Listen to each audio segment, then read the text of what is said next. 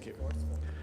I want to welcome you to the May 21st City Council meeting. Pledge of Allegiance. Oh no, sorry, I'll get it right someday. Roll call, please. Councilmember Brownstone? Here. Councilmember Penrose? Here. Councilmember Ruddick? Here. Vice Mayor Eisen? Here. Mayor Rohrbach? Here. You have a quorum. Thank you. Now, Pledge of Allegiance.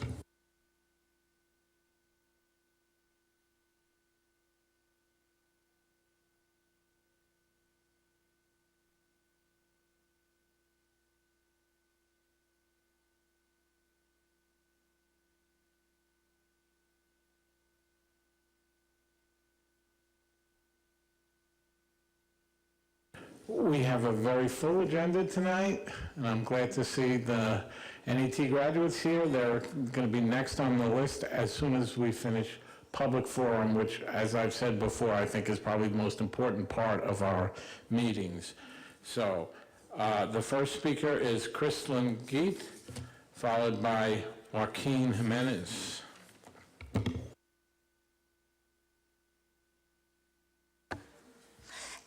Thank you, Council. I just wanted to report that 2 weeks ago, the Chamber hosted its first nonprofit roundtable. So once a month, we're getting our local nonprofits together to strategize on anything that they're facing so they can work together and we can help them, as well as help celebrate their wins. So we held them at Granola's at 8:30 in the morning on the second Tuesdays. Any nonprofit is welcome to come and join our group. And it was really fruitful, and we look forward to having more of them. Thank you. Thank you, Kristen.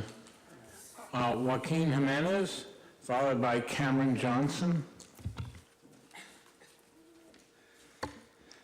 Good evening. I want to make sure that I'm not talking about anything in the agenda. I'm clear to go.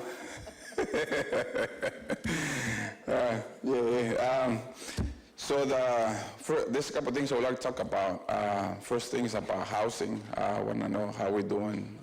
Any projects coming up about affordable housing here in our community? You know, we should need it. We're gonna need it. We're gonna need it. We're gonna need it. Like yesterday, last week, sometime soon, please. Second thing, I was not able to speak about the license plate readers, that the San Mateo County Sheriff's wants to implement here in our community. And I don't know, I read the articles on the paper, and I think Clay did a great job. He did some research. I did a little bit of research, the other reading on it, and it's already been implemented in some communities. And I believe it was Dr. Penrose that you mentioned, we don't live in or the crime rate in Half Bay is nothing to be concerned about. But we do, are concerned about violating the rights of the members of our community. We have the, First Amendment, comes to mind. When I first read about this, I had made a license plate reader, the first thing that came to mind was Big Brother. We don't want Big Brother in Half Bay. We love our community. We care for our community, and we care for each other. There's some crime. There's petty crime. Auto theft. Auto theft. Breaking into cars. Taking whatever they can. I'm a victim of that. I know you see me driving one of my windows in my car. It's a plastic bag on it. Just to remind me. That there's people out there in need, and the people that broke into my car, actually, they are addicts. And I'm actually trying to help them to get into a program, a rehab program, so they, so they don't go doing this around town. They are homeless, so they need money. Anyways, two great articles. If you get a chance, you haven't read the articles on the paper. Clay did a great job, and Libby. Great job on these articles. And if you go on your own, really easy, Google it. There's a lot of information about how some agencies are using this to get information, to keep data. They keep it up to 5 years and they sell it to other agencies. they're keeping track of what they call, illegal immigrants. It's not called illegal, it's called undocumented immigrants or immigrants. So, keeping track of places, churches, community centers, clinics. So, thank you for thinking about not bringing this to Half Moon Bay, and looking forward to the meetings in June, July to get more information and see how we can, keep this out of our community. Thank you. Thank you, Joaquin. Cameron Johnson? Good evening, Council. I'm here today on behalf of Pacific Coast Television. We're going to be hosting our annual PCT Honors event on June 7th. In a couple weeks, we'll be honoring a couple of our City Council members here tonight, Deborah Penrose and Debbie Ruddock, in addition to Gail Benton Schumacher, Chasta and Jay Michaelis, Armando Sanchez, Jeff Clark, Rich Klein and the Coastside News Group Board, Mitch and Christy Stoltz, and Senator Jerry Hill. We would love anybody who can to attend. All the ticket funds go to support PCT as our nonprofit. You might know that we are the ones that help put on this this coverage of the events and the city council meetings, and we'd really appreciate your support, and thank you so much. Thank you, Cameron. We're now going to have the NET graduation ceremony. For those of you who don't know, NET is a wonderful program. It stands for Network, Engage, Transform. We've had 23 people who participated in this multi-week program where they learned how the city works. They got a chance to meet with the heads of various departments, get some tours, and meet with city council people. I think they learned a lot. I learned a lot from them. So I think it's a wonderful program. We're going to continue it. We're going to try to get some Latino members involved in the future. And for those of you who want to learn more about city government and how you can get involved, please consider joining the program in the future. So right now we're going to honor the graduates of the 2019 program, and Vice Mayor Eisen is going to read off the names of the graduates. Thank you, Mayor Rohrbach. I just want to tell this class on behalf of the council, on the city staff, how much we appreciate and value the relationships we've developed. There's so many of you we didn't know before the program started, and now each one of us has gotten to talk with each one of you in depth. And we're thrilled that the members of this class have connected with each other through the program. We've seen the relationships grow amongst each member, and then we've seen programs offshoot, and we've seen success happen in the time period that NET has started. So I want to congratulate you for that. Hope you use these relationships as we move forward to build community and further community in Half Moon Bay and improve quality of life for everyone here, as you guys have already started to do. We're very thankful. And now I'd like to ask council, we're going to go up to that microphone, I'm going to turn it around, I'm going to read each graduate's name, and that person can come forward to receive their diploma, after which they can go up to each council member. They want to congratulate you, shake their hand, and then just stand off to the side and we'll take a group photo. I do want to say that there are many of you here tonight, and we appreciate that, and there are some, and I'll read off those names that we know couldn't make it here tonight, but we want to make sure they're congratulated as well. And so let's all head up to the microphone and we'll go through that process.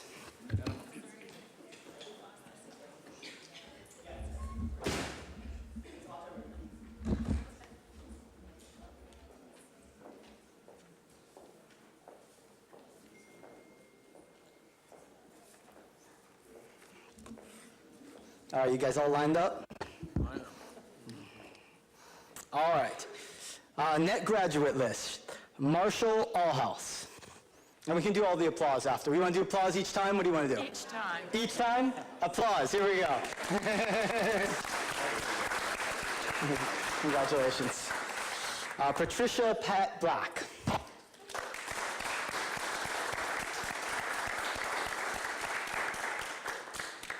Bernadette Blanchard.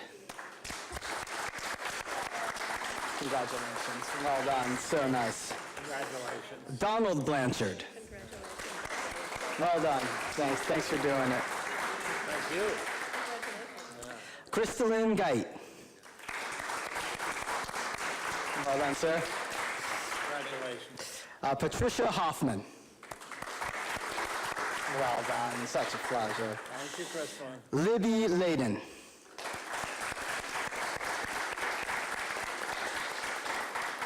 All right. Selena Lopez. Congratulations.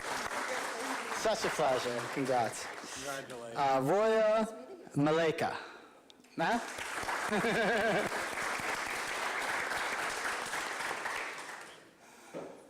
All right, congratulations. Casey Monk.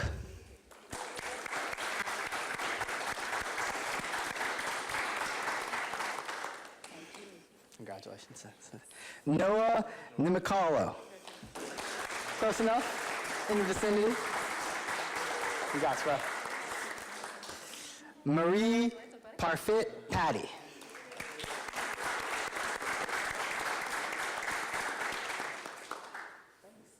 Okay, thanks. Congratulations. Elizabeth Rumsey and husband Joe will accept on her behalf. Great. Congratulations. Thank you, Elizabeth. Yeah, exactly. Cynthia Sherrill. Cynthia.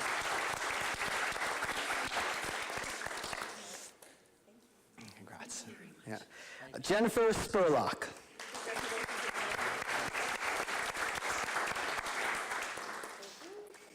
Congratulations. Thank you.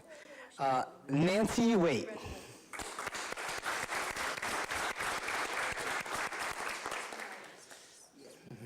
Thank you. Thanks. And then the following couldn't attend tonight, but we'd still like to recognize Leslie Duckworth. Give her a hand. David Elkinson.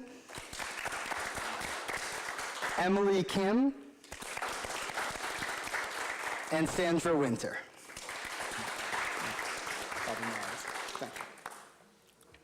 I want to thank all the participants for coming tonight. As I said before, it's a wonderful program. Talk it up among your friends. Maybe we'll try to get even more people when we run it again, probably in the spring. So let's give a round of applause to all the net graduates.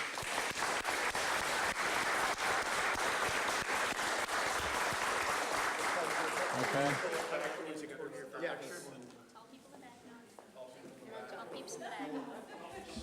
Come on.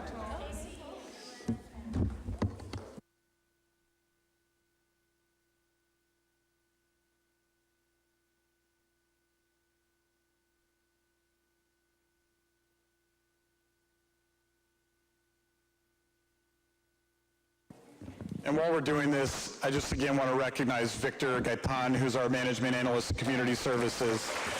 Did an amazing job putting this together this year.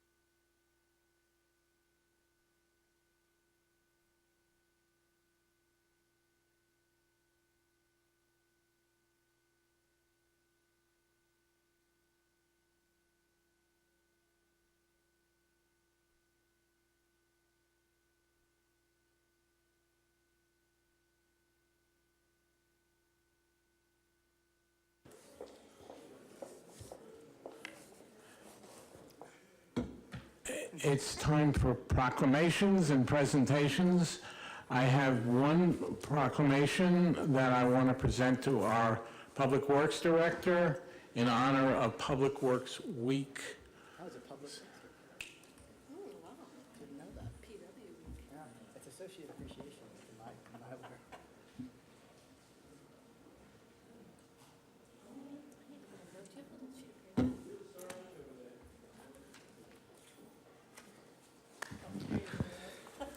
So, John, Moss, Jennifer, Public Works really is an important part of everything we do for the city, and this is National Public Works Week, and on behalf of the city, I want to present the proclamation to John, who will share it with the rest of his department. Thank you. Thank you.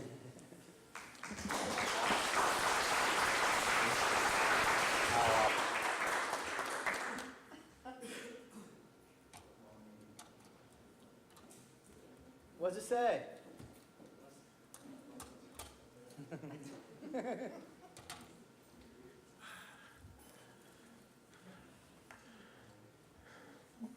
All right. Captain Jim Allen from the California Highway Patrol is going to talk to us briefly.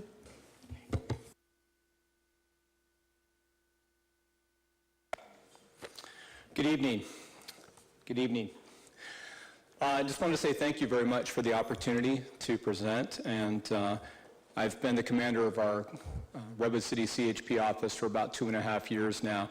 So thank you very much to Mr. Nesbitt for coordinating this. And what I wanted to do, you may think, a lot of people in the community may think, what does the Highway Patrol have to do with the city of Half Moon Bay? We're an incorporated city. We have the sheriffs, we have our public works, we have our other entities and things like that. I think what I really would like to do today is just give a brief overview about what the CHP is, what we do, what our footprint is actually on your community, and some of the things we actually have been doing already, and that we have a lot of our jurisdiction, obviously, that touches the three corners of your city. And so that's basically what I'd like to do today, is just, and obviously I'm available. I don't want to take up too much of your time, but any questions or anything that the council or anybody may have. So I've been with the Highway Patrol for, it'll be 30 years in July. I actually grew up on the San Mateo County coast side. I still live out here. And again, I was lucky enough to come back as the commander of our office about 2.5 years ago. Our office basically covers the majority of San Mateo County, which would be down from the Santa Cruz County line on Highway 1. If you made a line directly out to Moffett Field on 101, and Foothill Expressway on 280 is our southern border. And then to the north, just south of Devil's Slide, we take to the city limits of Montera on Highway 1, and then pretty much up to San Bruno and Millbrae on 280 and 101 respectively, and we have the San Mateo Bridge. So it encompasses about 550 square miles. We're a pretty large area. It's myself, a couple lieutenants, 9 sergeants, and probably about 80 officers or so. So we're a pretty large office in our Golden Gate Division offices here in the Bay Area. We have about 550 square miles of freeway and state routes, the major arterial routes, and then about probably 650 of unincorporated roadways.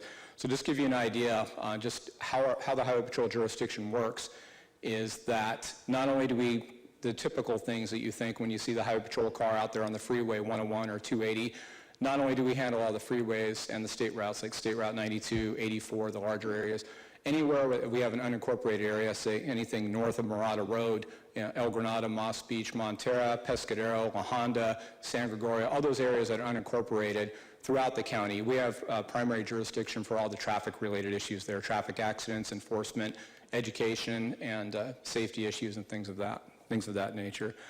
In addition to our officers and our office staff, we also have a pretty robust senior volunteer program. You may have seen them driving around in the cars that says volunteer. We use them for a number of projects, and they help us with a number of things. The special events that I know, Dream Machines, the Pumpkin Festival, things of that nature that we assist and that we work in collaboration with the Sheriff's Office to handle those. They're a really great force multiplier, and that's at a future date, I'd love to come back and talk to you about some other specifics and about those programs, whether it's our Explorer program, senior volunteers and things like that. We could talk to that at a later date. Just about some of the obvious issues, it's the highway patrol, we're taking traffic accidents, enforcement, and things like that. But we really have a pretty large educational footprint that I think a lot of people may or may not be aware of. Our public information officer, Art Montiel, he's been doing that about 8 or 9 years. I know he works a lot with Half Moon Bay High School and the elementary schools here on the coast side all the way down to Pescadero, whether it's the Every 15 Minutes program that we work with collaboratively with the other stakeholders in the sheriff's office, or some other Age Well, Drive Smart, or various, and again, that's something I could provide the council in detail at a future time. But just know that we do have a lot of educational programs that, just because you may not be actually in the unincorporated area, excuse me, we work a lot with cities, other police departments, the sheriff's office, and other areas that are actually incorporated cities to partner with, particularly with the schools and school-age children and things like that, with driver safety, anti-DUI campaigns, and things of that nature. Just as far as statistics, we obviously handle Highway 92, so as you get, I just pulled a few things since January of this year. There's been about 24 collisions on Highway 92, and those that are closest to you, I would say, is pretty much from the city limits, just from Spanish Town out to 280. And of those, there's about 15 of those, or 17 or so of those have been non-injury crashes for the most part, luckily. And then also we have to the north, where our jurisdiction starts, is just north of your city limits, just north of Murata, up into Montera. We've taken about 15 crashes there, and to the south, down to the Santa Cruz County line, Highway 1, Highway 84, about 20 crashes. So it's pretty evenly spaced between 92 to the northeast and to the south as far as a jurisdiction that encompasses your area. We have a pretty, as far as our community outreach efforts, in addition, we also have a pretty robust social media presence. If you go to Redwood City CHP Facebook or Twitter, one of the things that we really like to use Twitter for, I know we've talked about that a lot, obviously, in the recent past, is communication and advisories for the public on traffic-related matters, is our Twitter page. We try to keep that updated as much as possible, just to let the public know as far as closures and things of that nature. In a sense, basically, it's our version of this SMC alerts that we can use, but then we also partner with the sheriffs with that. Not to get too far into that, but one of the things that we've enacted, especially in the last year or two, is that whenever we're going to have, there's a large-scale incident or something that's really affecting traffic, we work great with Captain Lopez and his team, as we did with Captain Muncie before, as far as communicating between our dispatch centers, whereas we may not do an SMC alert at the state level, but we'll provide that communication and provide that information to them through either directly or through our communication centers to make sure that they have the information that they can put out the timely alerts for traffic advisories, for alternate routes and things like that. And that's worked out really well with Saul and his team.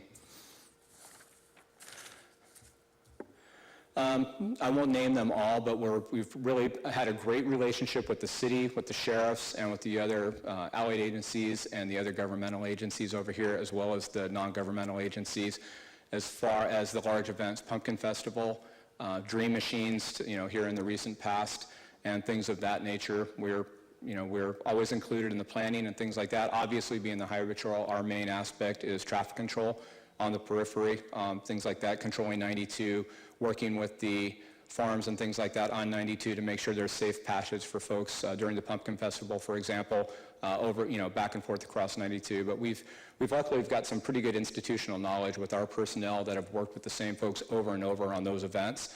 That's worked out really well as far as those relationships. Getting back to meetings and communications, again, thank you for the ability to come here. Mea culpa, I've been here for 2.5 years, and thank you, Bob, for the invite tonight. It was always on my list, and I just never got to it, to come to the meeting here, so I really appreciate it. We meet with the PMAC down in Pescadero on a monthly basis in Mid-Coast. We make sure to make it to those meetings and stuff, but again, just because it's an incorporated city, obviously, everybody that has to go to those places are coming through your city, and you're going to be affected by that and that traffic, and those are conversations that I always have with Saul and the other folks in the city, just as far as increasing that communication, make sure there's everything that we can do on both of our ends in our jurisdictions to make sure we're doing everything we can to promote the best flow of traffic and best flow of communication that we can. As far as enforcement goes, if you're talking to folks or if there's people in the audience here that live in the unincorporated areas, as I do, we do have a methodology of that as far as reporting. If there's a known traffic issue that you see, please let us know if it's in our jurisdiction. Obviously not within the city of Half Moon Bay, that would be the sheriff's office. But we have a specialized enforcement unit that will send out for problem areas and traffic complaints and things of that nature. And we'll also work with the other jurisdictions and the other agencies to address those as best we can. If you just contact our office, and we'll assign it to the appropriate people to deal with that. Okay, and I think that's all. Again, I just want to say thank you very much. I appreciate your time. I know you have a big agenda tonight, so if there's any questions or any other issues that you'd like to discuss, please let me know. Thank you, Captain Allen. That was very informative. Okay, thank you very much. Mayor's announcements.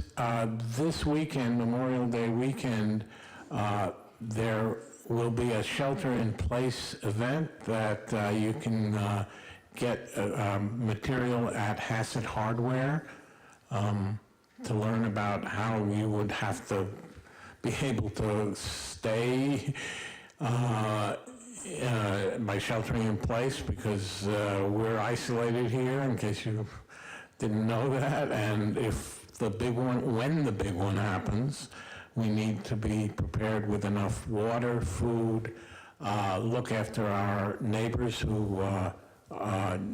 will need medical attention. So that's something worth attending this weekend.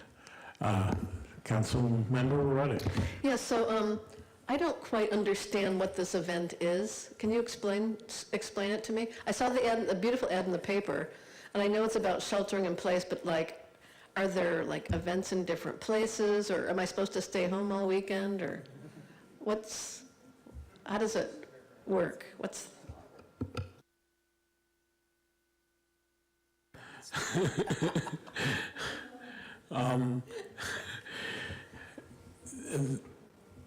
Can someone help me out here? Crystal. Phew. I can help. So the goal of the weekend is to pretend as if we'd had a 7.0 type earthquake and practice your at-home drills. So if your disaster kit has a tent, sleep in your backyard, weather permitting. Get together with your neighbors, pretend somebody has a broken leg, and how would you deal with that? Have a barbecue to share your food kits, and then really assess what is in your kit. So that's the most important part. So is it food that you actually want to eat? Do you have enough water for an entire weekend? And then based on how the weekend progresses, try to apply that to if you had a full 3 weeks on your own. So if you thought you had enough water for a week and it doesn't last you a day and a half, then you can start adjusting and assessing. The goal is that this will become an annual event and also serve as a reminder for people to replenish their food every year, because, you know, the little bars go bad and all of that stuff. So you can kind of chow down on the stuff that you got that's going to expire and fill it on up. Does that help? Or you can give the food that is about to expire to Coastside Hope. They could really use it. That would be a good use. What's in your kit? I am going to be putting my kit together. I have 2 shifts this weekend helping volunteer at the tables, so I'm going to use that to learn all the good stuff that goes into a kit and then be ready for next year. Thank you, Crystalline. You really helped me out. You thought her answer was better than yours? Absolutely.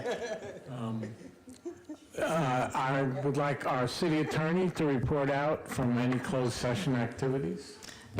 Thank you, Mayor. The council met in closed session to discuss 3 items that are posted on the agenda. I'll just list them out for our viewing audience and for those of you in the audience who may not have a copy of the agenda.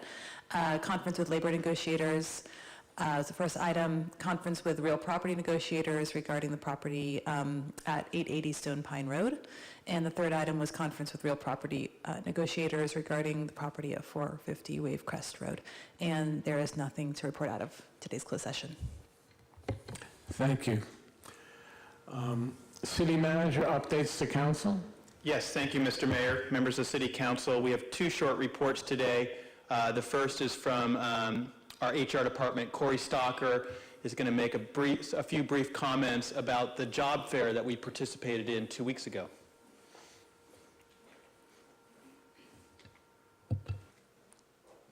Good evening, Honorable Mayor and Council.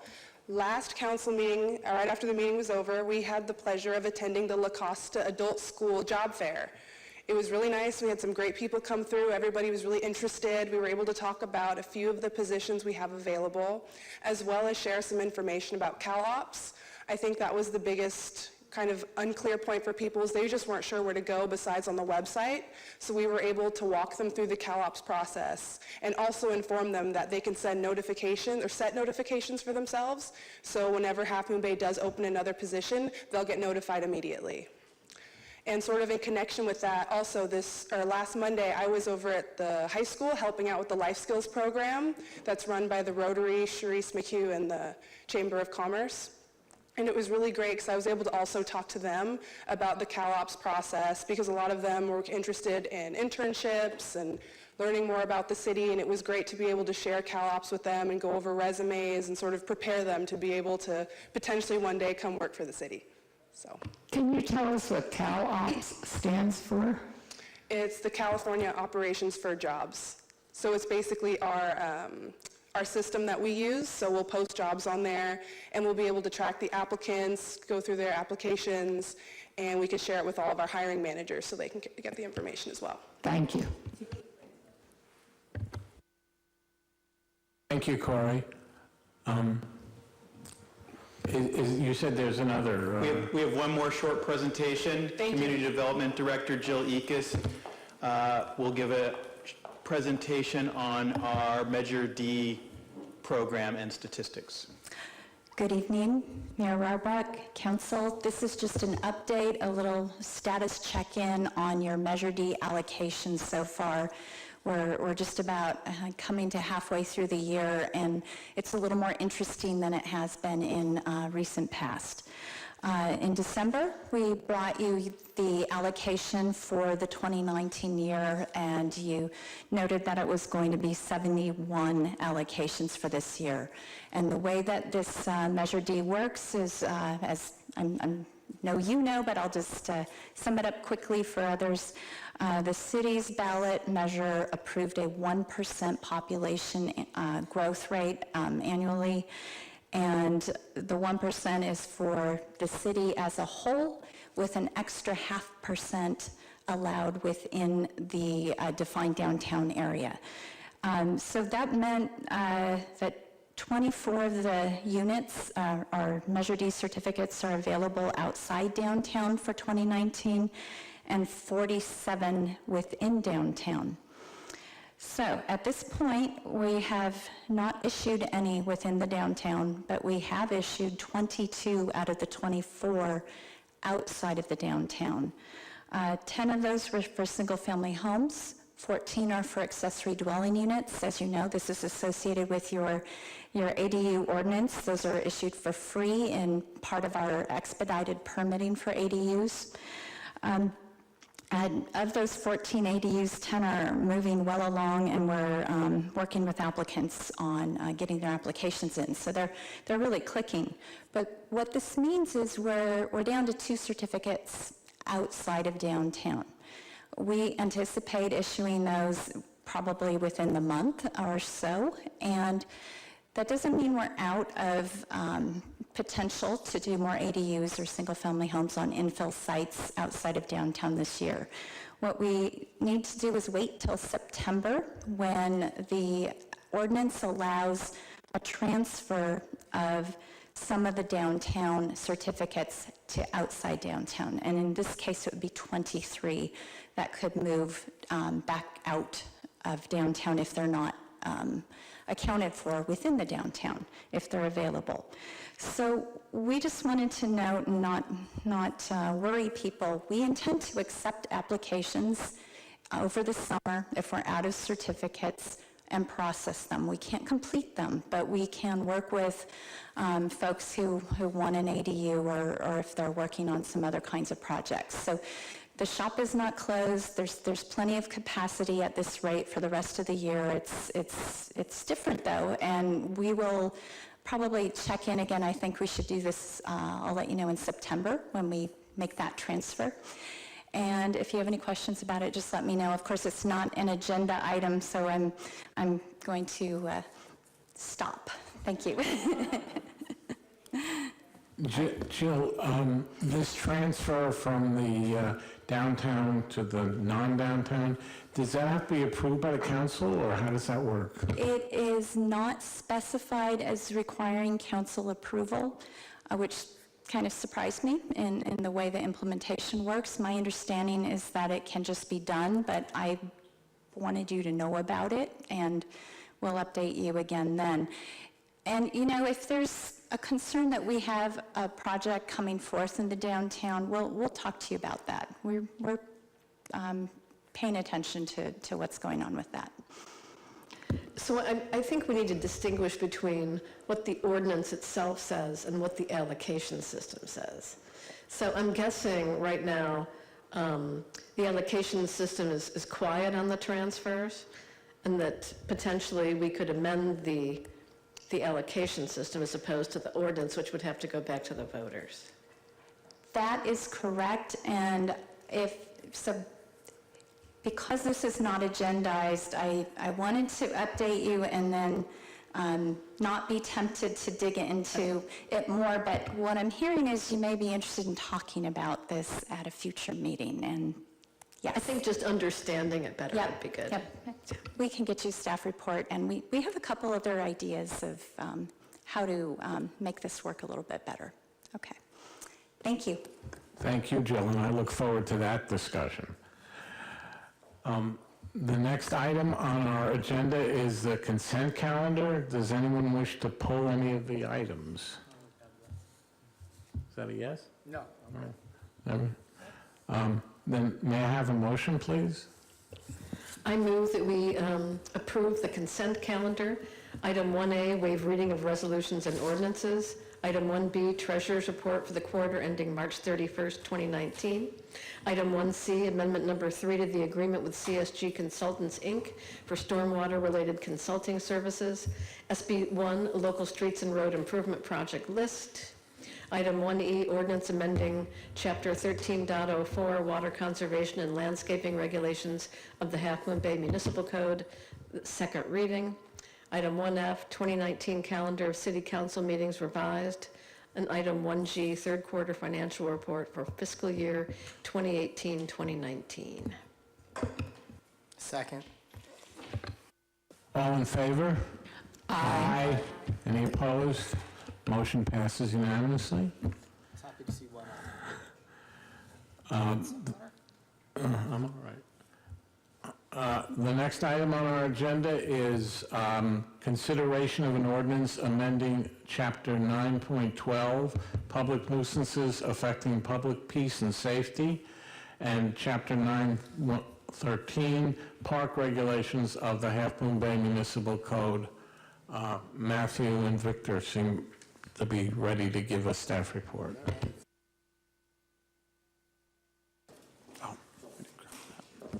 All right, thank you, Honorable Mayor and council members. I will give a brief background and then turn the time over to Victor. Victor, in our Community Services Division, also provides some support for our recreation and other programs in the city.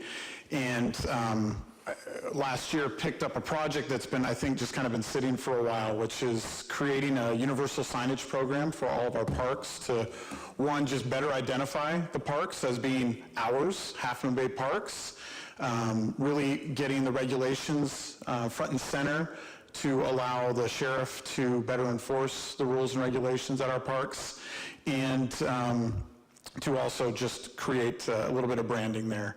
And as he began that project, we found that it wasn't just an aesthetic process, that we actually needed to take a look at our ordinance code and some of our regulations, and so that's what's brought us here tonight. And with that, I'll turn the time over to Victor. Thank you, Matthew, and good evening, council. And just to go over what Matthew just said. Now it's on. All right, now it's on. So here is the picture of the signage that we're proposing, and I'll just go over it briefly. That is the overall design that we're going for. It's gone through the Parks and Recreation Commission already. They've approved it. We don't see anything on the dais here. Should be on the background slide, I believe. Is not showing up there?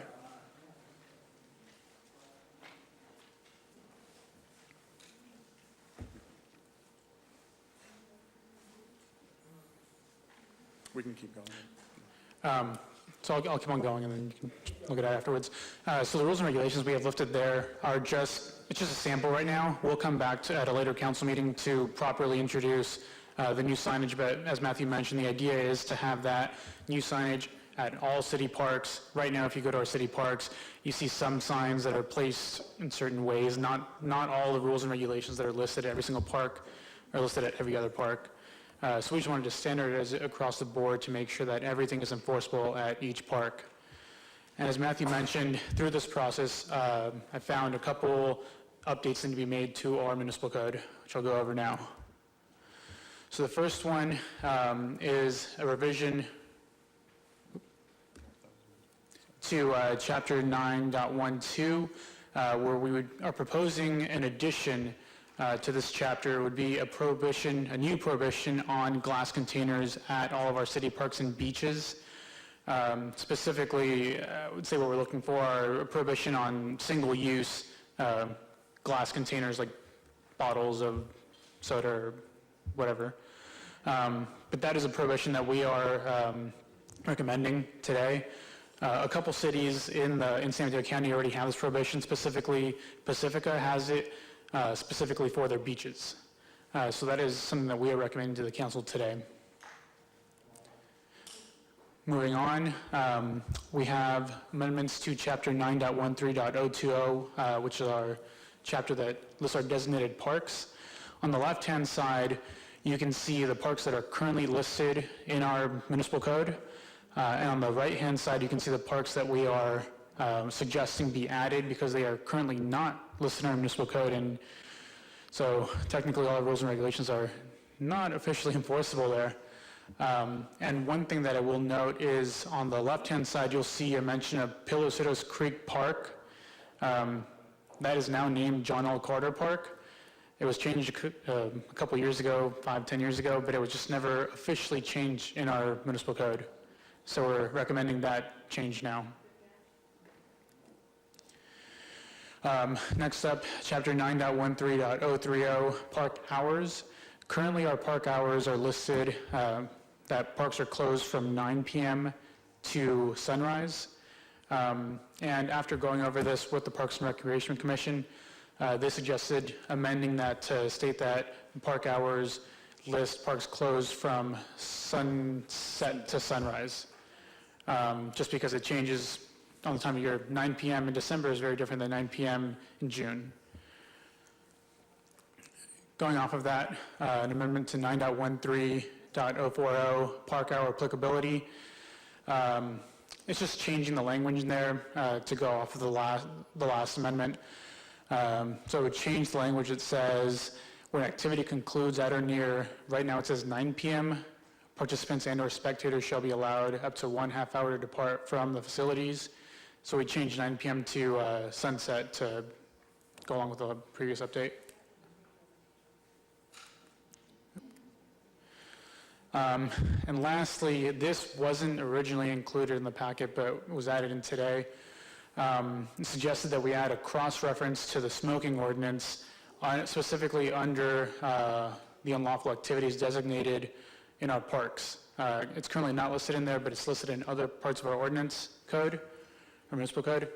So it'd be a cross-reference to section 7.50.040O and P. That's where those prohibitions on smoking are listed. That's a prohibition in recreation areas and recreation area parking areas.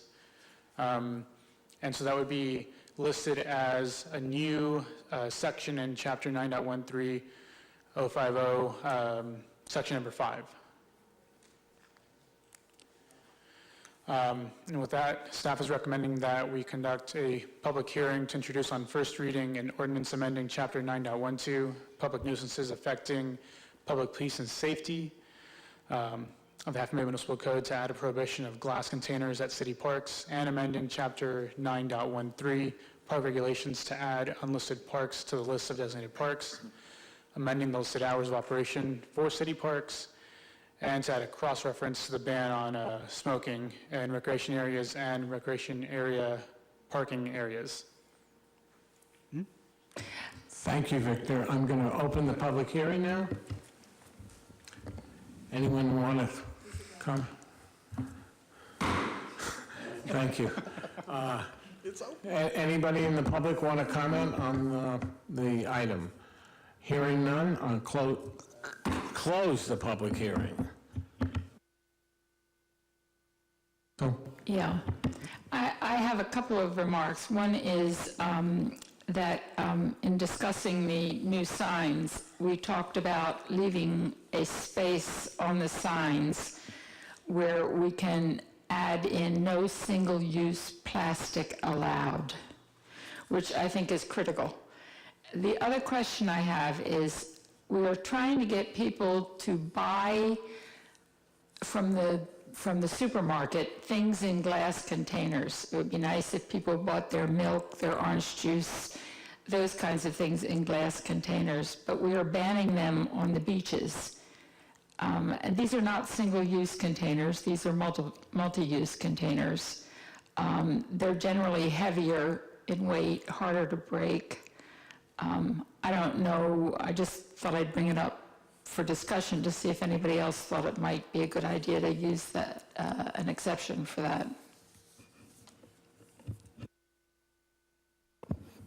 So I also raised that issue.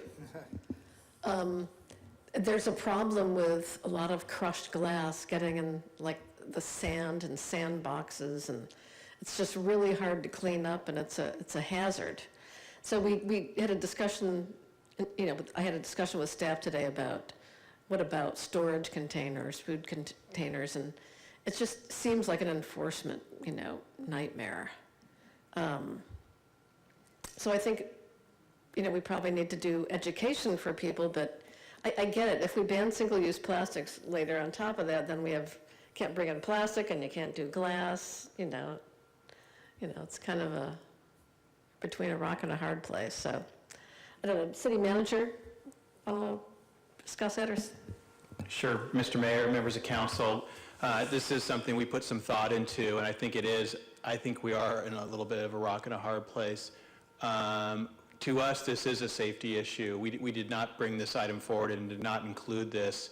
Wearing that hat of what can we do about sustainability and trying to get people to minimize their use of single-use items, we simply came forward responding to what we felt was the right thing to do for safety reasons, and followed what many other jurisdictions do on beaches and in parks when it comes to glass. That said, we can certainly think about those things. As was mentioned, if the city does move to some kind of an ordinance where we're to ban single-use plastic in parks, in businesses, or our own use, or went to the point where we would do it at parks, then we do have the ability to add that later and change that ordinance and put that there. But I do see the point that it then kind of competes with this. So when we get to that day and we eliminate single-use plastics, and then people say, okay, I want to be a good citizen, what's the alternative? I'll bring a glass casserole dish to my potluck party, and we've already outlawed that. So I think it is a problem, but I do think it's important. I think, in my opinion, safety outweighs this. I think we need to tackle various issues with regard to being environmentally friendly and being good stewards, and we're going to do that. In fact, that's one of the council's priorities, and we're going to do that, I think, in a holistic way and look at lots of opportunities to do that. But for me, I separate this as a safety issue that I think is important for us to do. Yeah, I would agree with you, and I agree with Councilmember Ruddock on it. I just wanted to bring it up as an item so that we're aware of the fact that it does put us in a bind when we talk about sustainability, because there we're talking about danger as well. It's just not as visible danger. It's on somebody else's ocean beach, not on ours, so. I will say that there's a lot of broken glass after the weekends at Poplar. You know, I mean, it really is a hazard, any way you look at it. Sitting in it, walking in it. Yeah. I just want to make sure that we have enough recycling cans, receptacles on the beach, especially during busy hours, so you incentivize the behavior and make it easy to throw out. When people see something really full, they either might just leave it in place, and even though their intentions might be good, and I know that's been an issue in the past. So that way, whether it's people are going to keep their reusable items, so make it easy to get rid of the ones that they're not going to reuse. Great. Now, I raised the issue of drones, and, having some prohibition on drones. City manager is probably better at dealing with that, too, because we do have prohibitions on, we do require permits for, like, commercial use of drones, I think, right now. Or, can you explain that? Sure, I'll try. Mr. Mayor and Councilmember Ruddock, I'm not sure we have anything specific that addresses drones. Drone use obviously has proliferated in the last probably 3 years, but we do have generic language. We probably have language about model airplanes and that sort, and we have language about commercial use in any of our parks and on any of our properties. And so to the extent someone was using a drone as a camera as part of some film shoot, they would be subject to our ordinance, permit that we have. But I think it is something we probably should address more specifically, and I know other agencies have done so. State Parks has certainly outlawed them. My former employer, East Bay Regional Parks, last year modified their ordinance to specifically outlaw the recreational use of drones. And so I think it is something that we can certainly look at.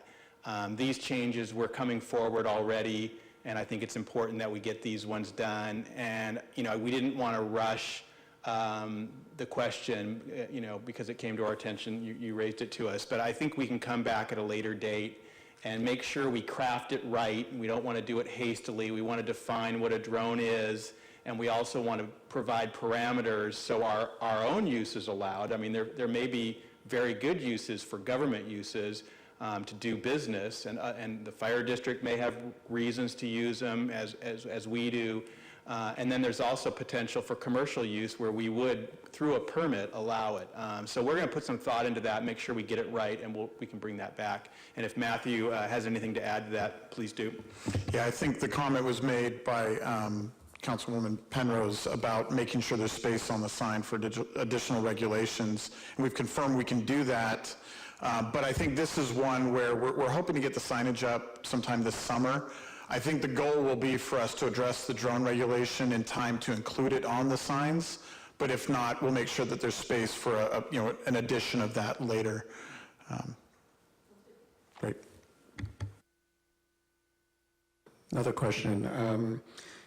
If we're going to say that the parks will be closed from sunset to sunrise, that's what we want to change the language to in the ordinance. On the signage, we say open from dawn to dusk, and I'm thinking for consistency, maybe we say open from sunset to sunrise, so it takes the ambiguity out. That issue actually came up with the Parks and Recreation Commission. Originally, we were going to put it in the municipal code stating that when parks were open. The Parks and Recreation Commission thought that sounded a little bit friendlier to put on signs saying the park is open so that not everything's closed and you can't do this and you can't do this. But from an enforcement standpoint, it makes more sense to say when parks are closed in our municipal code specifically. So the idea is to list the open times on the signs, but we're open to suggestions otherwise. So if you said, so right now it says dawn to dusk, you're proposing on the sign? The sign that you're looking at was an early iteration we created before, and we're not going to create multiple mock-ups, so we'll make sure that it's consistent and clear with the municipal code now that it's been crafted. Yeah, great. Everything that's listed on there is just a sample right now. None of that is set in stone. Understood. Great, thanks. Thank you. Yeah, very good. May I have a motion, please? Councilmember Penrose. Yeah, under no smoking, is vaping automatically included in no smoking? So the smoking ordinance was crafted in a way that it prohibits smoking, vaping, smoking recreational cannabis, any of those things. So it'll apply to all forms of smoking, including vaping. May I have a motion, please?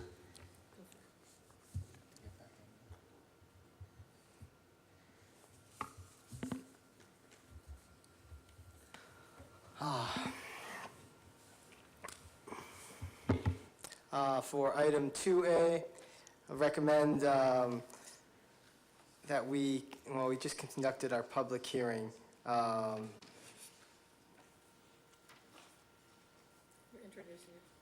So let's introduce the consideration of an ordinance amending Chapter 9.12, Public Nuisances Affecting Public Peace and Safety, and Chapter 9.13, Park Regulations of the Half Moon Bay Municipal Code. Second. All in favor? Aye. Aye. Any opposed? Motion passes. So this item will come back on a second reading on June 4th, and then will take effect 30 days following adoption. Thank you. There you go.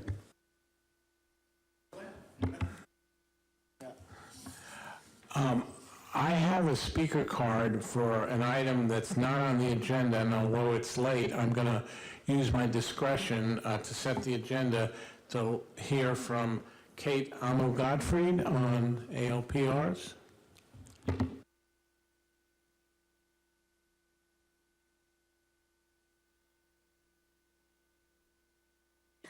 There we go. So, good evening, City Council, Mayor Rohrbeck, members of the public. My name is Kate Amo-Gottfried, and I'm here tonight to offer comment regarding the previously proposed automated license plate readers, to which I'm strongly opposed. And what's the harm of another camera and a database recording only our state license plate numbers? The problem, in part, in my mind, is that a few additional cameras are part of a much larger web that records not only our license plates, but the date, time, and location each time we pass one of these cameras. In short, our movements are being tracked. Small systems of cameras and databases share information with other systems, creating a growing shared pool of information and an increasingly large web, what the ACL refers to as a nationwide mass surveillance dragnet. The information is often retained for years or even indefinitely, with few or no restrictions to protect privacy rights. And even if we approve of data retention policies locally, we have no control over information shared and stored elsewhere. The tracking of people's location constitutes a significant invasion of privacy, which can reveal many things about their lives, such as what friends, doctors, protests, political events, or churches a person may visit. Furthermore, our immigrant community is at greater risk. ICE's use of the sweeping surveillance system operated by Vigilant Solutions, which is the proposed supplier of the ALPRs in Half Moon Bay, have been well documented by the ACLU and journalists. According to the ACLU, over 9,000 ICE officers have gained access to the Vigilant system under a $6.1 million contract. ICE has access to over 5 billion data points of location information and can gain access to an additional 1.5 billion records and growing collected by law enforcement agencies. Here in San Mateo County, Faith in Action, SIMSER, which is our San Mateo County Coalition for Immigrant Rights, and members of our local Immigration Action Group have been advocating for the past 2 years for changes to the San Mateo County Sheriff's notification and transfer policy at the San Mateo County Jail, and thus far the sheriff has refused these changes. Furthermore, the public pays for the notification and transfers to ICE through the sheriff's office. We are simultaneously paying for deportation defense for many of these same individuals our sheriff is handing over. This is the definition of waste and stupidity.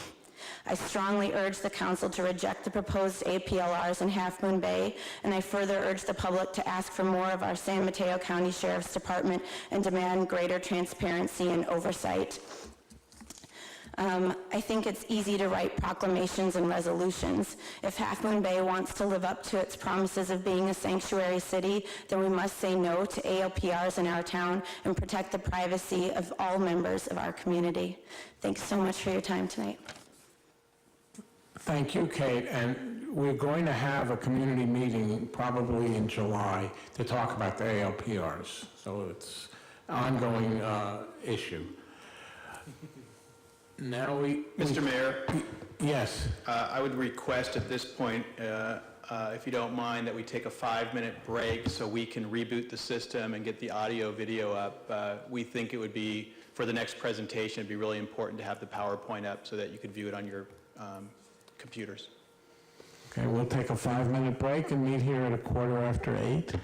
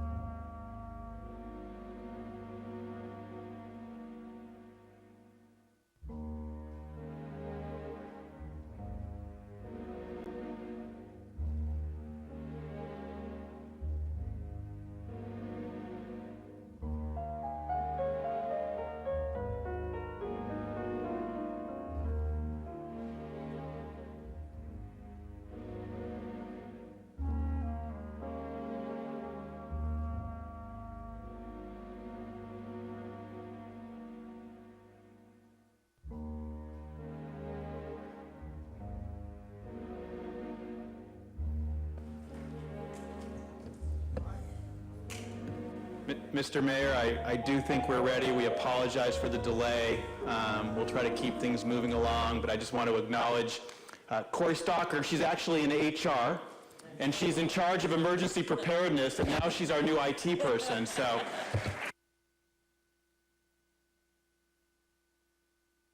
Corey. We now come to Carnoustie Phase 4. Scott and Jill are going to give the staff presentation. Thank you, Mr. Mayor and members of the City Council. I'm Scott Phillips from Community Development, and this project involves the subdivision of one lot into 8 lots and the construction of 8 new two-story single-family residences. And the other associated improvements include the construction of a cul-de-sac known as Carnoustie Court, landscape improvements, stormwater management improvements, and a lot retirement program consisting of retiring of 7 lots within North Wavecrest. The permits requested include a vesting tentative subdivision map, coastal development permit, architectural review, planned unit development plan, use permit. And the primary reason why the council is reviewing this project tonight is because of the subdivision map, which requires city council approval. All other entitlements would typically be considered at the planning commission level and then appealable to the city council. This project site is also within the appeals jurisdiction of the California Coastal Commission, so the decision tonight is appealable, could be appealed on to the California Coastal Commission.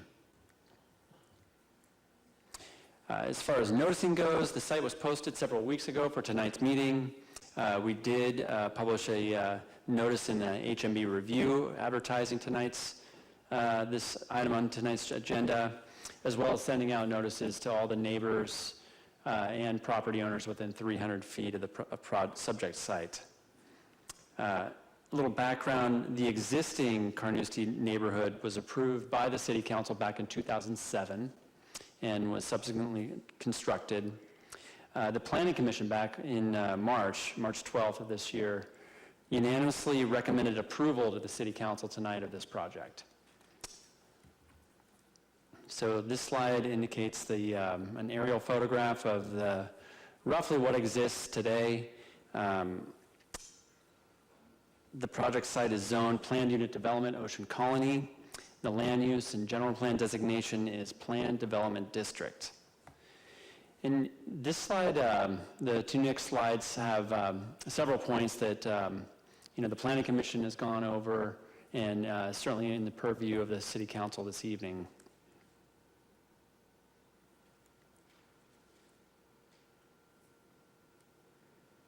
And I'll go into a little more detail in the next slides. Okay, the site is currently vacant. There's, it's except for some landscaping along the southern border, along Bay Hill Road. The site is basically blank. There was a concrete block building and an old septic system in leach field that was recently removed last year. And several small trees exist along the sort of the southern and eastern border. So this is the existing lot configuration. This slide indicates the proposed lot configuration. So you see the Carnoustie Court as well as the 8 proposed lots.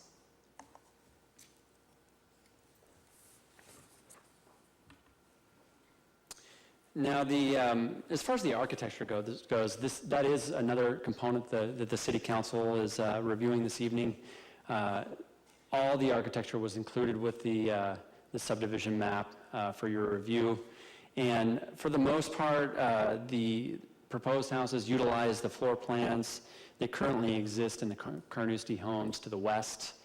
Subtle modifications to colors and materials, architectural elements, to diversify the neighborhood.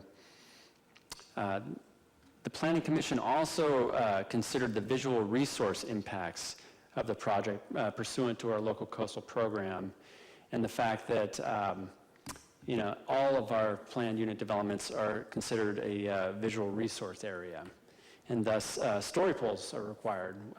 The applicant has installed story poles for one of the houses to indicate the sort of the massing that would be added to this the vacant site. Additional Planning Commission review consisted of evaluating the stormwater runoff. Two separate options were presented to not only staff but to the Planning Commission. And what was included with the recommendation was what's indicated on this slide, and that's integrating the stormwater runoff from the new 8 lots into the existing Carnoustie stormwater management system that eventually flows into the pond that exists to the south.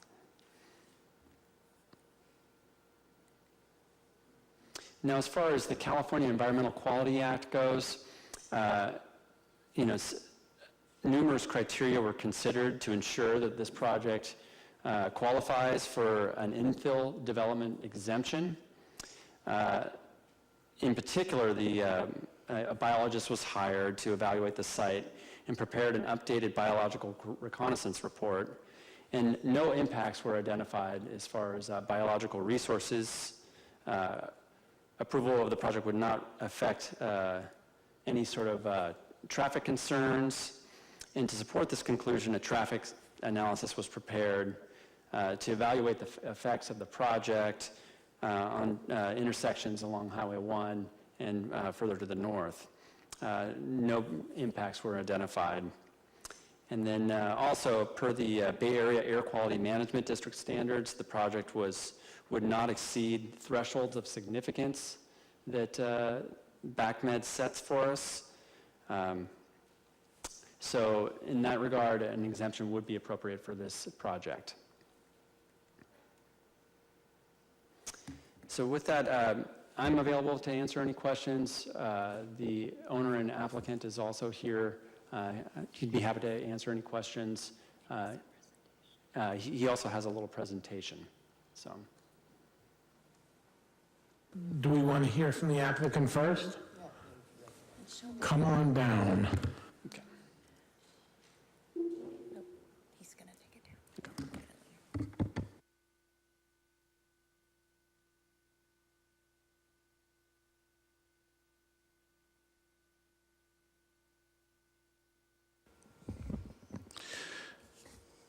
Mayor Rohrbeck, members of the council.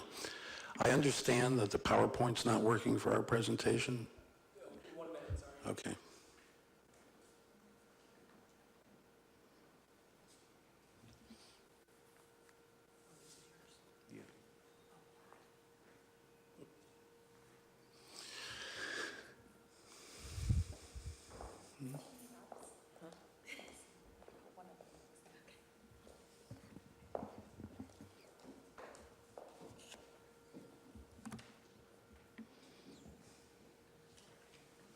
There it is. What I'd like to do is just kind of supplement a few of the remarks that the planning staff made. This is a Carnoustie, and for the people in the audience, I brought this so they can kind of see what I'm pointing at. The project, this is all of Ocean Colony. This is the Carnoustie Phase 1 through 3 site right here. 6 houses ago, the project's now complete. And this is the subject site. The subject site's about 2.3 acres next to Carnoustie. It does not include the 2 existing houses along Redondo Beach Road. It's just the parcels that are now a part of Ocean Colony. Before I comment on the Phase 4 project, I think it's important to kind of understand the history of Phases 1 through 3. That was a 32-unit subdivision that was approved by the City Council and the Planning Commission in Half Moon Bay in 2007, unanimously. The project was reviewed by all of the resource agencies, the U.S. Fish and Wildlife Service, the Department of Fish and Game, and the California Coastal Commission. That project was actually appealed to the California Coastal Commission, and they dismissed the appeal on a 12-0 vote, finding no substantial issue and no coastal policy issues with the subdivision. The reason why I mention that is because this subdivision is just 8 more units added to the 32, and it's adjacent, and it presents very similar issues. The Carnoustie Phase 3, 1 through 3 project was also the subject of a 200-page EIR that studied traffic, storm drainage, environmental issues extensively, and found no issues that could not be mitigated by the conditions of approval. That project involved a development agreement and agreements with the city that contained a lot of contributions that I'm going to comment on a little later. Probably one of the most significant parts of the project was the contribution of 34 lots added to the 228 acres we had transferred to Post as part of the Wavecrest project. And so those 34 lots were contributed to Post and added to that property, and the first time any developer in Half Moon Bay had voluntarily agreed to provide lot retirement. The 8-unit Phase 4 subdivision, oh, it's not working? Yeah, just if you could go to the next slide. It's, as Scott pointed out, it's just a cul-de-sac with 8 units on 2.3 acres. It brings the total number of units there from 32, of course, to 40. 7 of the units are identical floor plans, different architecture, different exteriors that the houses that were already built in Carnoustie. It's as subdivisions go, it's a relatively simple subdivision. All of the utilities are already in the roadways as part of Carnoustie. It's part of the Ocean Colony Homeowners Association, subject to all the same CC&Rs. All of the community parks are part of the project and are available to the people that live there. The subdivision doesn't involve any expenditure, nor did Carnoustie phases 1 through 3 by the city. The roads are all privately financed, the sidewalks, the utilities, street lights, none of that is a contribution that the city has to make in any way to any of those improvements. As Scott mentioned, the project satisfies an infill CEQA exemption. It's the last subdivision, last land in Ocean Colony to be built, bringing the total number of units in Ocean Colony to about 1/2 of the number that were approved in the LCP in 1993 and approved by the Coastal Commission. So the density of Ocean Colony will be about 1/2 of what had been previously approved by the Coastal Commission and part of your existing LCP. In order to build this subdivision, because it wasn't part of Ocean Colony, we had to have a community election. And it was a pretty amazing election. 94% of all the residents in Ocean Colony voted in favor of this. That's not 94% of the people voting. That's 94% of all the residents. And they voted in favor of including it in Ocean Colony and having the project developed if it was, of course, approved by the city. As Scott mentioned, we'll add 7 more units to the lot retirement program. If you could move on. We can skip the houses. I think Scott already showed. These slides simply show the architecture of the houses. I think you have copies of it. Unlike some subdivisions, you don't have to guess at what these houses will look like. They've already been built. You can just drive by. And the Planning Commission reviewed the architecture extensively and, as Scott mentioned, approved this project or recommended approval by a 5-0 vote. So if you could move to the lot retirement slide. These are just other houses in Ocean Colony showing the compatibility of the architecture. That's good. We propose 7. There is 1 lot now, and so we're creating 8 so that, given the Coastal Commission's policies, that would require 7 more lots to be contributed. We're contributing 7 lots on Redondo Beach Road that we own. Those lots are between Highway 1 and the subdivision, and they're adjacent to the roadway. so that whether those lots are contributed to the Coastside Land Trust or to Post or whatever other entity the city would want us to contribute to, if people in the future, if there were suggestions of expanding the road with sidewalks and utilities, the owners of those lots would have to be approached and cooperate in the expansion of that road. So there's very strategic lots in terms of their future utilization. The storm drainage system and there's another, these are the actual parcel numbers and the actual lot locations. You can hold that for a minute, can you? Can you back up just 1 second? Thanks. The storm drainage system is really pretty unique. We developed it in Carnoustie. It is a microfiltration system. Probably you understand that the current regional water board and some of the ideas are to have water dissipate back to splash blocks, be absorbed into landscaping. We prefer a system that's closed. We bring all the water to a microfiltration system underground. We treat it, and then we put it into our ponds so we can use it as recycled water, because we have not quite been able to achieve a recycled water project on the coast. And so we are able to reuse that water in our landscaping system.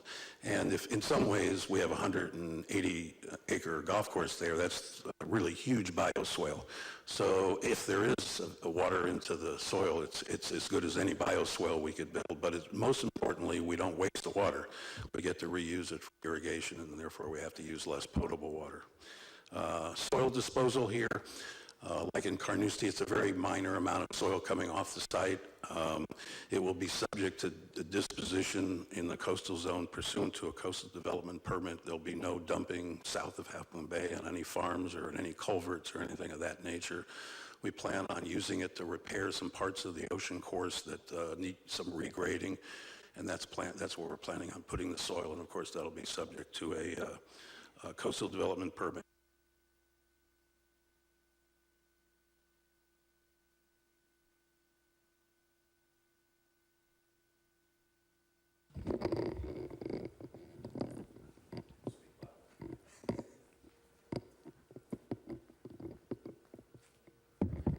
Thank you.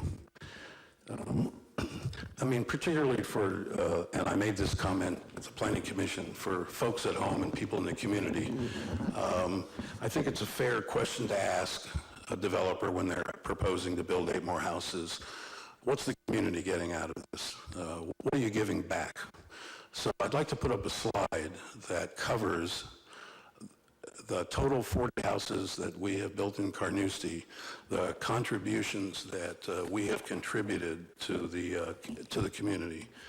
Through the development of those 40 units, cumulatively, you can see from this, we will have contributed in affordable housing fees, traffic fees, park fees, and a variety of other fees, including the value of the lot retirement. For 40 houses, $6.7 million to the community. I think that's. I think it's really represents what people that develop in a community like Half Moon Bay have to consider when they're asking the community to let them build additional housing. And we've tried to achieve some contributions here that I think it would be fair to say have never been contributed by other developments in Half Moon Bay. And so I think it's important for people to realize that this is not just somebody building 8 more houses and making money and being a developer and not contributing back to the community.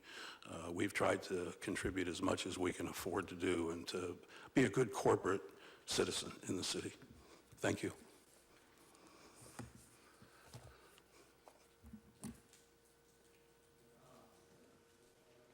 There you go, it works. Thank you, Bruce.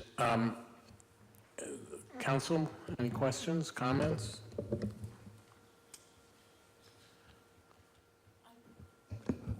Does this work? Yeah. So it's a classic infill development. It's compatible with the surrounding development. It minimizes its impacts on the surrounding environment adequately. I think the Planning Commission vetted it thoroughly and appropriately. I really appreciate the lot retirement. I think that's great. And I'm going to vote yes. Yeah, Yeah, and we got $2 million toward affordable housing out of the deal. So I think the city has done very well and been done well by. And $1 million for parklands. Are we ready to make a motion? Excuse me, Mayor. We just wanted to make one quick comment. We're trying to get the clicker to go so the motion is up on the screen for everybody to see. Oh, works for... Oh, you're doing it. Oh, goodness gracious. Okay. Okie doke. There's one condition that we have a very tiny tweak. It's condition C6. It's on page 17. It's a reference to the California Building Code. It refers to the 2016 version of the code. 2016 should be struck from that condition. Whatever code is in place when development comes forward is the code. So that is a mistake that we brought forward on an old template, and we apologize, but we just want it right in the final record. We send all of these permits to the Coastal Commission when we're done, and we want to make sure that they're good. So if you could consider that in your motion, we'd appreciate it. Thank you. You got that? Yeah. Threw me. So I basically can call from that recommendation motion that's on the screen with the proposed modification. Okay. So I move that we approve the project based on the findings and conditions of approval, with the exception that we condition the project based on whatever building code is in force, has been adopted and in force at the time. I'll second. All in favor of the motion? Aye. Any opposed? Abstentions? Congratulations, Bruce.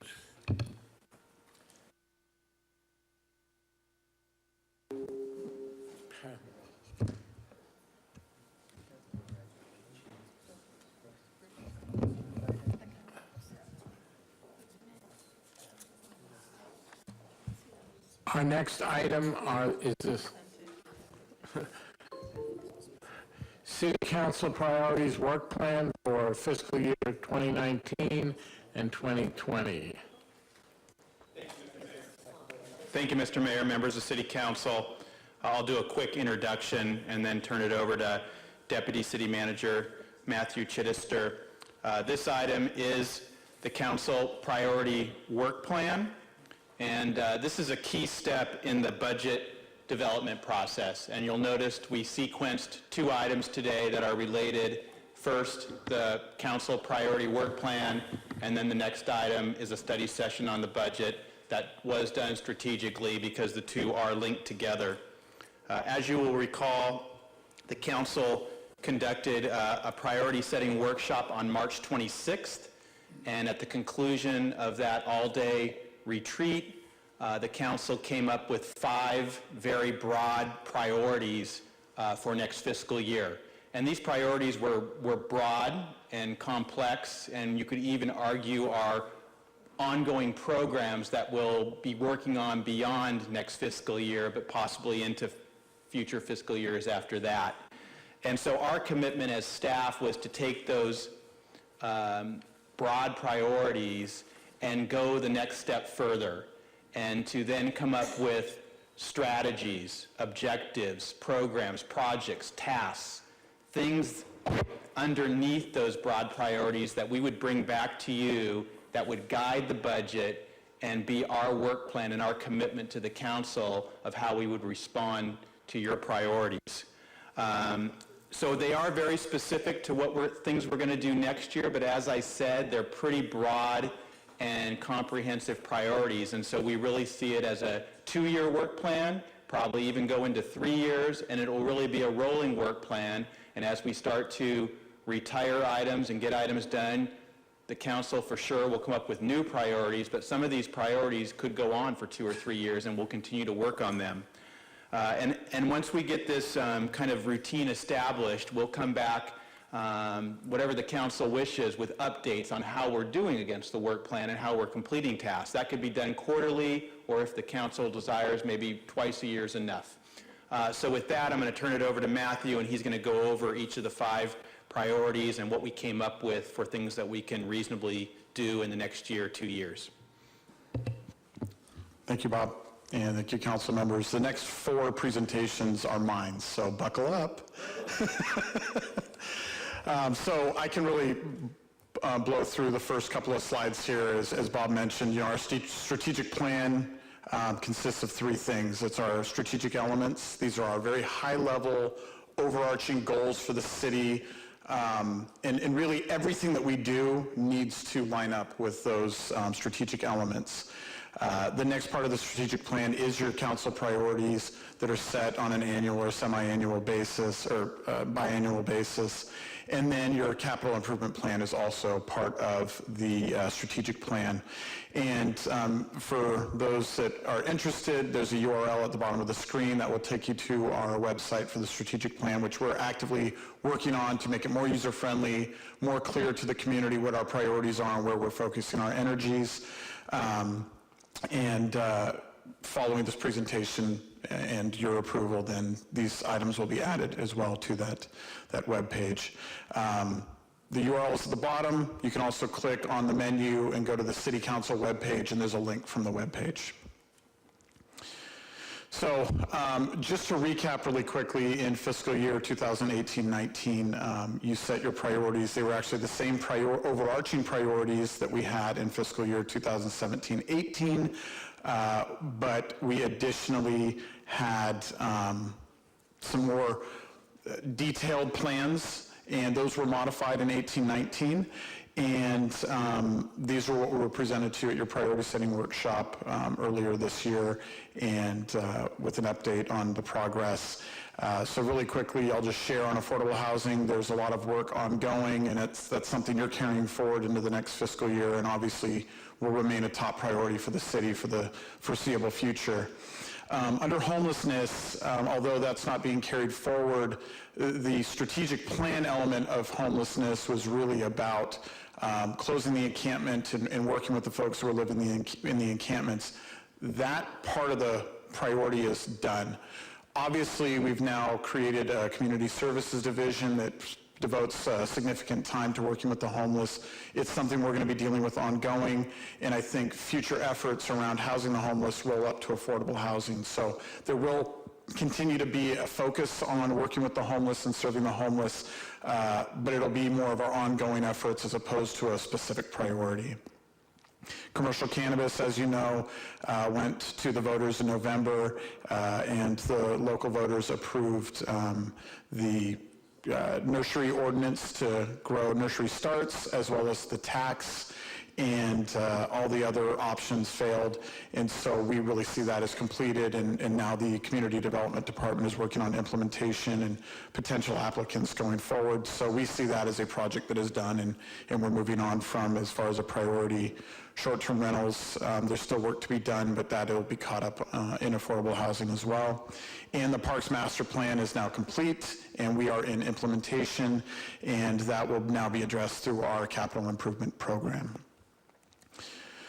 So as Bob mentioned, you set 5 priorities for the next couple of fiscal years, and that's what we'll be talking about tonight.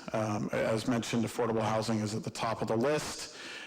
Given the recent incidents in other communities in California and our location here along the coast, I think it's clear that emergency preparedness is something we really need to have a good handle on and a good plan for, and I think prioritizing that item for the next year or 2 will help us to get into a position where we have a sustainably something.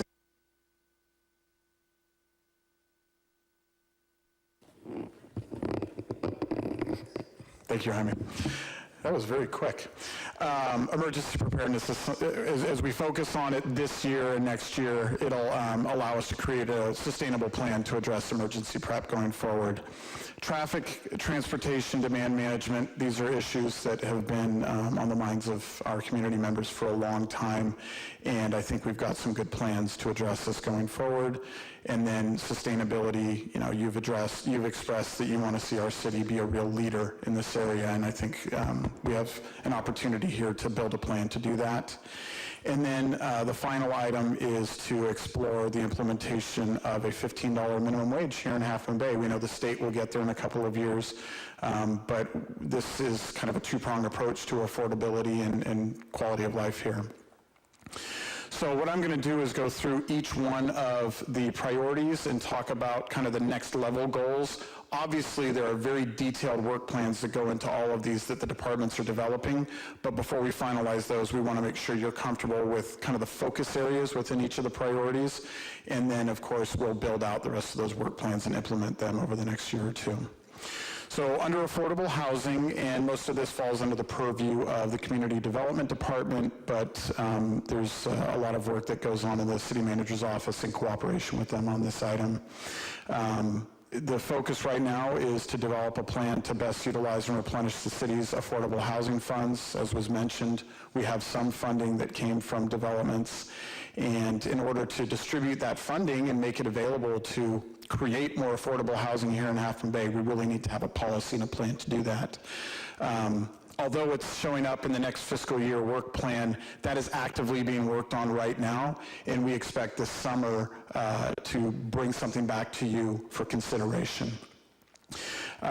It was expressed that the concept of a community land trust is an opportunity to create a group here in Half Moon Bay that can help really push forward some affordable housing developments, and we know that this is something that's been used in other communities in the Bay Area and even here in San Mateo County, and so that's something that we'll be exploring over the next year, and then ongoing work on the tenant protection measures, and again, that's another thing we expect to bring forward right after the beginning of the fiscal year. So we really think we've got a lot of momentum going with affordable housing. We now have a specialist on board that's really brought some great expertise to the city and will help us move some of this stuff forward. Under emergency preparedness, the plan is to first and foremost update the city's emergency operations plan. This is a document that is kind of becomes the Bible in an emergency of who and what needs to happen in an emergency. So coordination with other agencies, working with community members, vulnerable populations, what we need to have in preparation for an emergency, all of that goes into this plan. We do have a plan, but we think it needs some effort to make sure it really addresses all the concerns we have, whether it's an earthquake, a tsunami, a fire. There are different responses to all different types of emergencies, and we want to make sure this plan is comprehensive. And a plan like this will require a lot of coordination with other agencies. We will develop disaster-specific preparedness plans along with the emergency operations plan and a city emergency communications plan. And now that we've promoted our city clerk to also our communications director and have hired a new communications specialist who starts in just a couple of weeks, we'll be able to focus some energy on those communications as well. We'll also activate the Emergency Operations Center on a more regular basis to conduct exercises. Practice makes perfect on something like this, and the more practice we get, the more prepared we'll be able to react in an emergency and know what we need to do. And so we want to do more of that in collaboration with our community partners. A couple of weeks ago, we held our first annual community Coastside Preparedness Day. That was an emergency preparedness fair held right downtown. It exceeded all of our expectations from an attendance standpoint, from a participation standpoint from other agencies, and we feel like this really can grow from here. And so we're going to plan for another one of those in the coming fiscal year. And then as kind of an internal item, as all city staff are considered emergency response workers and would be called upon in an emergency to come and serve either our community or other communities if they're unable to get here. CPR training, we think, is a worthwhile endeavor for all of our staff to make us better prepared to deal with emergencies. When we talk about traffic and transportation demand management, we're talking about two different things here. We're talking about the overall issue of traffic and what can we do with our roads to make them flow better, whether it's signalization, signage, all those types of kind of physical changes that we can make to make our roads work more effectively to move people through in and out of town. Transportation demand management is also about finding alternative transportation methods, whether it's ride sharing, providing for more buses, whatever that may be. And so this will be a priority in the next couple of years. So the first and foremost step to this is to develop a traffic and TDM strategic plan, and Public Works will begin work on that shortly. They'll also develop certain regulations within our code that will encourage more sustainable modes of transportation here in Half Moon Bay. There are lots of CIP and pedestrian and bicycle master plan projects that will assist in this area, and we'll obviously continue to work with regional and other local government agencies to make improvements to traffic and transportation here in Half Moon Bay. Under sustainability, this is another one where we really need to take some time to develop a good plan, and we specifically would develop a climate action and adaptation plan, and this will really guide our efforts going forward as a city. It will involve community input and a lot of discussions with you as a council to make sure we have focused our plans and our goals in the right direction, and we have achievable goals around sustainability and climate adaptation. As you've heard in the past from staff, and we'll hear more about it in the coming months, we're working on a green infrastructure plan to create more earth-friendly infrastructure, including, we had the presentation on groundwater filtration and creating better ways to develop properties to do more natural groundwater filtration and other types of projects like that. So that'll be coming forward in the coming months.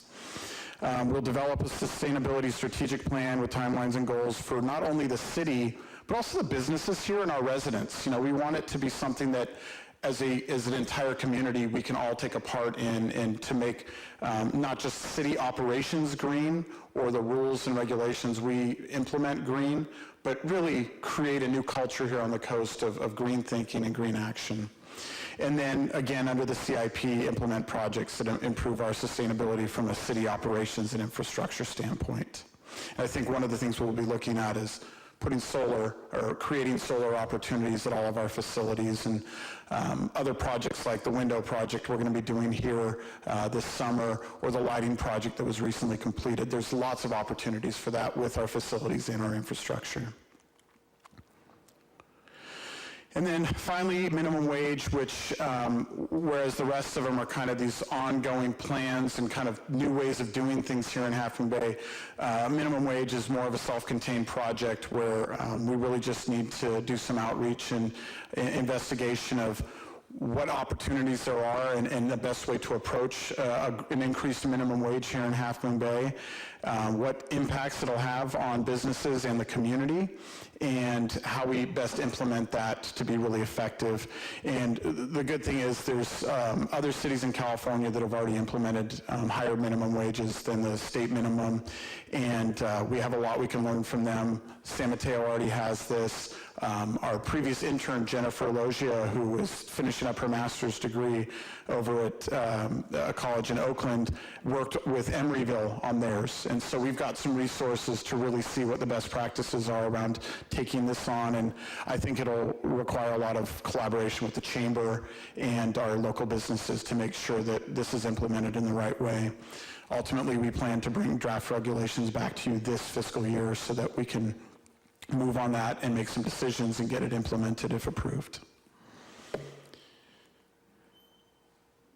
So our recommendation is to accept this report and our staff work plan, and if approved, we will create a grid similar to what you saw at our priority setting session in March, and begin working on this project and using the website and work with you to keep the community and yourselves updated on the status of all this work.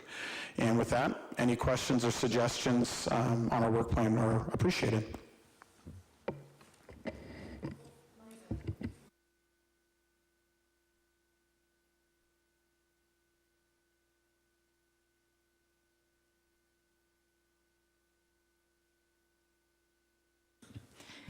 Yeah, under affordable housing,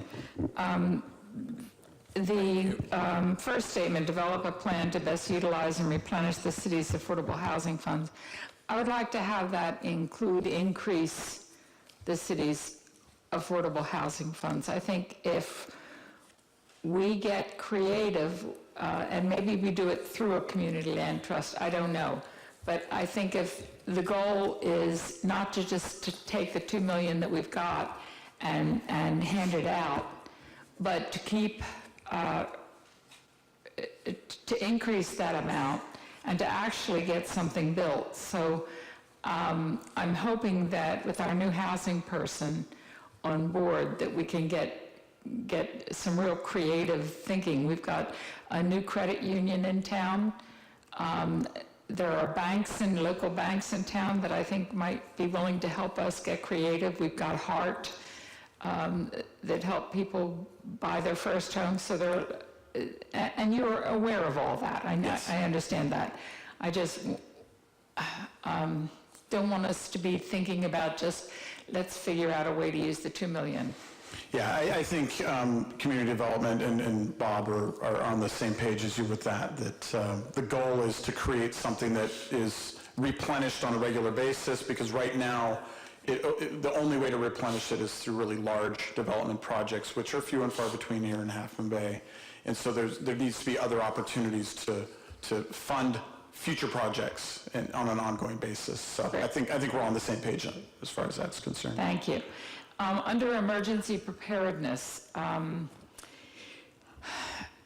one of the things that has been lacking in the counties, the OES, has been the idea that you've got to start at the grassroots level. We need to be beefing up our neighborhood organizations, and if we don't start there, if we don't start with the neighborhoods and start with the folks that are going to be effective, then all of the plans and communication plans, emergency plans, all of those things mean nothing.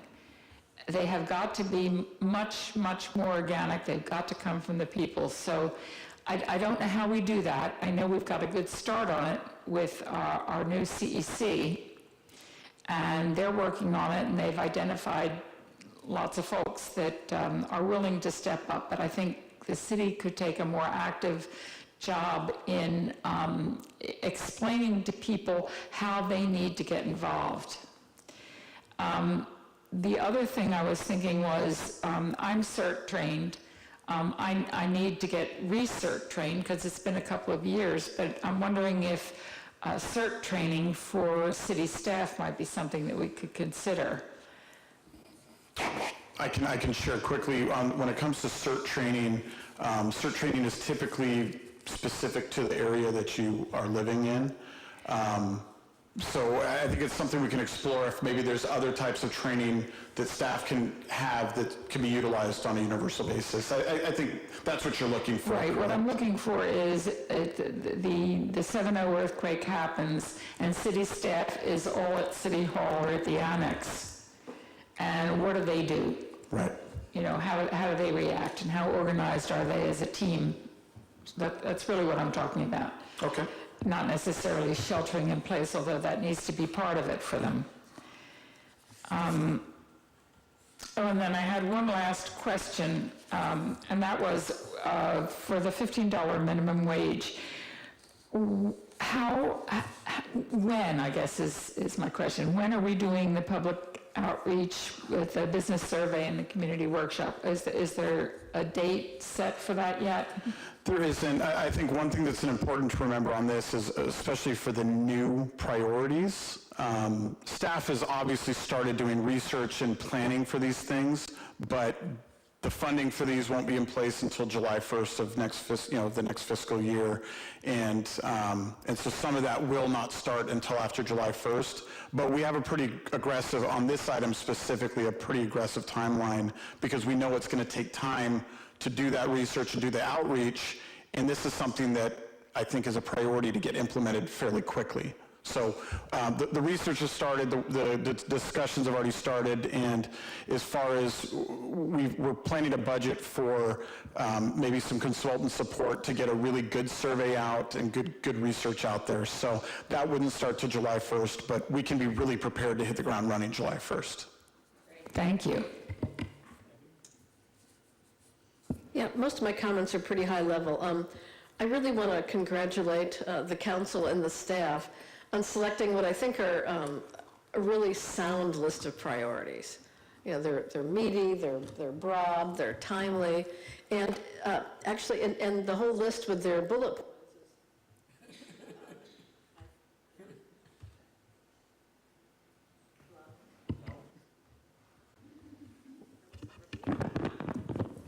Take heart. Do something about this, folks. Let me add this to the list of priorities. It's an aggressive list, I think. And I agree with the remark that this is most likely, you know, years 1, 2, and 3. The other observation I'd make is that it's heavy on the planning.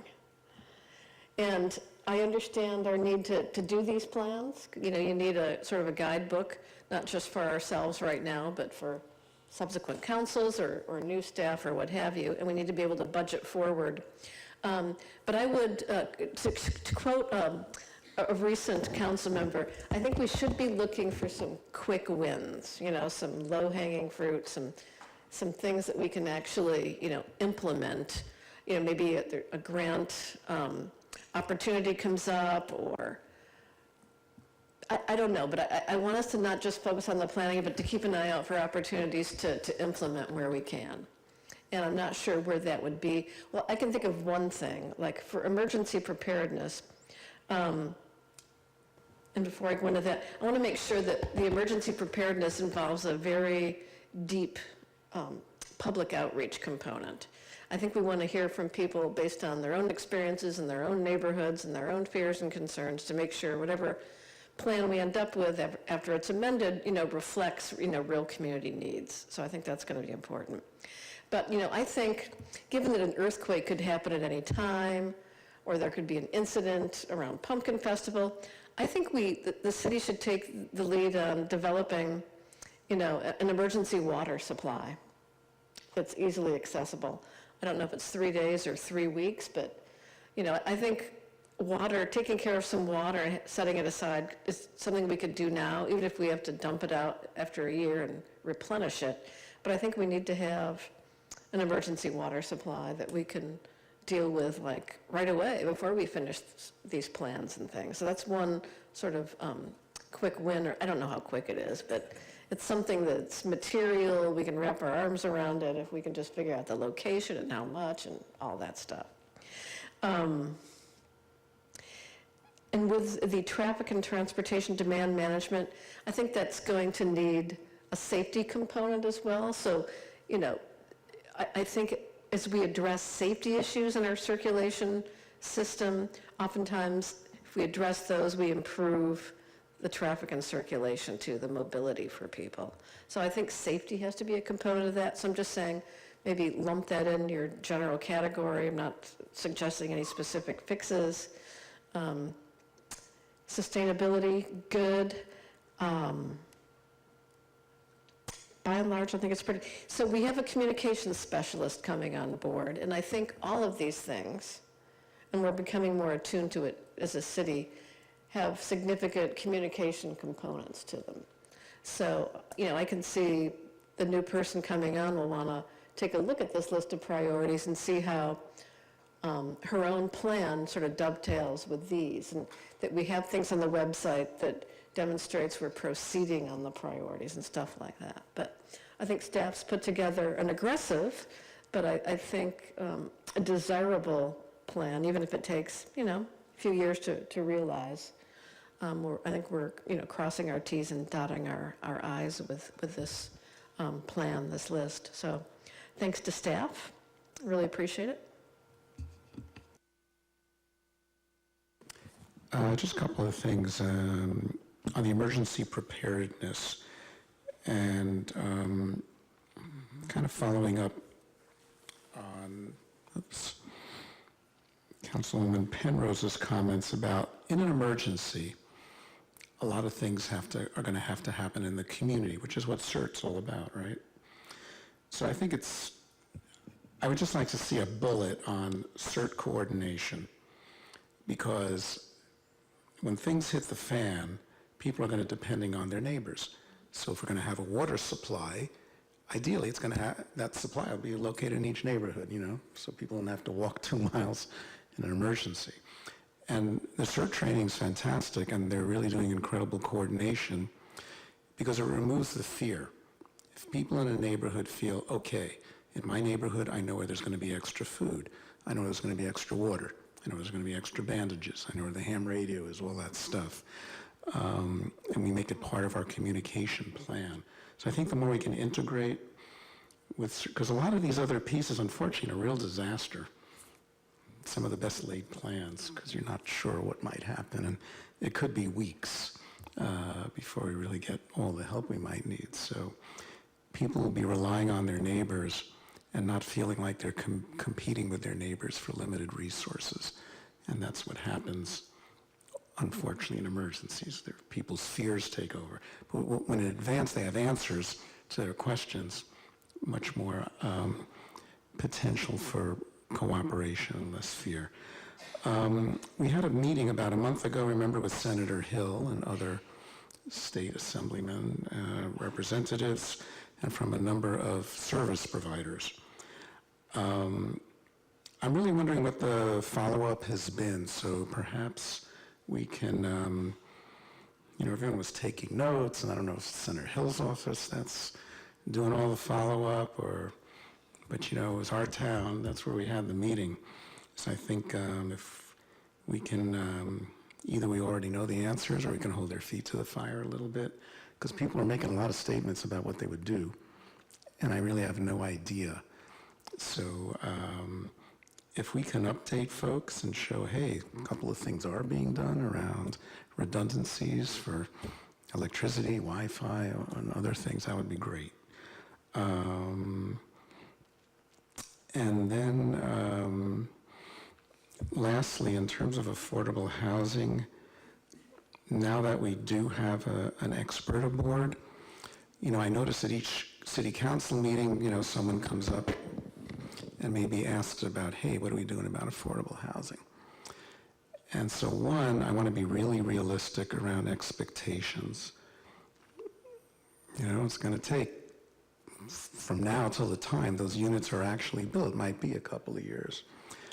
And they're expensive. When I took the affordable housing tour, at the low end, each unit costs around $400,000. So when we think about the money we're going to need and the grants and the time, it would be great if we can have our new expert, maybe every 6 weeks, 2 months, give an update. I remember you mentioned in July we're going to put something together around what our strategy looks like.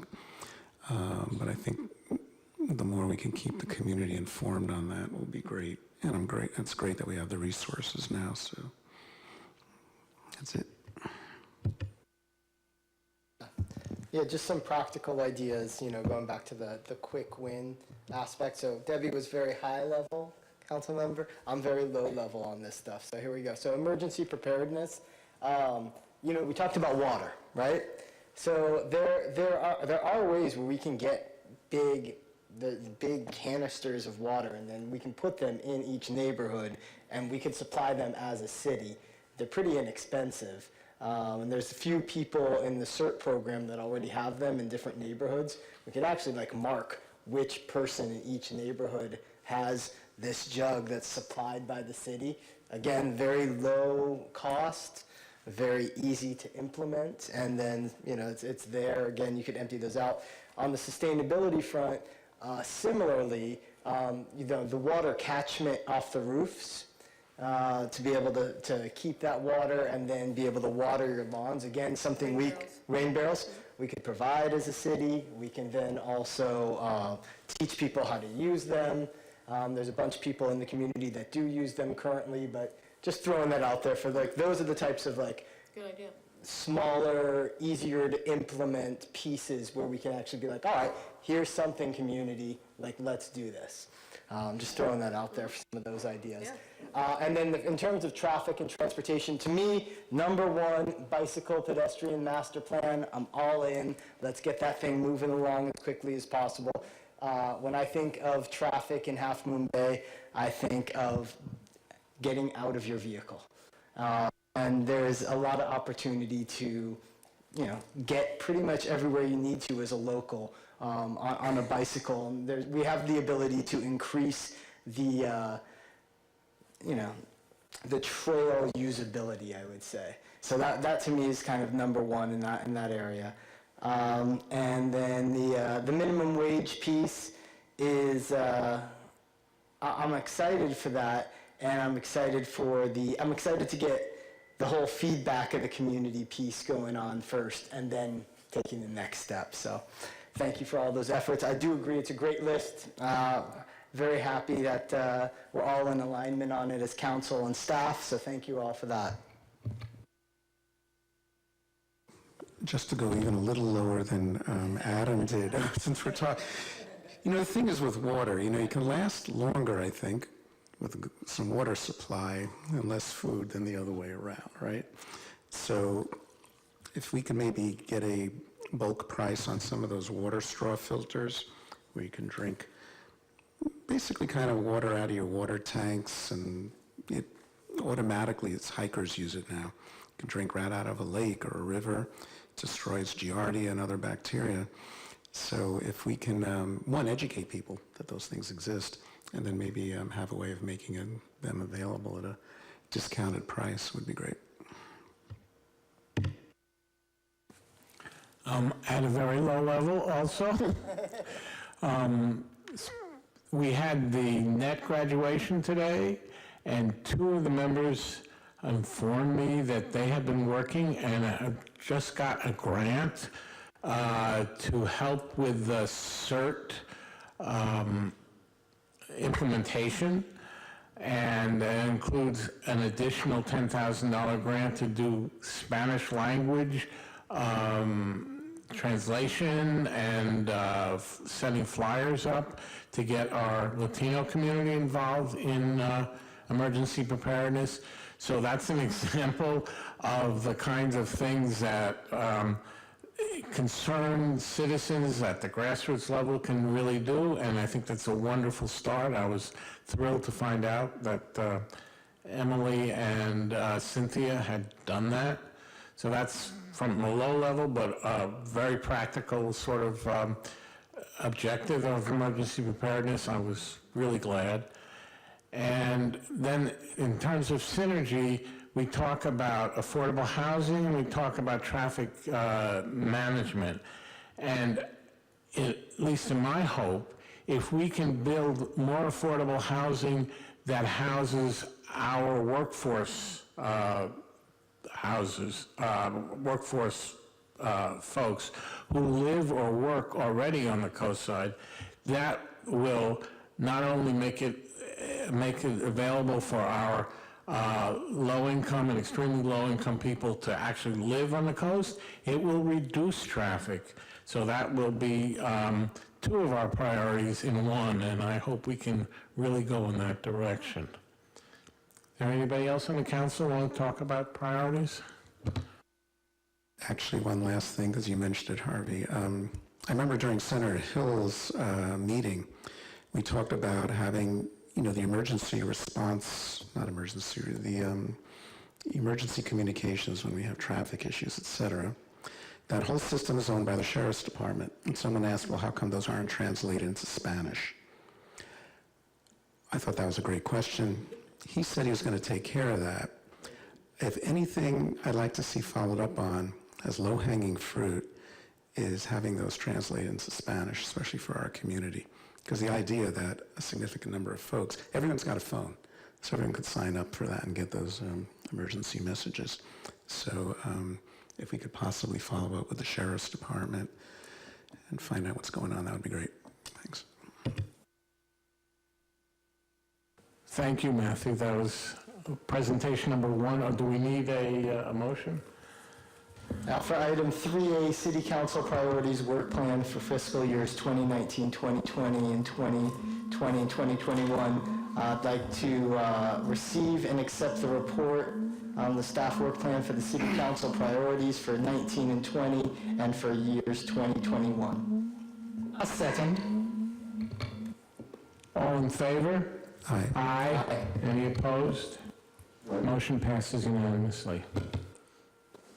Thank you, Council. So we'll take all the comments we got here and take a look at refining some of the descriptions of our priorities and focuses in the priority plan, and then get those up on our website as soon as possible so that the community can see those and we can start tracking them as we move forward.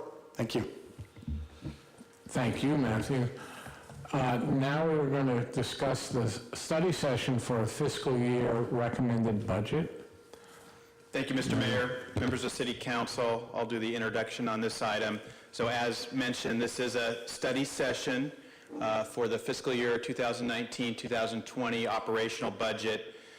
We will return on June 4th with the actual recommended budget. That'll be a further opportunity for deliberation, public comment, with the goal then of adopting the budget at the June 18th meeting, and then would be effective July 1st, the beginning of the new fiscal year. So I guess I was trying to think of a theme for the next year, and I couldn't come up with anything catchy, but I will say there is a lot of good news.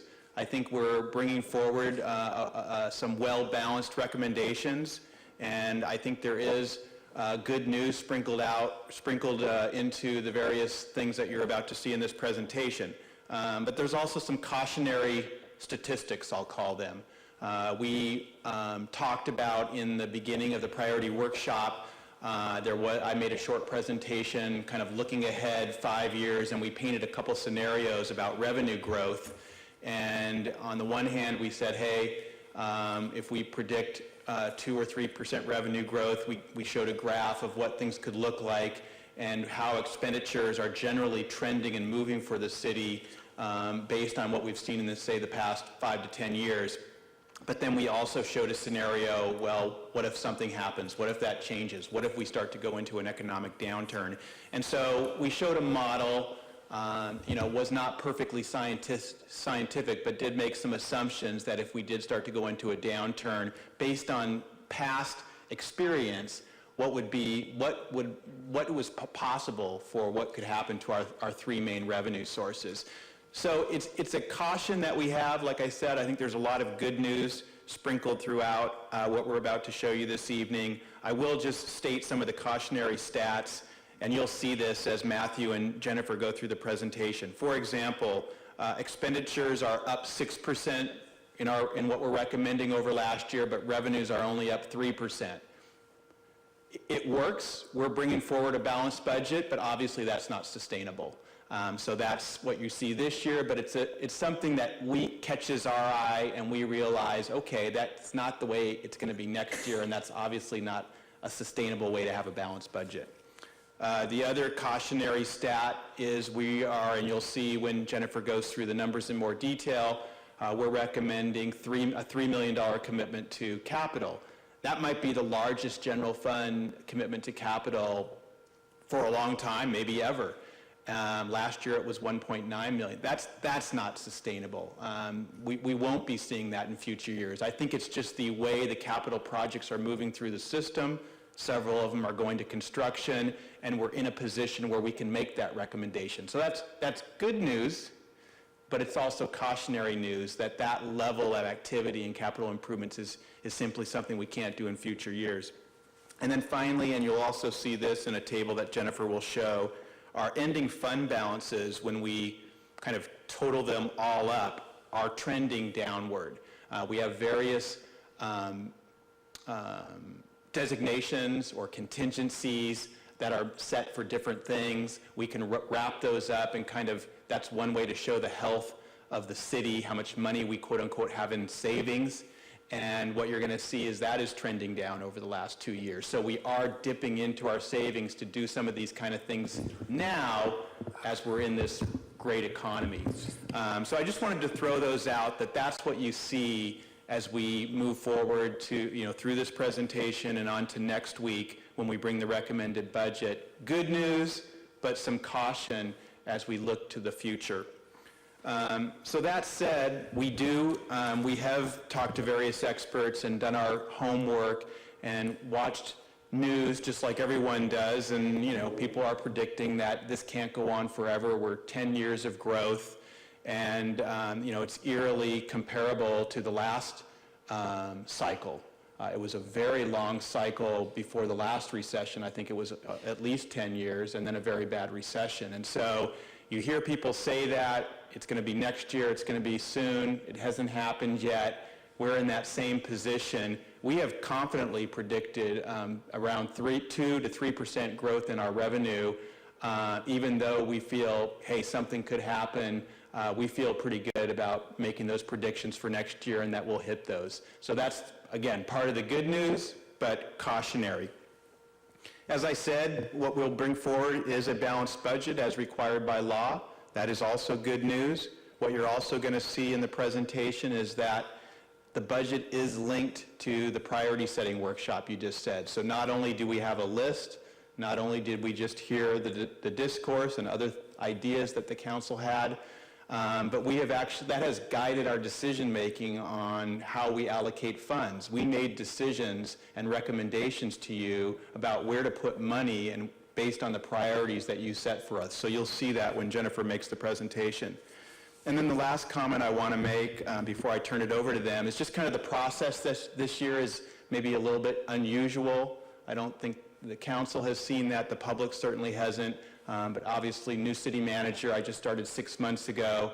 And part of my job was to acclimate myself to the community and do all those normal things a new city manager would do. But also, as it so happened, this is not a complaint. It just is what it is.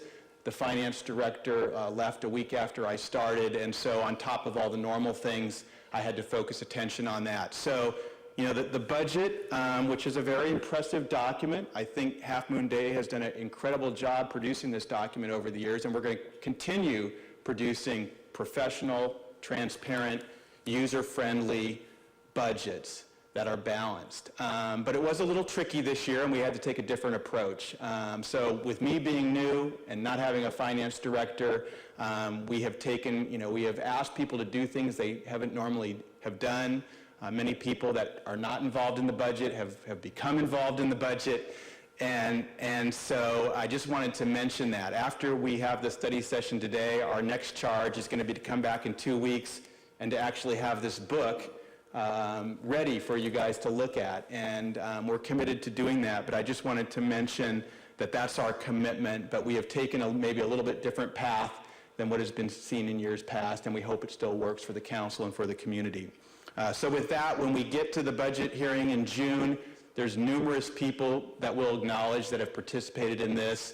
We'll get to those people when we get there, but for now, I'm going to turn it over to Deputy City Manager Matthew Chittister and Management Analyst Jennifer Chong. They've put an incredible amount of work in this, and they're going to take you through some slides that goes into more detail on what I just introduced. Thank you, Bob. So, yes, I'm glad to be here with Jennifer. Jennifer is a management analyst in Public Works, but as we were looking for ways to make sure we had the right folks and the right amount of attention on the budget this year, she was quickly identified as somebody who had the competency and the ability to take on a new challenge, and she's really risen to the occasion. I have a pretty strong budgeting background, so I'm actually happy sitting here right now and working on budgets, kind of a budget nerd. So I don't usually get to do this, so this is kind of a one-year opportunity for me, and I'm enjoying it. So I think we've actually made some improvements to the process that in future years, as we have the right staff in place, will make this go even more smoothly and make it a more transparent process for you and the community. So when we talk about today's agenda, I'm going to talk about just the budget timeline and the process, talk about some of the base assumptions that we use in developing our budget, and discuss some of our revenues.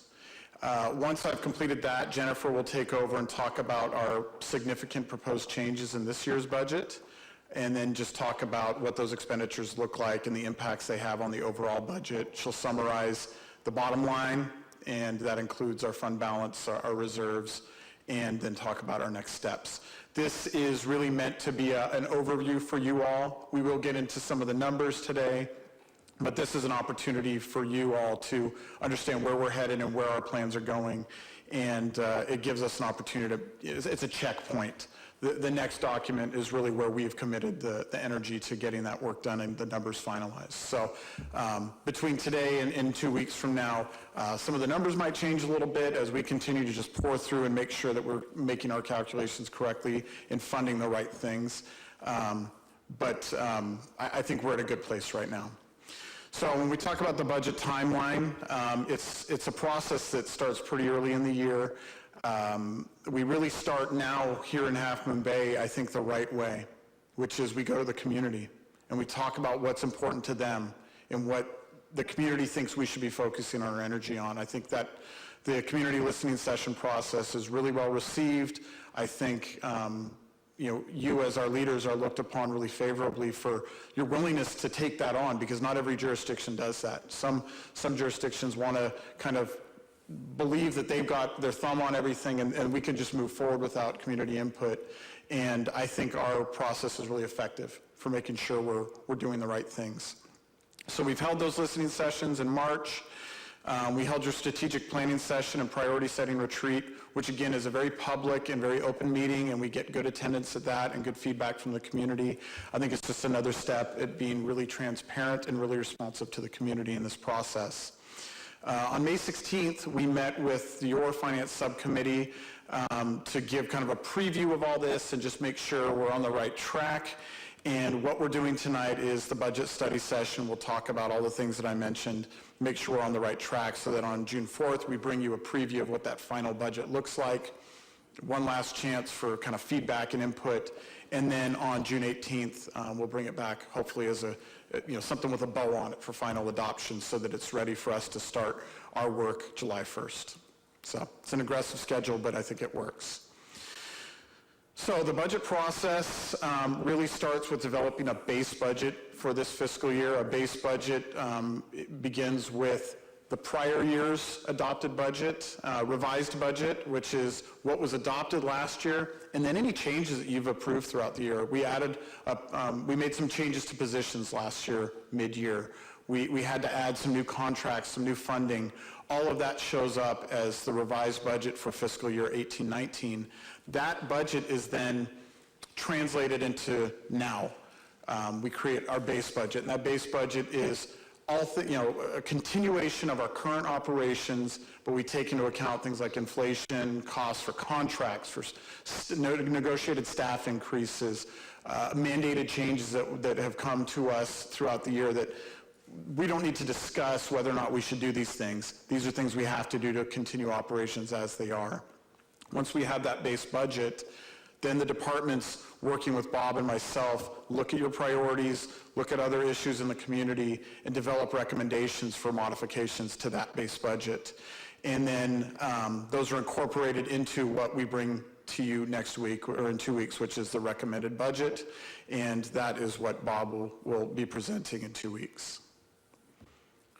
So when we talk about assumptions, it's really getting to that base budget. So some of the things that we look at is our revenues, our taxes, our fees, and when it comes to the TOT, the property tax, and the sales and use tax, we estimate a 3% increase in each of those areas. Those are not perfect estimates, but it's kind of a tried and true process, and it works out year after year. And as long as we're forecasting the future where we think the economy is going to go, and we believe it's going to continue to grow, then the 3% is a good estimation. For all other revenues, fees, charges that we have, we estimate a little more modest increase of 2%. When we look at personnel, we are estimating 42 full-time equivalent positions. That includes 3 new positions that are being recommended in this budget this year. We update all of our retirement rates and charges from CalPERS. We look at salary step increases that just happen on an annual basis when we have satisfactory performance from employees. and then a cost of living allowance that's negotiated into our employee contracts.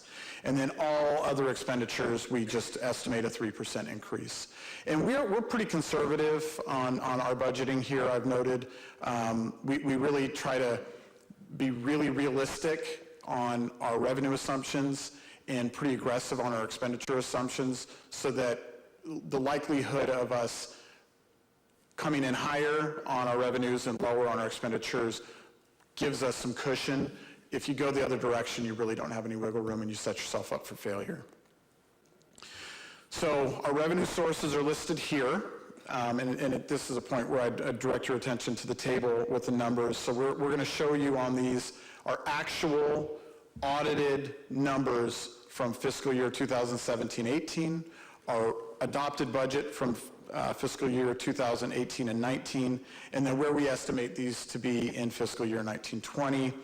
And you'll note in yellow are our top 3 revenue sources, which are our transient occupancy tax, the hotel tax, the property tax, and the sales and use tax. And I'll go into more detail on all 3 of those in a moment. The key is that those 3 revenue sources make up 75% of our general fund. So it's really important for us to stay on top of those and to be aware of where those are headed and trending and where we're estimating those to be, because those have the largest impact on our community. So talking about transient occupancy tax for fiscal year 19-20, we estimate bringing in $6.8 million, which is, as I noted, a 3% increase over the fiscal year 18-19 budget. The TOT, as you know, is something that's charged on hotel stays, motel stays, bed and breakfast establishments, short-term rentals, Airbnbs, and even campgrounds. And hotels make up the largest portion of that revenue. And in 2018, the 640 available rooms had a 68% occupancy rate. Our TOT rate is currently 12%. At the time we set that was pretty aggressive. It is no longer the highest in the Bay Area, so we just wanted to show you this. Palo Alto is actually at 15.5%. San Francisco is at 14%. Cupertino's at 12%, but in the process of increasing. And there's other jurisdictions within the Bay Area that are above 12%. Of note, San Mateo County averages 12%. No city in San Mateo County is over 12%. There are a few just slightly under, but the average still comes in really close to 12%. So I think it's something as we look forward, we need to be thinking about where our rates are.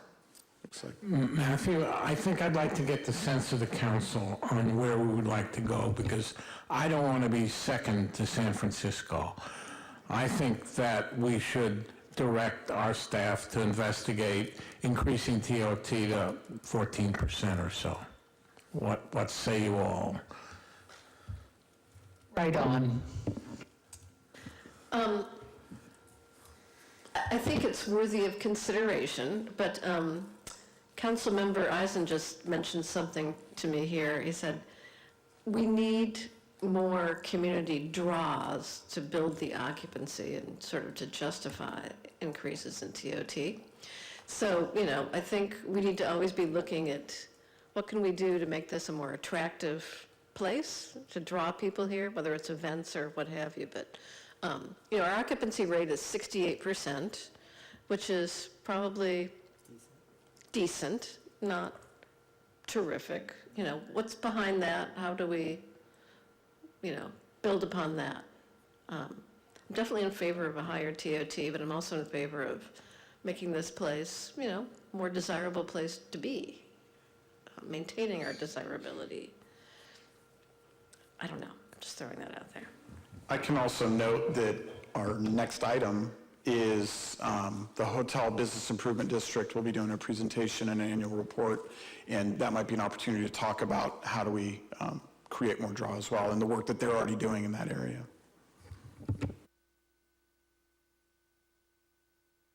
I was just going to ask Councilman Eisen, outside of building a casino, did you have some ideas for bringing in more residents? No. We don't have a convention center in town, which is always the big thing that can draw people in. It's a way to do conventions and different aspects from that. But 68% has a lot of room for improvement, and we should be, we've talked about, I'm sure it's probably weekday demand. What's that noise?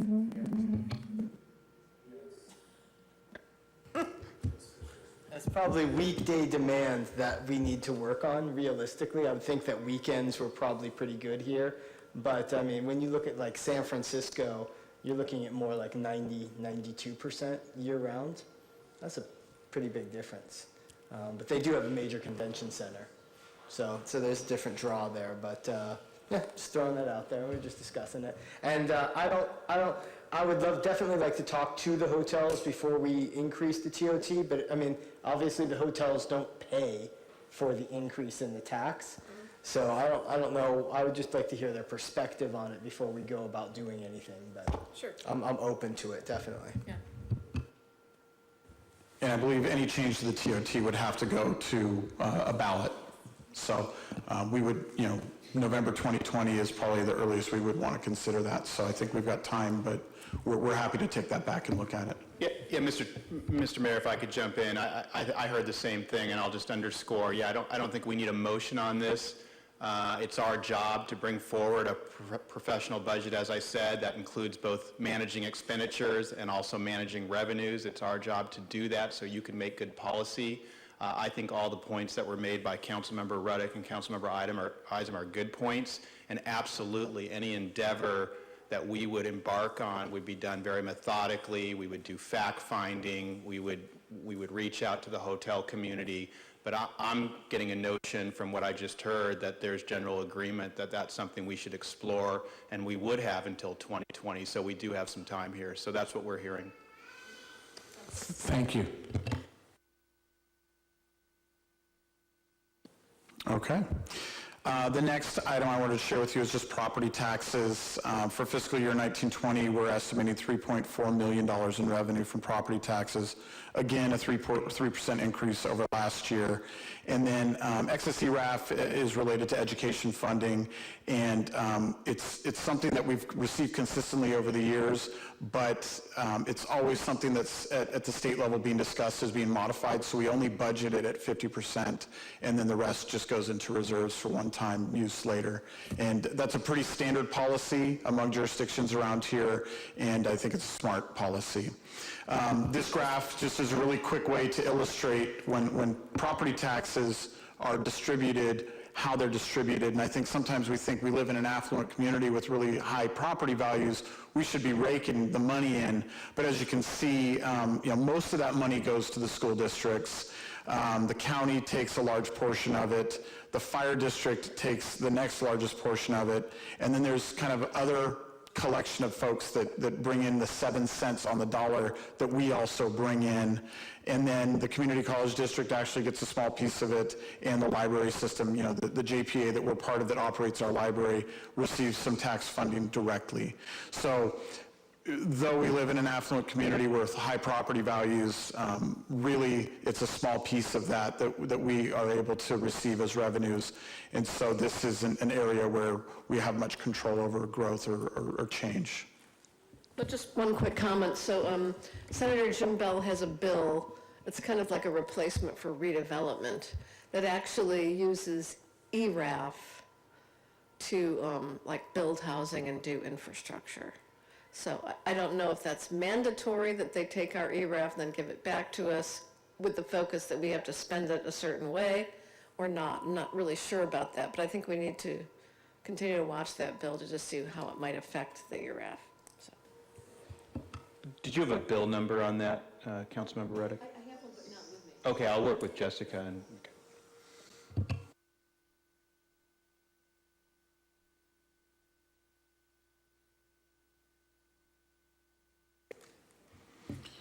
Okay, the final tax item I wanted to share with you is our sales and use tax, and it's our third highest revenue source. For 2019, we're estimating $2.9 million in revenue. And just this illustrates the tax rate in San Mateo County. Beginning July 1st, it will be 9.25%, and that's due to the passing of Measure W, the transportation funding that was approved by voters last November, and again goes into effect July 1st. So for every $1 purchase made in the city of Half Moon Bay, this demonstrates how it's distributed. 6 cents of that goes straight to the state. 1.25 cents go to San Mateo County for their general operations. And then there's the half-cent Measure A and half-cent Measure W transportation taxes that are administered by CCAG. Now, we get some of that money back through CCAG for different projects, and it's something for us to be aware of. And then finally, we get a penny. So, cities tend to get the smaller portion of all taxes other than the TOT, which is only ours. So there is some room and opportunity here as well as we're talking about taxes, and this is another area that we could explore in the future. Thank you. Yeah. Okay, so at this point, I'm going to turn the time over for the remainder of the presentation to Jennifer, who will talk about significant budget changes in our expenditures. Great. Thank you, Matthew. Honorable Mayor, members of the City Council, my name is Jennifer, and I'm so pleased to be here today to give you an update on the recommended fiscal year 19-20 budget. So I want to start off this portion of the presentation addressing the City Council priorities. You all just received a presentation by Matthew just an item ago, so I don't want to go into too much detail on what these programs are going to look like. What I'd like to focus on is what this means to your budget. So for your affordable housing item, staff is recommending as part of this budget that we do a $300,000 transfer into your affordable housing fund. So your affordable housing fund has already been established. There's about $2.1 million in there from developer fees that have been collected through the Community Development Department. This would be an additional transfer on top of that, and that would be to help with some of those priorities or programmatic items that Matthew spoke about in the last item. Jennifer, if I can interrupt. Sure. How long will it be before the Carnoustie affordable housing funds are available? Do you know? That is They're there. 2.1. The 2.1 is the Carnoustie. That's Carnoustie? I thought that was Pacific Ridge. Now I'm confused. 40 units that are already built. There's only 8 more. There's only going to be 8 more units. Yeah. Pacific Ridge funds were for a lot retirement program, and the Carnoustie funds that you heard about tonight came in through the initial 32 homes in phases 1 through 3. There were no affordable housing funds associated with phase 4. It did not meet the criteria for that. So the $2.1 million in affordable housing funds all came from Carnoustie phases 1 through 3 is my understanding. And you've been hanging on to that, and it's picked up some interest, but it's there for you. Thank you. I learned something. So is the $300,000 coming from the general fund into, okay. Yeah. Yes. And this, on this item in particular, staff is planning on providing a study session in July so that the council can discuss how you would like to prioritize those funds for the upcoming fiscal year. This portion is just the recommended additional funds to go into that affordable housing fund. So your second priority, emergency preparedness, Matthew talked about some of those items that we're hoping to provide. The largest item that we're recommending be included in the upcoming fiscal year budget is a line item of $10,000, so that way we can continue to offer that emergency preparedness event that was so successful a couple weeks ago. Your traffic and transportation demand management priority. We have created a neighborhood traffic safety program as part of your capital improvement program, and we have recommended that it has a budget of $40,000. And that would be an ongoing program so that every year the community can identify different traffic improvements that they would like to see in their neighborhoods, and we have a fund of money that will allow us to construct some of those projects. So that's just, oh, sure. Preparedness Day that we just had was? It was approximately 10,000. Okay, thank you. Yeah. So, so those are just some of the ways that the budget is structured to address council priorities. Both priorities 2 and 3, in addition to the items that are listed, also have capital improvement projects and programs that are also scheduled for fiscal year 1920 that should also address these priorities as well. And those items will be provided in the capital improvement program presentation at a later date. So the remaining 2 priorities from council were sustainability and the 15-hour minimum wage. For sustainability, we are we're recommending rather, a new position to be created, a sustainability programs manager position. The fully loaded cost for a sustainability programs manager is $154,000. However, about 50% of that is offset with administrative service fees that we are getting from Republic Service. So when we went into the new franchise agreement April 1st, 2018, that included a new administrative service monthly fee from Republic Services, and they have been paying that. It's $6,000 per month, so it comes out to $72,000, which is approximately half the cost of that new full-time sustainability programs manager. So the request would, so really we're requesting for half of that cost. An additional item under sustainability is a $90,000 increase to the consultant line in order to bring on that consultant to spearhead the climate action and adaptation plan, which Matthew talked about in the prior presentation. And then your last council priority, your 15-hour minimum wage, as Matthew mentioned, we are looking to bring on a consultant and do some extensive outreach. And so we've asked for a $20,000 line item in order to conduct those efforts. And the footnotes at the bottom, sustainability is another priority that has significant capital improvement programs and projects that are scheduled in the upcoming CIP to address that, that line item. And the other footnote was for the Sustainability Programs Manager position. So moving along, in addition to the request for the Sustainability Programs Manager position, staff is recommending that we add a maintenance worker position and a recreation leader position. So I've already talked about how the Sustainability Programs Manager position will be offset pretty much 50% with the administrative service fees. The maintenance worker, the function that this maintenance worker would take on is actually being fulfilled right now with a contract, a $130,000 contract for a part-time library engineer. So we're paying $130,000 for a part-time person that's restricted to the library. Bringing in and creating this position, and again, this is a fully loaded full-time position, would allow us to have a maintenance worker dedicated to the library that would also potentially have capacity to pick up other projects throughout the city and still potentially have a little bit of cost savings in that as well. So we really think that that's a really great move for the city. Can I share something? Sure. And I think it's important to understand when we completed the library and opened it up, there are systems in that library that, technical systems that we didn't have expertise in or experience with. And we thought it was important to bring folks in with that expertise. We brought in a firm with that expertise to make sure the transition to owning and operating and maintaining that building went smoothly, and that we learned how those systems worked. And I think at this point, John feels like Public Works can now take that in-house and take those projects on with increased capacity for work elsewhere. So I think it's a really a win-win there.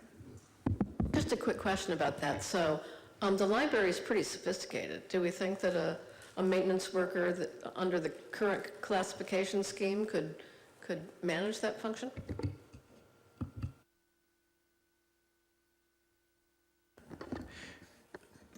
John Dowdy for the record.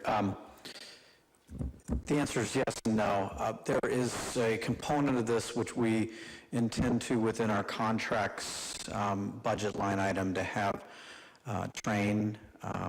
company train come in who does work with the systems, the monitoring systems for the energy systems and the controls.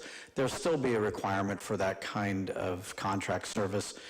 What we're really looking to offset are the cost for the stationary engineer services that we were providing. Our staff has learned the systems, have learned the routine for replacing filters and moving through that. And we feel confident at this point that from that perspective, we can take on the basic maintenance and making sure things are operating and running. It will take some supplemental assistance for those very specialized functions.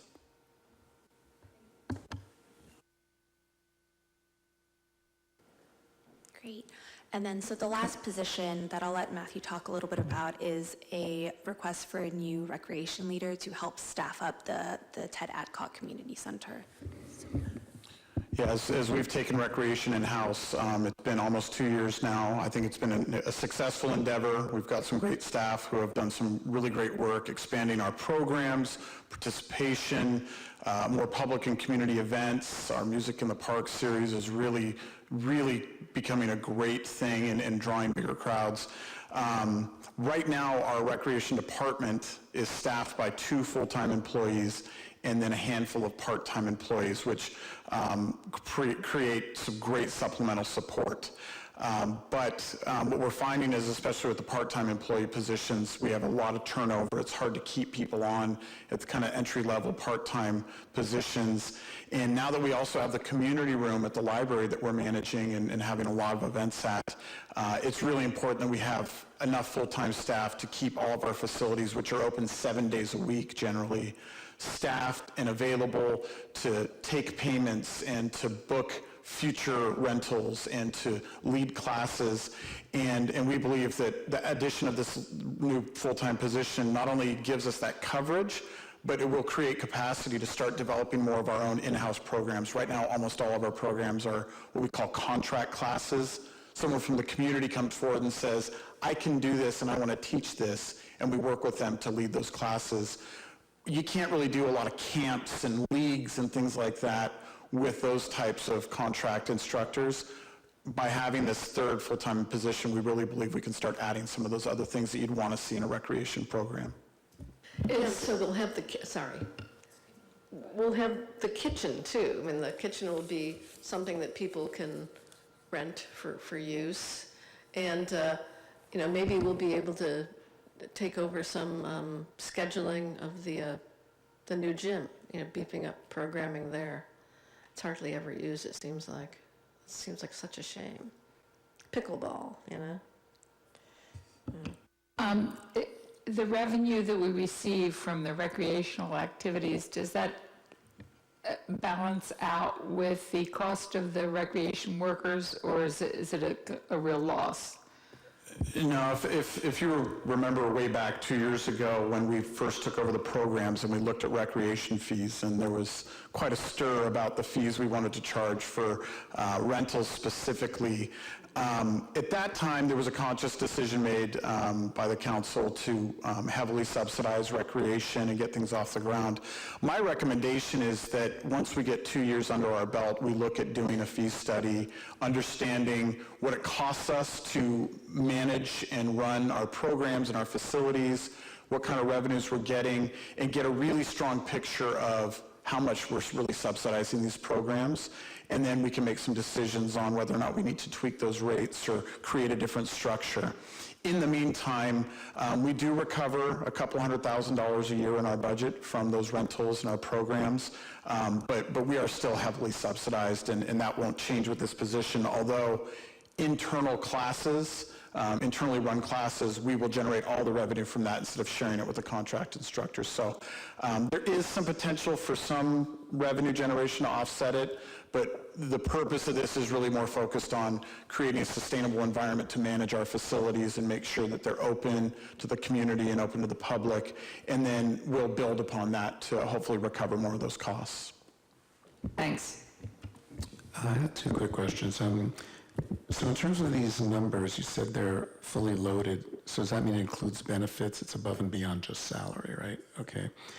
And in terms of the recreational leader, I don't know if there's a job description under development or We actually already have a recreation leader, so this would be adding a second recreation leader. And then we have what's called a recreation coordinator that oversees them on a day-to-day basis and oversees our programs and does a phenomenal job. And then I'm in there as well as kind of overseeing our recreation department, but they really are a self-sufficient bunch. They do a fantastic job with very little interference from me.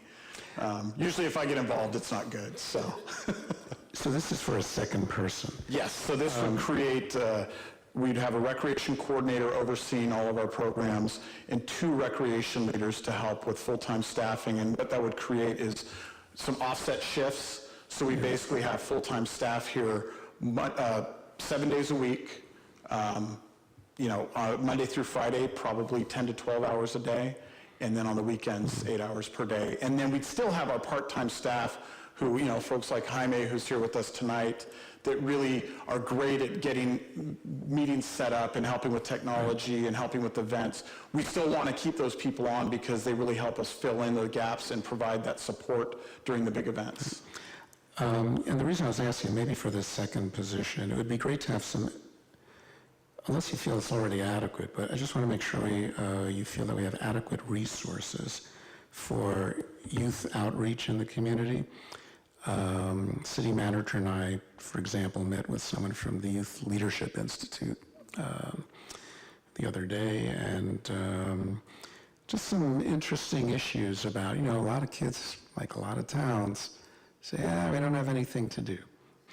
And you had some very creative ideas, but it would be great to have someone who has some expertise or background in that, maybe bilingual, et cetera, who can build a trust from the community and find out what kids are interested in. And I think there's a lot of resources around town that are underutilized or not integrated, into a system. So that would be great if we feel we can have that capacity. Yeah, that's a great recommendation. We do have Victor, who was here earlier, who is our community services analyst. He's the one that works very closely with YLI and the school district on youth-focused activities. But I think we can look at the job description, or at least the job announcement when we're recruiting, and try to find somebody who's got some good background in youth programming. And then you mentioned bilingual. That will be one of the preferred qualities of this new hire is having somebody bilingual. Our previous rec leader was bilingual, but he was not able to stay here with us. So we don't currently have that capacity there, but that is something we want to see in rec as well. So thank you. And also our deputy city clerk is doing some non-recreational outreach in terms of voting and civic engagement. And so I just didn't want to let that fly below the radar. So if there aren't any comments on the new positions, I'll go ahead and move on to the next item, which is the formalization of the communications department. So as part of the budget last year, we created that communications analyst position that Matthew was speaking about earlier, but that position was budgeted in the city manager's office. So with the promotion of the clerk, the city clerk, to the communications director, we thought that it makes sense now to make a formalized communications department and centralize all of the costs for communications that have previously been distributed amongst all the different departments.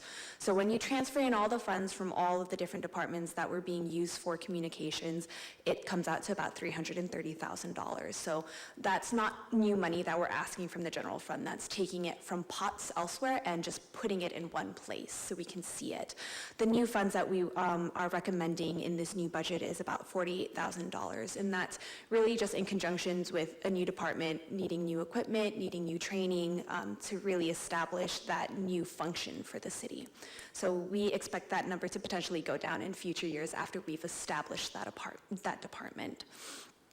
The next line item below that is the increase to the CIP that Bob talked about. So last year we did a $1.9 million transfer from the general fund to the capital improvement program. This year we are recommending a $3 million transfer. And as Bob mentioned, a lot of this is tied to potential completion of projects in the upcoming year. I think we have about 18 projects scheduled for completion. Projects includes plans as well as constructions, site plans, master plans. But we do have a significant amount of work that's scheduled for fiscal year 1920, and that $3 million will help fund those projects across the finish line. And then the final item on this slide is an expected increase to the sheriff's contract. The sheriff's contract is expiring at the end of this fiscal year, and staff has been actively negotiating with them for a new contract. And we expect that their contract to increase by about $326,000 in the next fiscal year. And Jennifer, if I could make a comment on this. So we didn't intend to go into detail today, but we certainly can on June 4th. The sheriff's contract is a significant portion of the city's budget. It's very important. And so we'll be ready on June 4th when we prepare the entire budget to answer questions about the sheriff's contract, go into detail, and if there's public comment at that time, we'll certainly take it. I will just say that 326 is made up of two parts. 176 of it is about a little over 5%, and I would say that increase, as they presented it to us, was for normal cost of living increases, their own salaries going up, their own supplies and materials going up, et cetera. 150,000, and that's part of our negotiations, which we can get into more when we come back, is really us making a contribution to what I'll call a service gap, for lack of a better term. We have statistics that show there's obviously a symbiotic relationship between the service they provide to Half Moon Bay and the sheriff deputies that work in the unincorporated areas on the perimeters on both sides of Half Moon Bay. And we track to what extent our deputies have to go to calls outside and to what extent deputies outside have to go inside. Same phenomenon for the sergeant, the supervisor that the deputies report to. Same phenomenon also for investigation work. So going back 8 years when the contract was negotiated, certain assumptions had to be made about what that credit should be, since we should get a credit when our deputies go over there, but they should also get a credit. And so this is an attempt to fix that, and we've made an offer to them for $150,000 to do that. Again, we can go into more detail next week. I bring this up because, again, it's a very significant portion of our budget, and as Jennifer mentioned, it is time to extend the contract. And so we can talk about it on June 4th, and then on June 18th, actually expect the contract coming back, and we're looking at potentially a 5-year extension. So it makes a little more sense now why the officer presented earlier this evening, the tie-in. A little bit. Actually, I would be remiss if I did not mention you do not see Sal Lopez in the audience today. He's actually excused. He's at a very important function, but he will be here on June 4th.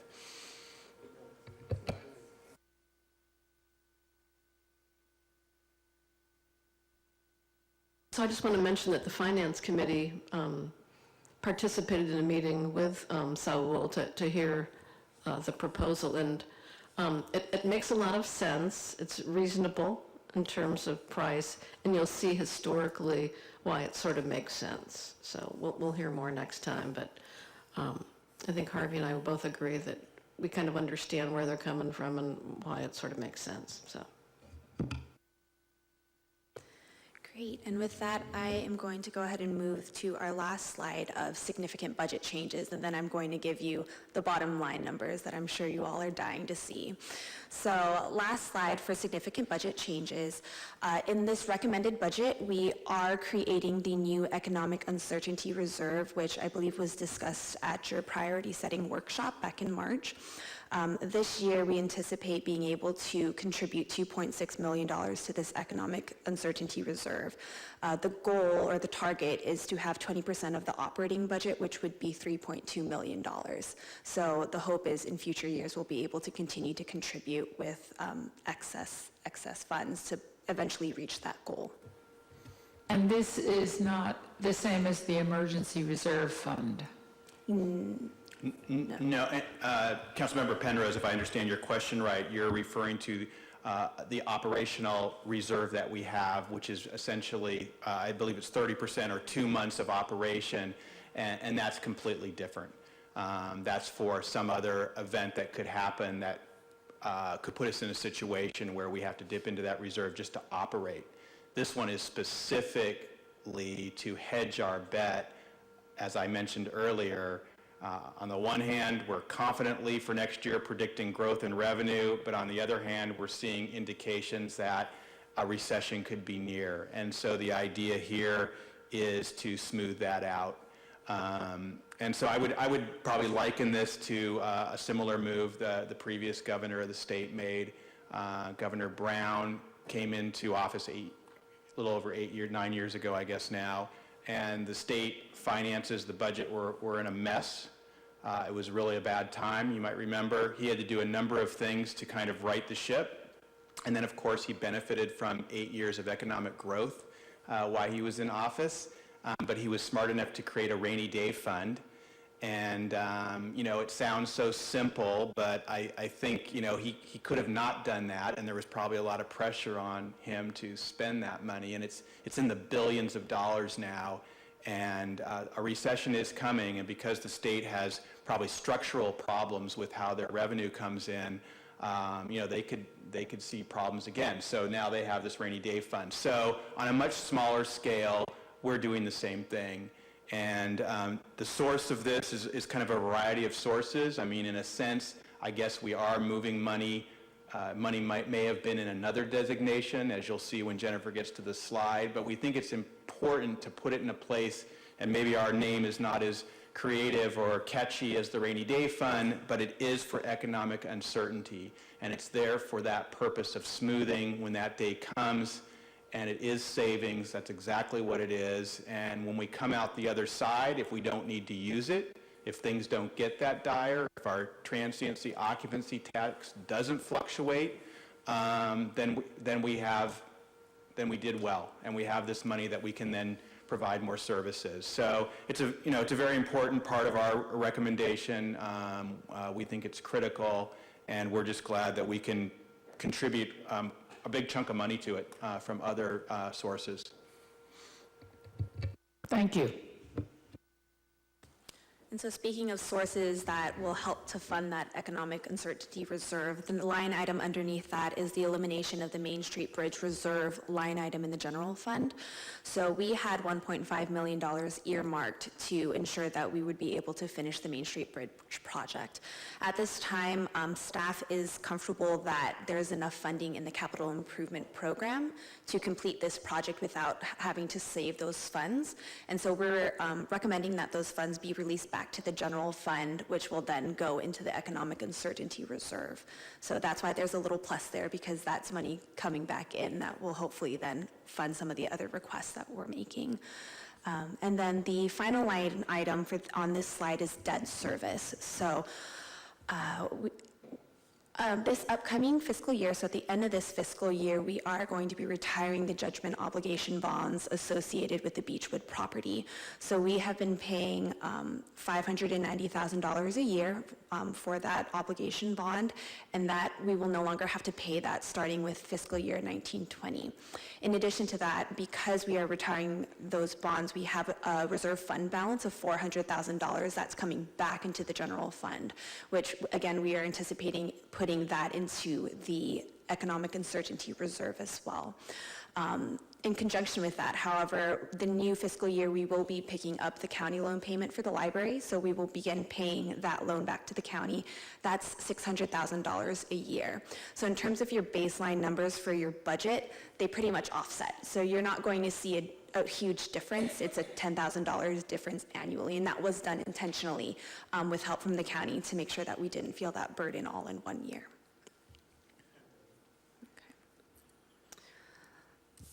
So with that, all of those significant budget changes bring us to this slide, which is our recommended general fund expenditures, or also known as our recommended operating budget. So staff is recommending that our operating budget is approved for $19,792,000. Now this includes that $3 million transfer to the capital improvement program. And you'll see that $3 million reflected in your transfers / allocations outline, which is that fourth line fourth line down, where it says there's a 30% increase. A lot of that 30% is coming from that significant increase to your CIP transfer. Overall, you'll see that the recommended general fund expenditures is increasing 12% from last year's budget. There it goes. Is it not working? No. What about this materials and supplies? Why is that taking such a big hit this year? Sure. So the reason that that number is going up by 15%, on one hand, that number is much smaller than the other number. So if you look at the total value, it's $1 million versus $8 million or $5 million.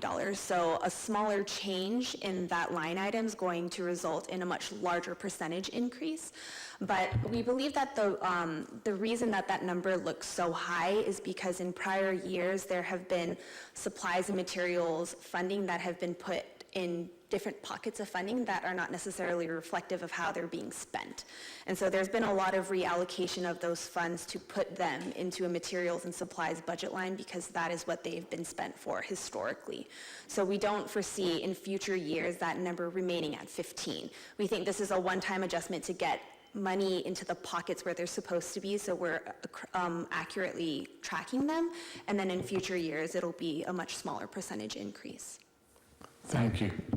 And also, as we saw in a previous slide, there are some one-time costs associated with our new communications department. That inflates this number as well, but that's a one-year kind of hit. So I think in future years, we're going to see a much more reasonable 3 to 4% increase in that line item in the future.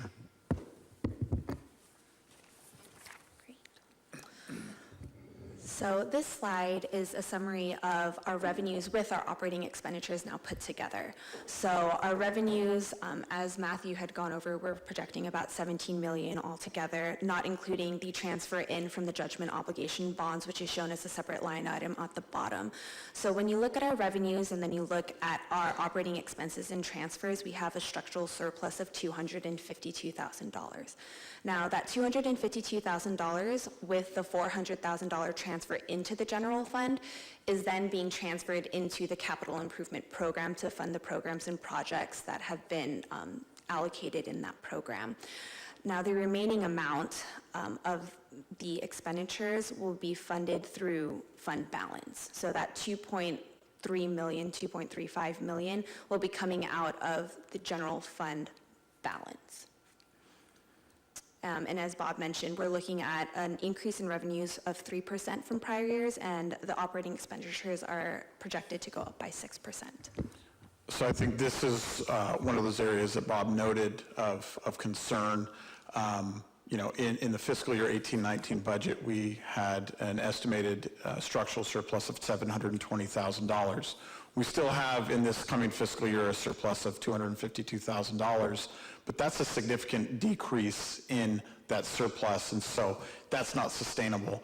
What I will share, though, is, as I shared early on, we're very, very conservative on our budgeting from this standpoint. So when you see the 2018-19 budget, those were the budget estimates. We estimated $16.5 million in revenue and $15.8 million in expenditures, which led to that estimated $720,000 of structural surplus or savings from our revenues. Those are budget numbers. When we start looking at actual, audited, what happens at the end of the year, we have a history of coming out on the better end. And so we're actually projecting higher structural surplus in this fiscal year.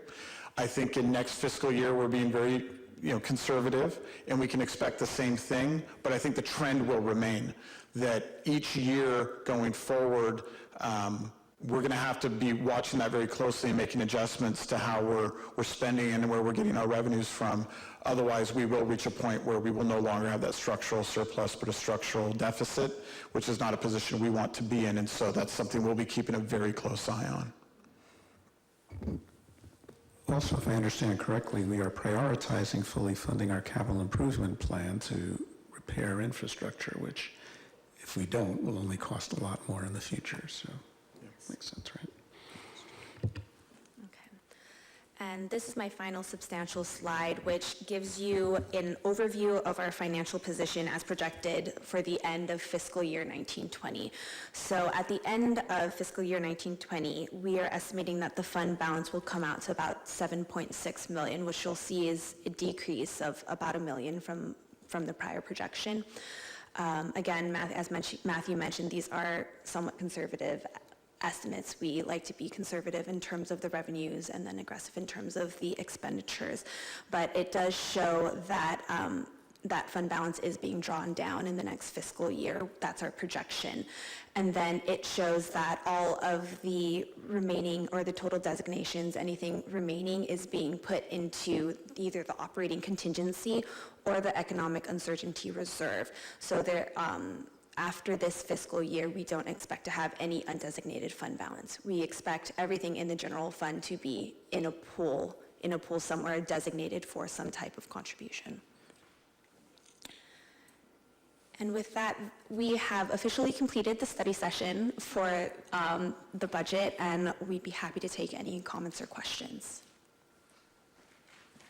One overwhelming comment is just what a fantastic job, Matthew, Jennifer, in presenting this, and in terms of the budget committee. And really what I see reflected in this budget is the city taking responsibility for its citizens and really planning ahead in terms of capital improvement, rainy day funds, being really cautious. Because you know what? It's going to happen. Things will happen. And there's other cities in our area who haven't planned like this and are facing budget crises, even though things look like they're going so well. And so I really appreciate how the strategy and mindset you had going into this and what you've produced. So thanks very much. I'd also like to say that this was all done despite the fact that we lost Yulia. So kudos to all of you. Man, you guys are so sweet. I'm not nearly as sweet. I'm going to put that out there right away. So obviously when you have a budget, you never want to see your we'll start off with the sweetness. Thank you guys for putting this all together. It's a great presentation, all the kudos, all that stuff. All right.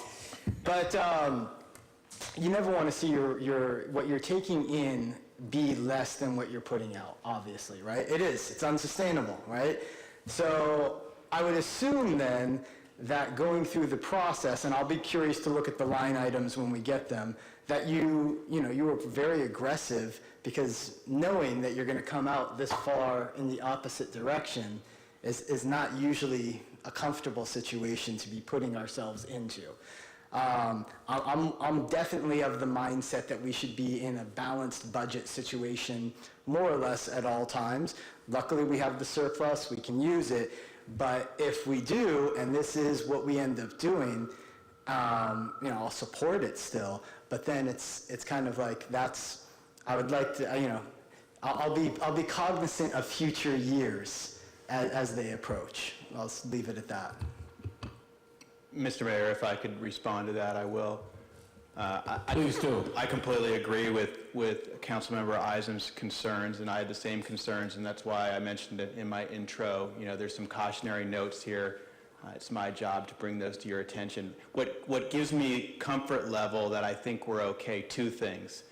It's the fact that we're creating the economic reserve, and so to the extent we are conservative, as Matthew said, maybe we can even contribute more to that next year in spite of the fact that it looks like we're trending in the wrong direction. But we have it there, again, in case our revenue projections start to miss the mark. We don't think they're going to miss the mark next year because typically there's a lag once the recession starts to set in. There absolutely is a lag in property tax, sales tax. We are concerned about TOT because it's more volatile for sure. But that's one reason that I'm okay given that concern. The other is the commitment we're making to capital. It does feel like we're at a point where there's a lot of projects coming together, and next year, as we turn the levers, so to speak, to make sure we have a balanced budget, As I said, I don't see that happening next year. Maybe next year we can only contribute $500,000 to capital, and we'll have to slow down our capital program. But we have that lever, and this was a year to put more into capital. I agree. I think also I'd like to just add, I think the way we approach the budget right now and the way we are working is in recognition of prosperous times, and what you're concerned about when you start to hit hard financial times is your ability to provide core services to the community. And I think there's a lot of space there that when the recession hits and we have to start looking at where do we start tightening the belt, there's a lot of room to tighten that belt before we start hitting core services. You know, we may become a little less aggressive on the council priorities because we're focusing more energy on just providing core services. So I think from that standpoint, we're still in very good shape, and it'll require a little change of thinking for all of us on where our focus is during that time of recession. And but I think we're in a good position to do that in the future. Yeah, I like the focus on the core services. I think that's really important, and that gives me hope that we can, manage, at least for maybe 3 years, our expense profile. We also have we're only through year one of an MOU, an employee MOU, so we have, various salary expenses locked in for a couple more years, and then with the sheriff, probably 5 years. So I think, staff is paying attention to, predictability too, and that's good.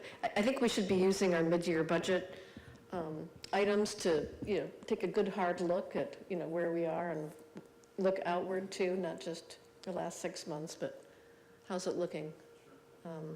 So I think it's a good budget and a realistic budget, something I can support.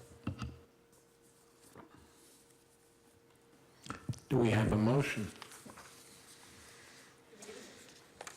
Do we need a motion? No, this is... This is just a study. Okay, just a study session, okay.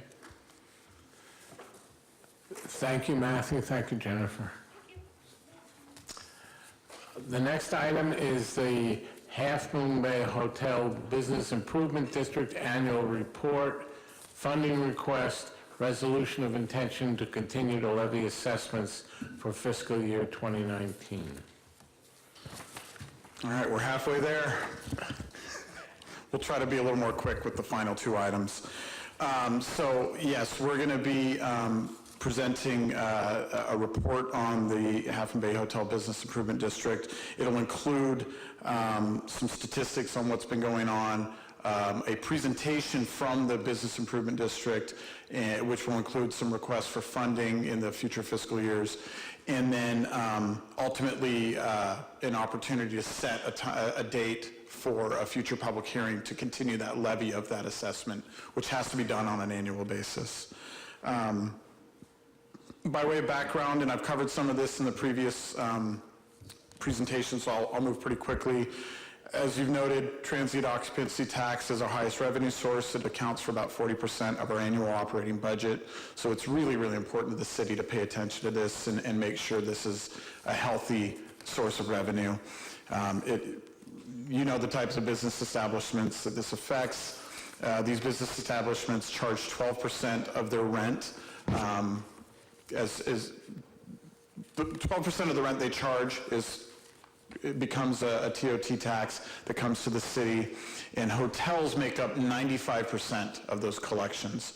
So it's a diverse group of folks that provide these taxes, but it's really the hotels that are carrying the bulk of that. In 2018, we estimated that we bring in $6.6 million in TOT, and in 2009, that's how much we actually did receive, and in 2019, we're estimating $6.8 million. So just really quick background, the Hotel Business Improvement District was created in 2004. There are state laws that allow local governments and communities to create these specialized districts as a way to collect funds and pull those funds towards a specific purpose. For the hotel BID, it's $1 per room night, that is charged on top of all of their fees and taxes.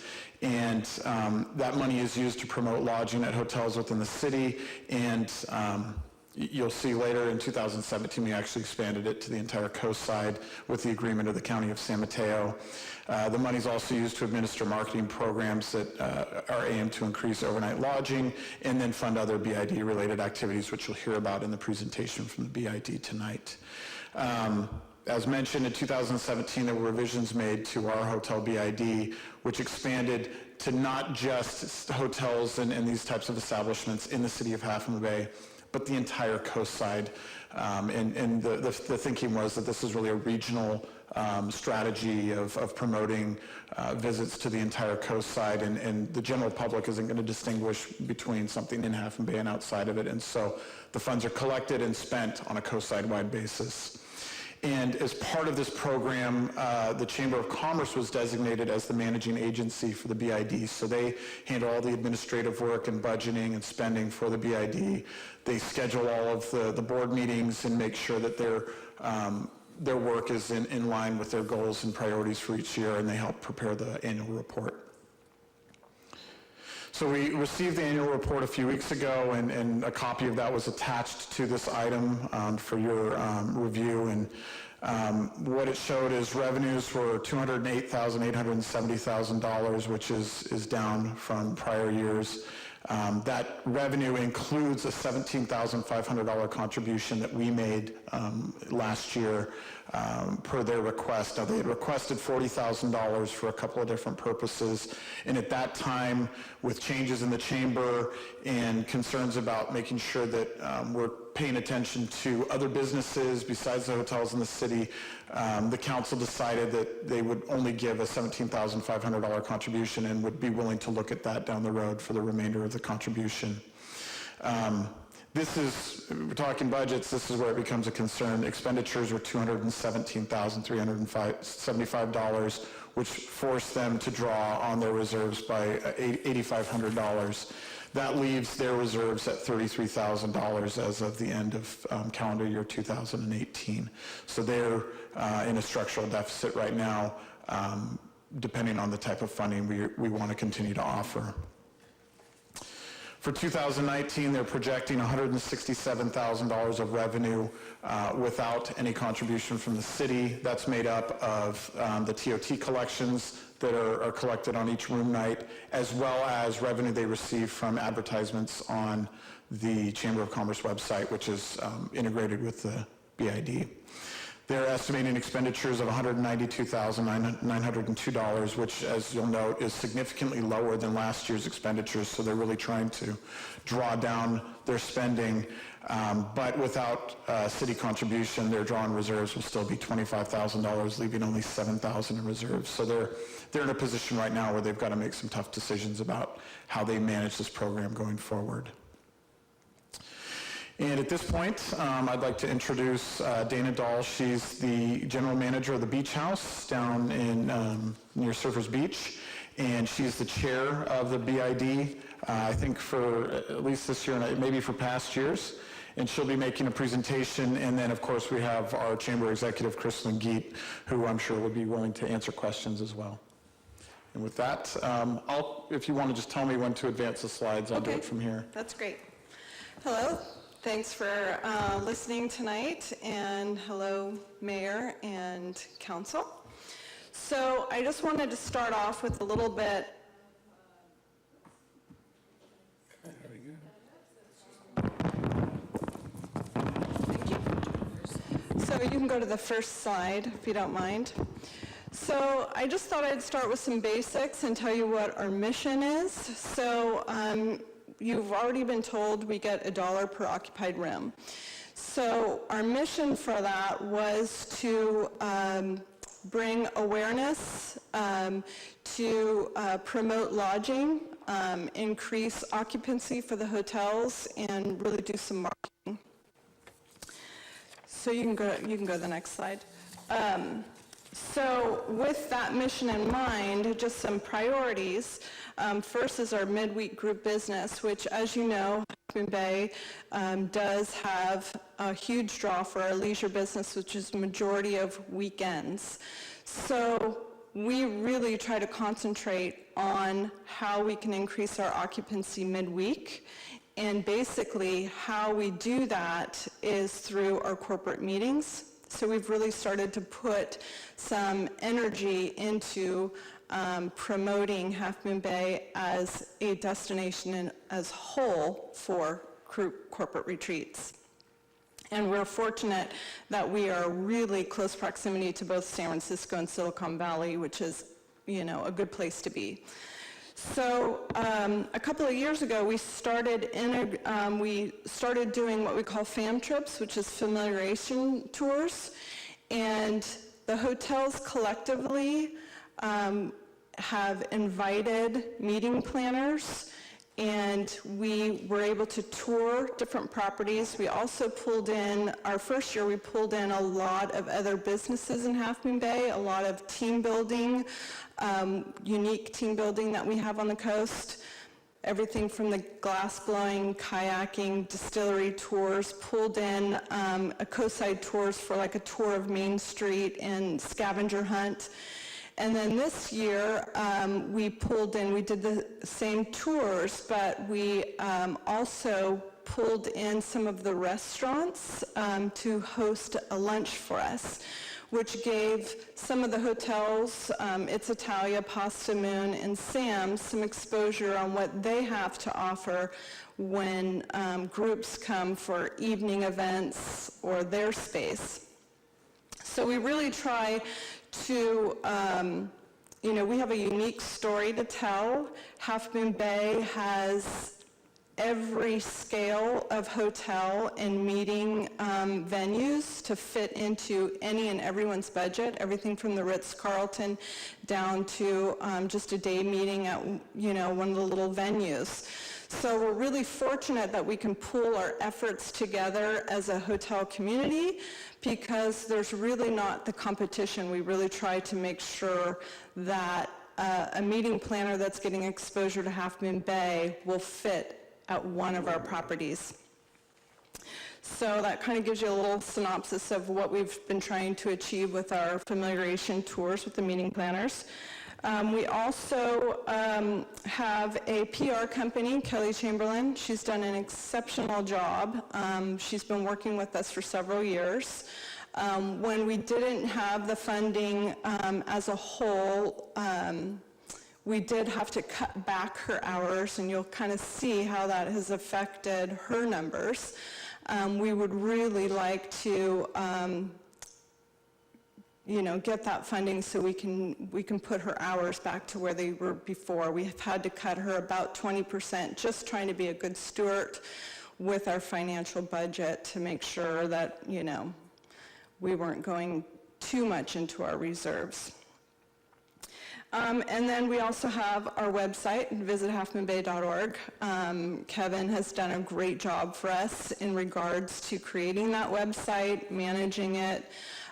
We have expenditures that are having some journalists, blogs, things like that. We've also been trying to concentrate recently with really trying to add more exposure to the meetings portion of that, again, because we know that midweek business is what our target is right now, and that's the way we can increase our occupancy.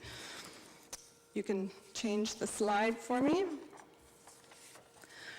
This next one is this is our midweek corporate group sales. This is Roy. He's our part-time group sales person. So these are his numbers, kind of giving you what the difference between 17 and 18. I do have to point out one little error in this on the economic impact in that gray area of 2017. It shouldn't say 84,000, it should say 840,000. But you can see he's had a great year in regards to, he just had 6 more leads, but he had less groups booked, but more revenue. So though he booked only 1,776 room nights versus last year, his revenues were, room revenue was over $529,000 over the previous year. So that's pretty substantial.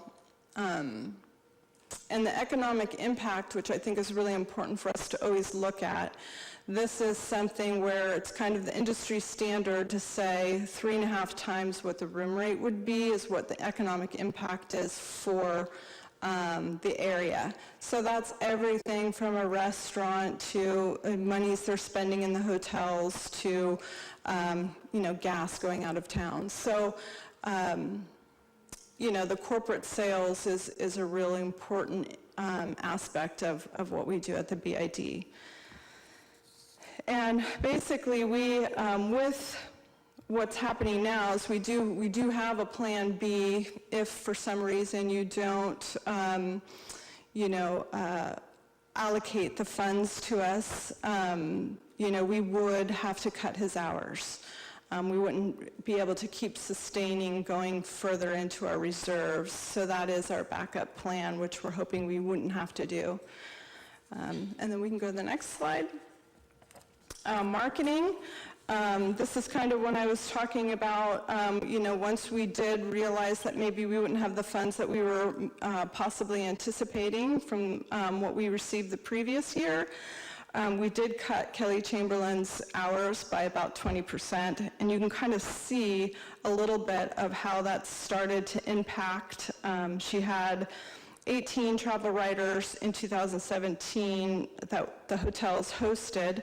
And that's something that she partners with us. So the hotels, once she does have a qualified journalist or, she throws that out to the hotels, and we offer complimentary room nights to encourage them to write articles. And she's had a really great variety of articles that have been written, everything from family-friendly venues to weddings to, food experience in Half Moon Bay, which I'm very happy to say that we have really gained a reputation for having a really great variety and exceptional restaurants, which helps the hotels tremendously. But she hosted 12 versus 18, so she is down with that. The good news on the marketing is our website statistics have been fantastic. Our users are up, our all users are up, our average sessions per user is up, and our total page views are also up. So we have done a lot of things with blogs and ad campaigns, and these good results do cost money. So, and we can go to the next slide. So occupancy, and this is an important one for us. You could see from 2017 to 2018, that our occupancy went down, but you have seen as a city your revenues going up from TOT.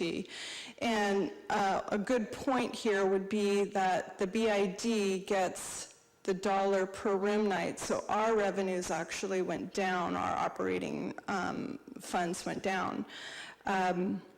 The hotels in general in the last few years, remember that 68% is everyone in general, from the little B&Bs, mom and pop shops, to the Ritz-Carlton. So there's a lot of variances in occupancy from, different properties. So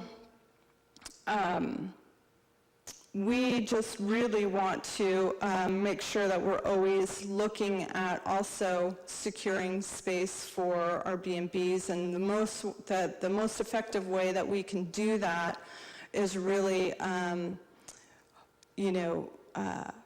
providing compression dates for the B&Bs. So when we're full, the next step is the little mom and pop shops.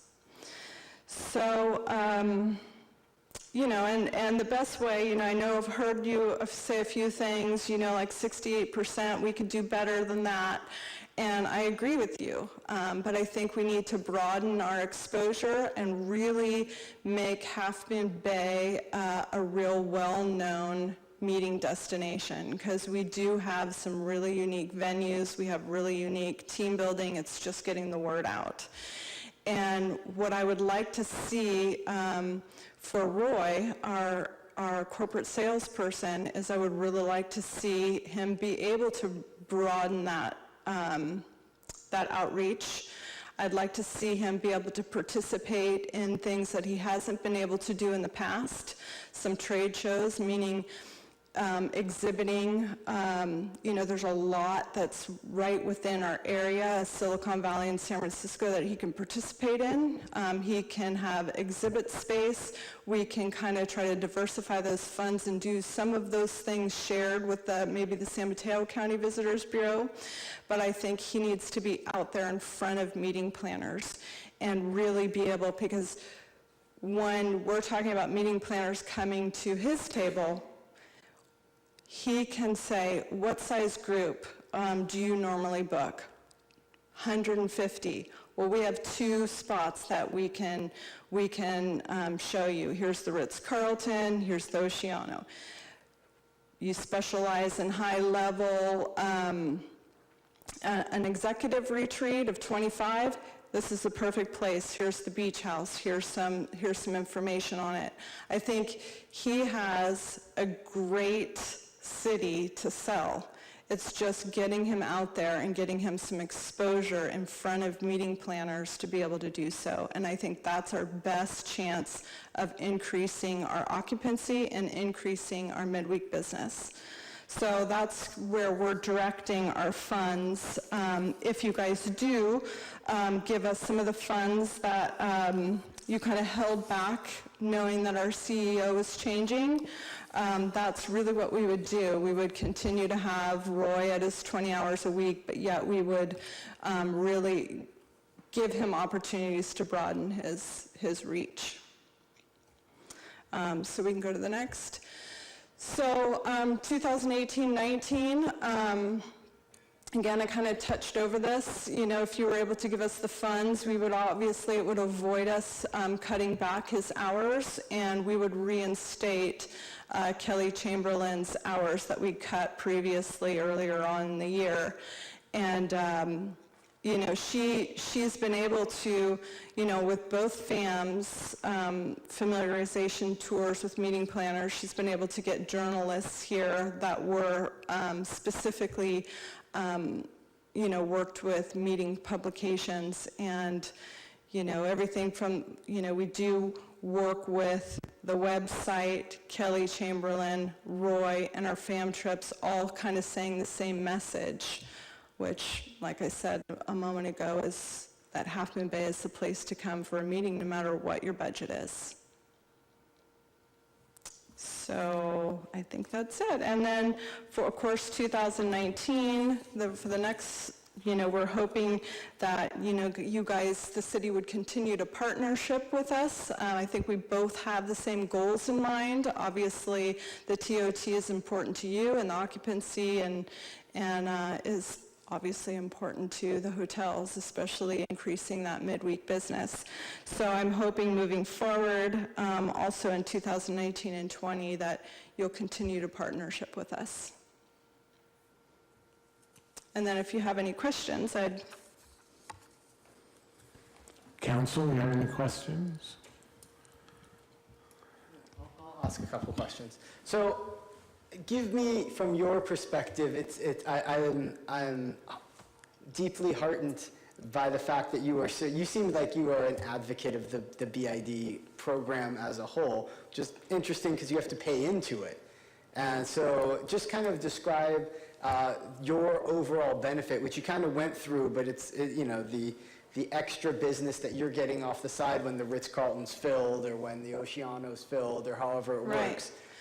Because it's still money that's coming out of actually it's coming out of the person staying in the hotel. It's on their bill. That's correct. So it's not coming out of your money directly. That's correct. Right. So that does change it a little bit from that perspective. But give me why you think it's such a big benefit to you. Well, for one, it allows all of the hotels to really do a collaborative effort, which is really important because we all offer something completely different. So we don't look at a meeting planner coming to the coast and seeing the different properties as so much competing against each other, because we know they'll probably find a venue that fits right for them. And it gives us an extra arm, which is always needed. The visithalfmoonbay.org is a beautiful site. It's very visitor friendly, and it gives call to action. Somebody can go right to the visithalfmoonbay.org. They can look at Half Moon Bay. Hey, I want to stay there. They can go straight and book a room with any one of the venues. So that's something that the BID pays for. We wouldn't have that extra arm without those funds. And the PR efforts of Kelly Chamberlain, she has done an amazing job. I mean, to have, otherwise each one of our hotels would be having to pay a PR person ourselves. And so collectively, we have her out there, really paying attention to both the little mom and pops, the beach house, the Ritz-Carlton, the area in general. She gets a lot of play with just, Main Street, the businesses here. She does a lot for not just the hotels, but all the businesses. So that's something we wouldn't have without the BID. So it's really a collaborative effort. So, and then just, I'm going to put you on the spot a little bit, but why do you think it's appropriate for public funds, taxpayer dollars, to be spent on supporting the BID? Because the BID will increase occupancy. The TOT, the city depends on to be a healthy community.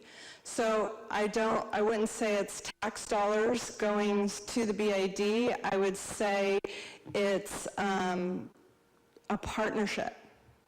I think partnership to,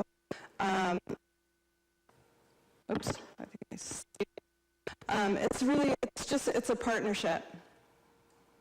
And it's also, when you look at, the taxes are being paid by the tourists that are here, and we are promoting things for them to do. We're promoting the area. So we are providing a service for them. I mean, no, I'm totally for it. I believe that the TO, I just wanted to hear your perspective on it, just so we could, but obviously I'm a hotel person, and I come from hotels, and it makes sense to me to be able to, look, if it's the largest funding mechanism of the city, to be able for us to put a little bit of money into that, to be able to get back. And I'm just based on the numbers you gave today, I did all the calculations. Basically, the group sales manager brought in an extra 92, and it's interesting that you don't use this number, but $92,000 in extra TOT tax to the city based on the numbers that you brought in. And so if we're only spending $40,000, you're kind of getting a little bit more than 2 for 1 on your investment. My speaker's gone, there we go. We're hoping that if we are able to broaden his efforts and give him more resources, that he will be able to continue to tell the Half Moon Bay story, and hopefully that'll start reciprocating. We are situated in not a more desirable spot for Silicon Valley and San Francisco. It's just getting the story out there. It's getting the story that Half Moon Bay is a place you want to attend your meeting. It's a place where you can completely detach. It's a productive environment. There is unique team building here, and we can fit into just about anyone's budget with the different venues. And the one thing that the city benefits from is no matter what venue they choose, you're getting TOT, you know. I'm happy to support the prospective for the next budget year, the contribution. I don't feel it's appropriate for us to use public tax dollars to spend money on sending people to conferences. That's kind of where I draw the line. Hotels, food, all that stuff. I see why you want to do it, but I don't feel it's an appropriate use of public funds. So I would rather spend money on supporting the staff person or materials, something more direct expense. But I don't support the use of public funds for travel and conferences. Could I speak to that? I think there's a misunderstanding with that. We have to have a motion to extend the meeting. Let's just say 15 minutes. Okay. Second. All in favor? Aye. Okay, so I think there's a misunderstanding with that, because I don't want, there are so many resources right here within San Francisco and San Jose, and we're not talking about putting anyone on a plane or travel expenses or anything. We're talking about them attending a conference, which would cost money in the way of exhibit space, but we're having the meeting planners come to us and we're exhibiting. So we're not sending somebody to stay in a hotel or anything like that, or flights. We're talking about just them being able to exhibit at some of these industry trade shows. Exhibit space, I can support, but all the things, all the amenities around that, the per diem, all that, no. Yeah, there's none, we wouldn't be sending Roy outside the area because our feeding markets are San Francisco and Silicon Valley. So it's more beneficial for us to have him right here in our neighborhood, giving us exposure to those meeting planners. And if you don't mind, much like some of these other programs, where in the past funding was just kind of given and then a report would come back later, we're treating all these, our contribution to the chamber. I think this is another one where we'd actually enter into a funding agreement similar to our grant agreements, and we'd have certain measurables we need to get back and certain documentation we need to get back. I think this is an easy one where they can document how our money was spent specifically on exhibitor space and supplies for exhibiting, so that we can be sure and ensure the community that that is how the funding's being used. And they have other funds from the BID that can be utilized towards those other purposes. So I think we chatted a little bit about this before the meeting. I think this is an easy one for us to document going forward. Thank you for the clarification. That's very helpful. I had a question, and it has to do with the coast side versus the city. So we are giving city funds to the coast to promote the coast. That also helps the city. Do we have information on how many rooms were let in Half Moon Bay versus outside of the city limits? How many, hotel rooms? How many restaurants were visited? How can we get that kind of information? Because although I'm sure there is some benefit to the city, I also know that there are people that go and stay at the Oceana and never go to Half Moon Bay. Mm-hmm. They will eat at Sam's or they'll eat at the Oceana, but they don't come here. So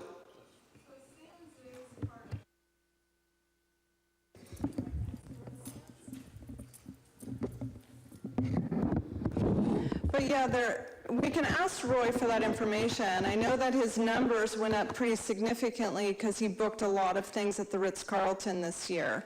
And that's why you're seeing maybe his room nights down, but his revenue is so much higher. And, there will be some times where there'll be a meeting that will that the Oceano will get. But we also have pulled in all of our funds and our efforts, and that has been beneficial for us to promote the city itself. So the meeting venues that maybe are outside of city limits would be the Oceano, but pretty much everybody else is within the Half Moon Bay, the Half Moon Bay Lodge, the Beach House, the Ritz-Carlton. Those are the three that that you will benefit the most from the meeting space. Okay, thank you.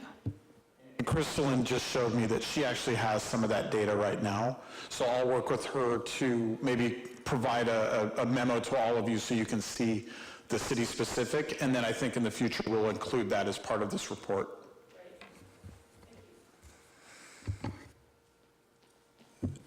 I guess my only question is, I definitely agree that the productivity and results of Roy, the corporate contractor, are fantastic.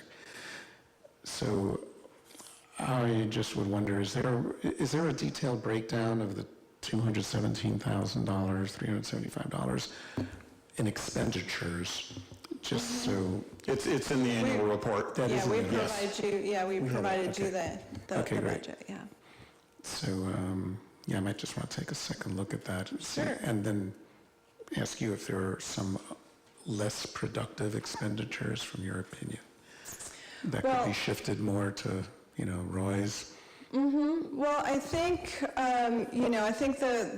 I think Roy has been doing a great job, and I think, like I said, we can use some funds to broaden his reach. But I think some of the expenditures that we have, like the website, the PR, those are all really important components. Not that we don't look every year to look at our budget and see, what is really giving us a return of our investment. But I think, the website, we've spent a lot of money in that direction the last couple of years. And now we're starting to get benefits from that by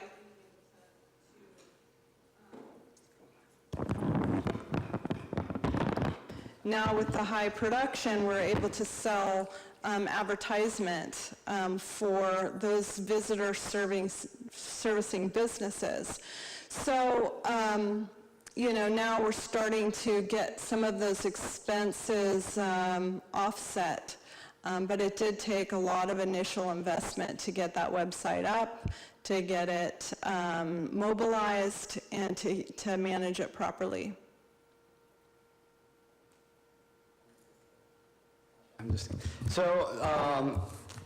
I'll make a motion here, but before I do, real quick, one of the things we discussed earlier was how to get weekday travel in. Obviously, we've got the whole Roy scene going on, but the other thing is weekday festivals, which we have. We have the Pumpkin Festival. Obviously, that brings in a lot of business. It's not a weekday. It's not a weekday. It's a good point.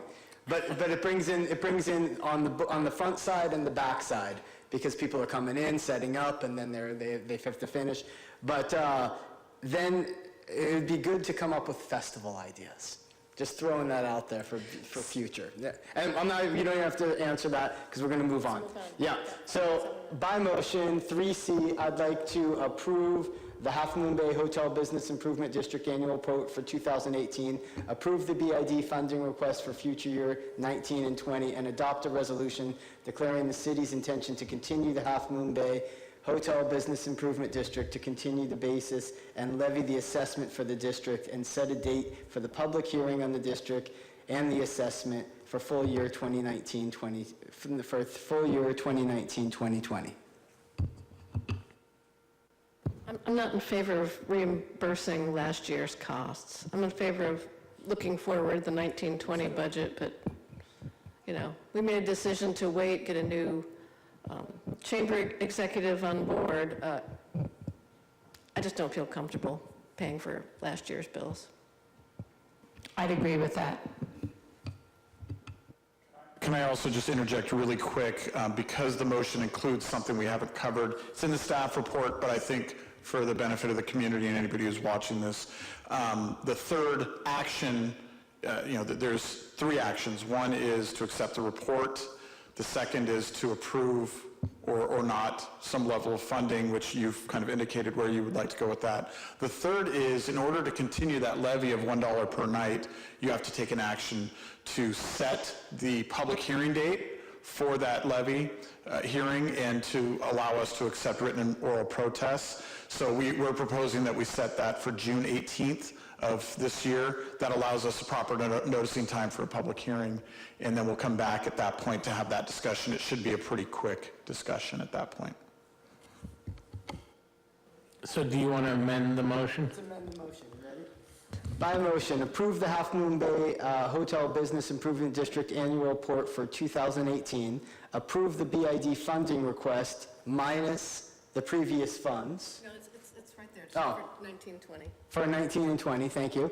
And then adopt a resolution declaring the city's intention to continue the Half Moon Bay Hotel Business Improvement District, to continue the basis and to levy the assessment for the district, and to set a date for the public hearing on the district and the assessment for 2019-2020.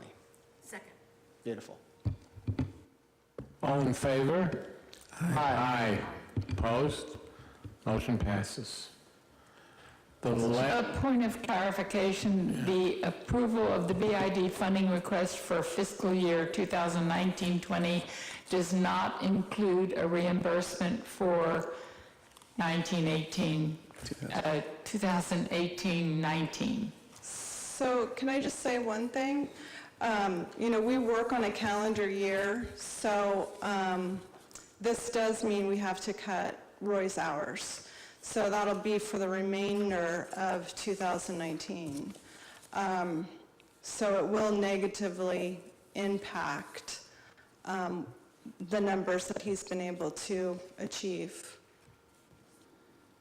So I just want to say that statement.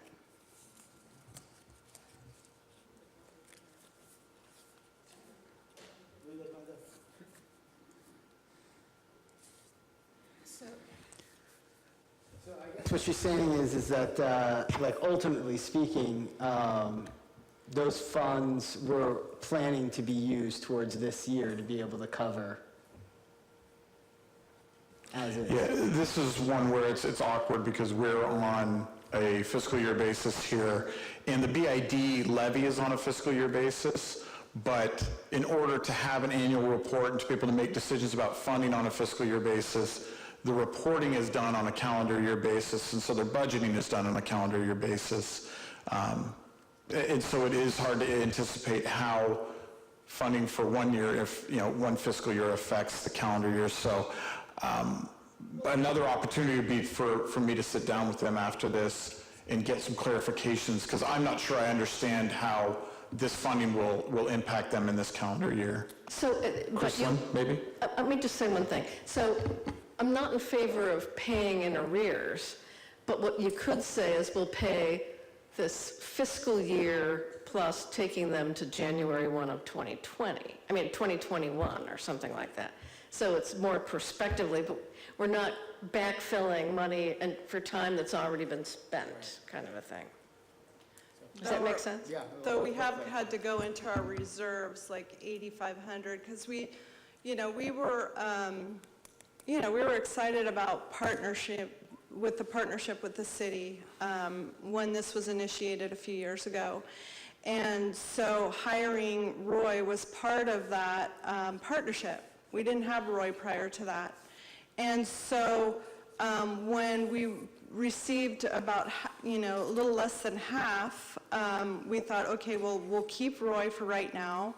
And, maybe they just need to see that, what he actually provides for the city, which is revenue. And we were confident that we would choose a CEO that would be comparable or even better than what we had in previous years. So, up to this point until today, it was okay. We are going to continue to dip into our reserves and see what happens. But if the funding doesn't come, that is really our only choice without continuing to dip into our reserves through the whole calendar year. I don't know. Sorry, I just wanted to note, so the city that I came from, we also had a BID, we called it an HID, and I just wanted to note that I completely understand the worries about the funding and where it's going, and I do just want to say from a professional standpoint, the BID does do a lot with a little. So for comparison, the BID in Carmel works with a $500,000 marketing budget off of roughly the same number of room nights that Half Moon Bay has. So the fact that the Half Moon Bay BID is starting to achieve very similar results that Carmel gets for their website and their group sales, because they have the same exact goal of midweek and all of that, is a testament to what they are working on and how they're trying to continue to evolve to become better at what they do. So we can absolutely work with the city and figuring out what the minute details of that funding is.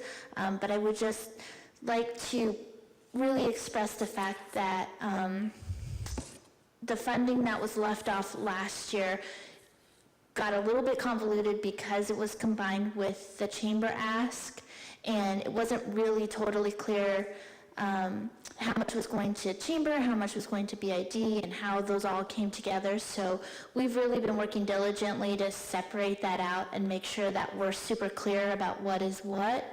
And so we just look forward to working with you, and if it is at all possible to get the full funding that's being asked for, I'm very confident that the results that you would see by the end of the term that we set will be satisfactory.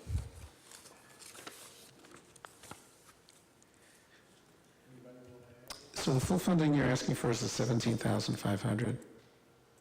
Yes.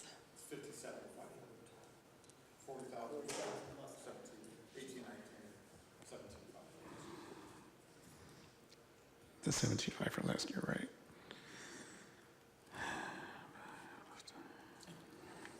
I'll go out on a limb. So I'm willing to support the entire budget aspect. I know we've been through the motion. I don't know if to go through the whole thing again, but I'm willing to support the whole 57,000, the 40 and the 1750. And Mr. Mayor and Councilmember Eisen, can you also, before you do that, extend the meeting by maybe another 15 minutes? Let's get this done. How about 10? Second. All in favor? Aye.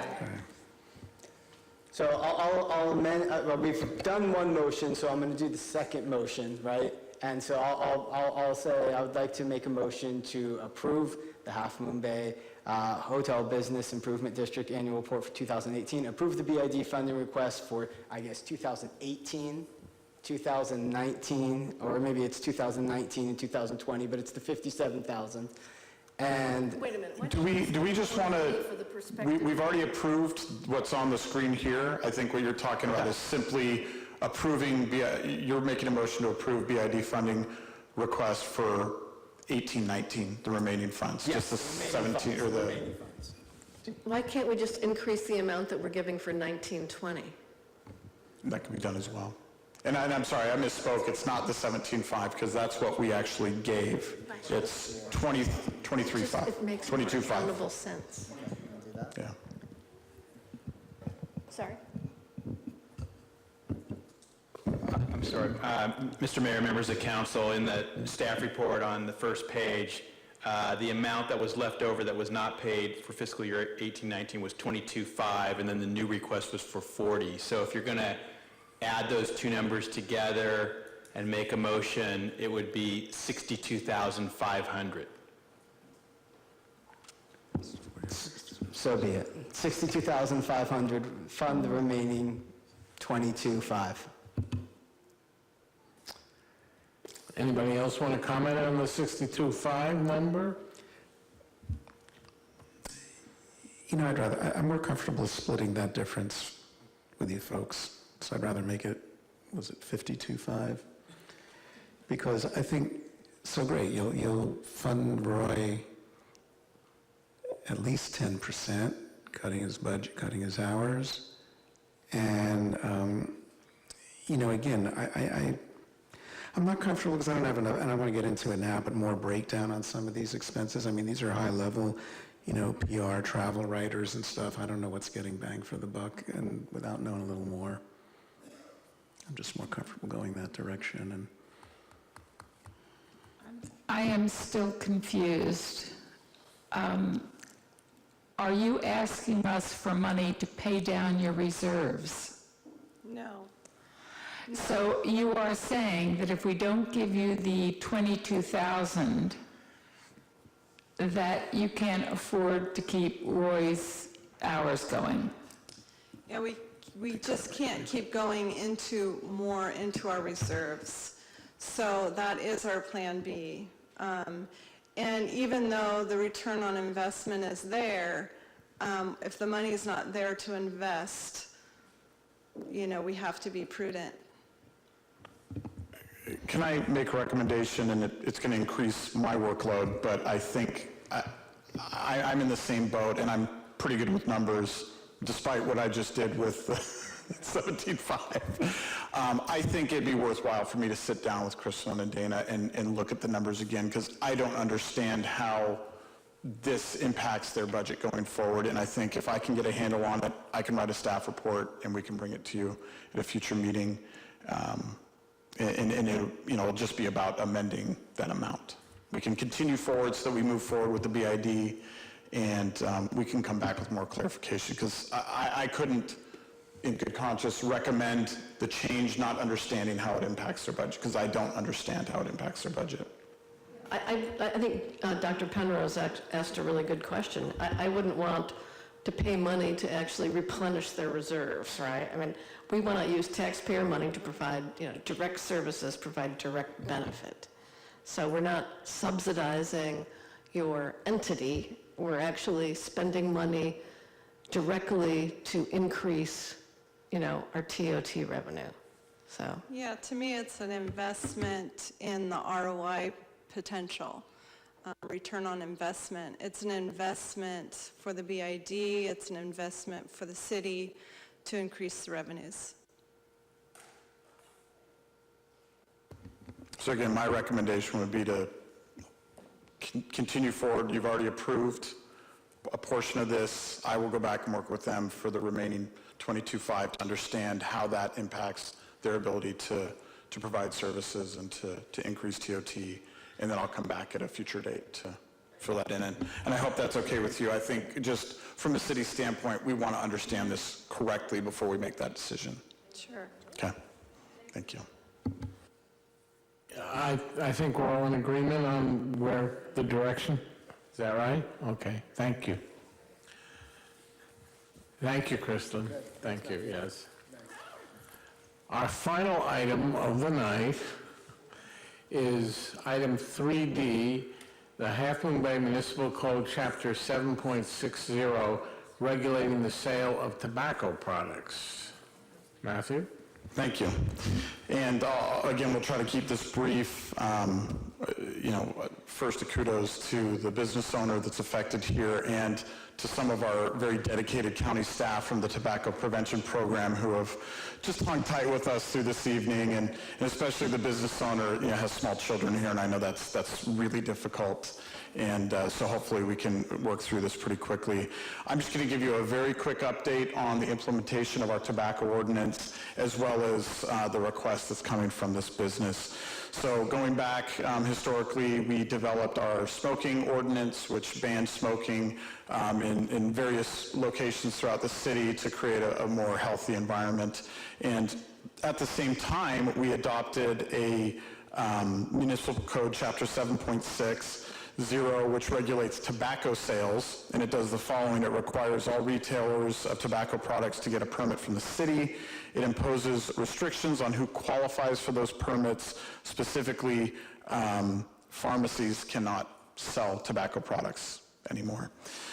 It prohibits sampling and coupons for tobacco products. It bans tobacco product sales from vending machines. And of note tonight, it bans the sale of flavored tobacco products in Half Moon Bay.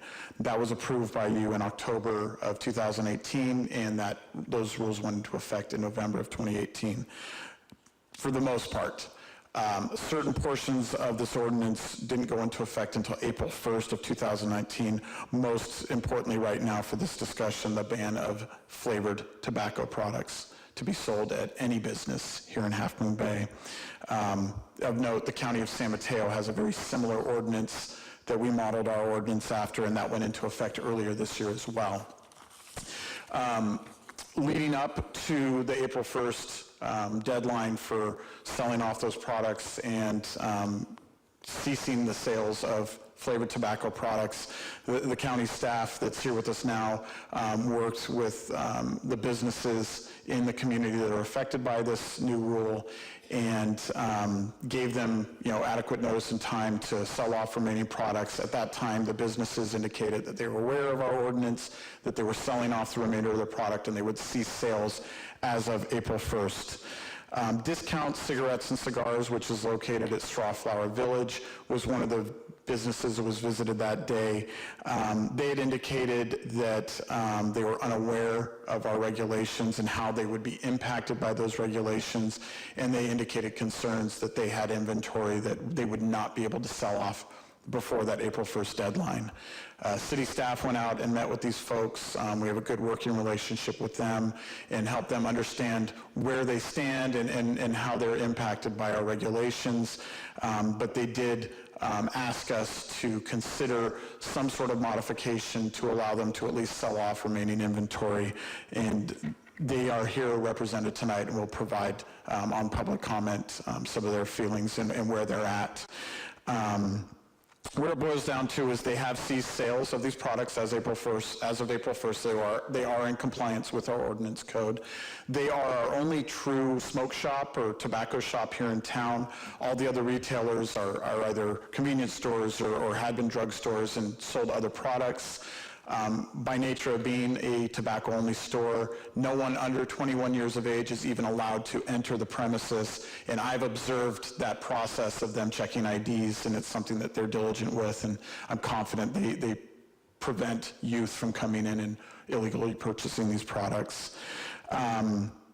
They provide evidence that they've purchased significant amounts of inventory since they were notified, or since we adopted the ordinance last October, and they have been unable to sell off that inventory, especially with ceasing those sales as of April 1st.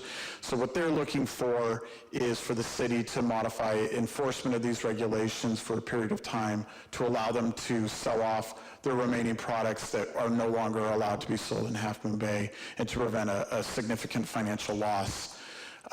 State law would allow them to transfer some of these products to other businesses that they own, but we've confirmed with them in the state that the way that this business is owned, it actually prevents that from happening. So they're stuck in an area where the products that they're no longer allowed to sell here will have to be disposed of if they're not able to sell them here in this store. Though we are, as staff, cognizant of the impact it's going to have on a small business, a family-owned business, we do believe that adequate notice was provided of this law, that we have written indication from them that they were aware that we were working on this, and that where they stand today is probably more of a misunderstanding of how it applied to them. We don't actually recommend making any modifications due to the impacts it'll have on other parts of our community. But we wanted to give them the opportunity to come and speak before you and share their concerns and their thoughts, and give you an opportunity to discuss it before making a final decision. And with that, I think we can maybe turn to public comment unless there's any questions or clarifications you need from me. So we have one public comment that's relevant. I'm not sure I'm going to pronounce your name right. Foresta Ramati? Forgive me if I screwed up your name. Press the button so it turns red. Hello, councils. So yes, we are here to represent, it's a small business owned that we have. Unfortunately, the business that we have in other places are with me and my husband, but we did a partnership in this business in Half Mumbai since it was a small city and the brother couldn't afford to open a business himself. So we helped him out, but it's a partnership business. So like Matthew said, we have inventory on hand. We purchased over $140,000. These are flavored tobaccos only for the business, and we have sold through many of the inventory since we were given the notice. We are stuck with almost $62,000 right now that we are trying to get rid of. We would have transferred it over to other businesses, but unfortunately, our other businesses are under different corporations, and by law, we're not supposed to be transferring any of these to other businesses with different corporation names. So we are hoping that right now that we get a grace period of time just to sell through the inventory instead of disposing the $62,000, which the small business like we cannot afford to lose that $62,000. Like Matthew said, there were some miscommunications of the notices. We were under the impression when the original law was passed saying that you guys, the city of Half Mumbai was adopting the same ordinance as San Mateo County. And in San Mateo County, only tobacco stores were allowed to sell flavored tobacco or any other tobaccos, other than, banning pharmacies and other retailers. So we were under the impression when we went under Half Mumbai city laws, we were under the impression when they said we're adopting the same laws, we were under the impression that we're only a small cigarette shop and we're okay, until further notice. So when there was a notice sent out originally, we sent out a notice saying we are only a small discount store of tobacco only, and there was no communication after that. No letters came or anything saying, okay, either you're okay or you're not okay. So when the ban passes on April 1st, that's when we were a little bit surprised. We were like, we thought we took care of this last year in August, but I guess it's not done. So the very first thing was we pulled, as Matthew knows, we pulled out all the inventory, we stopped all the sales on it. But we came down and we said, hoping from the city, we've been bringing a lot of business to the city for the past 3 years, and we are not allowing anybody under the age of 21 or younger are not allowed to come in.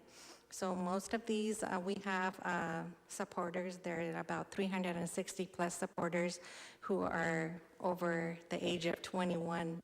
They're in their 50s or 60s who are supporting us with this, that, we should be given this opportunity to take some time and sell our inventory. That's what we're hoping here tonight, to see if we can just get that grace period to sell this inventory through.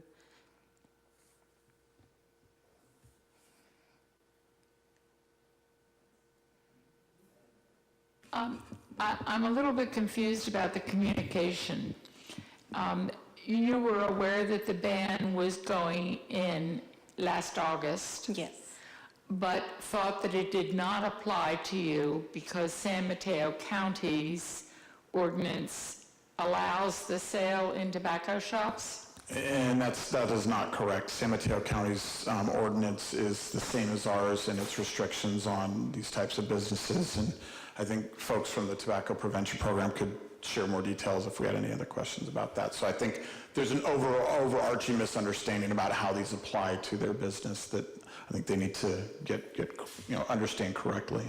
Because we were originally under the impression when we have other family businesses in San Mateo County, and they have, and Pacifica, the same thing, and they're allowed only tobacco stores to sell these flavored tobaccos.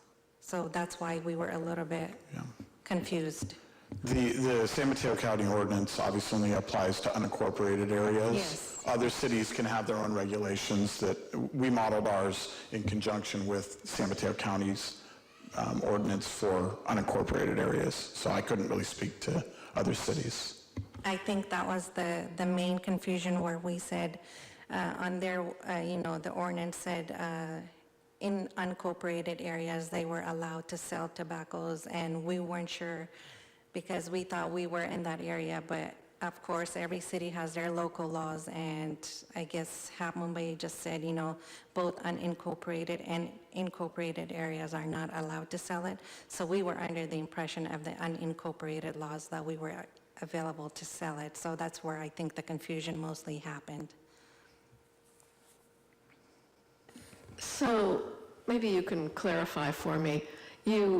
Once you knew that the ordinance had been adopted, you subsequently invested $140,000 in product? No, this was before we had purchased, and once we purchased it, then we got the ordinance saying that, because these are flavored tobaccos, some are going on back order, so before we purchased over $235,000, the entire thing from 2018 all the way to 2019. So out of the entire thing, the 140 was only purchased for the 2019, and we sold the entire thing, and only the back order that came in, and we couldn't return it back because these are items that are non-returnable.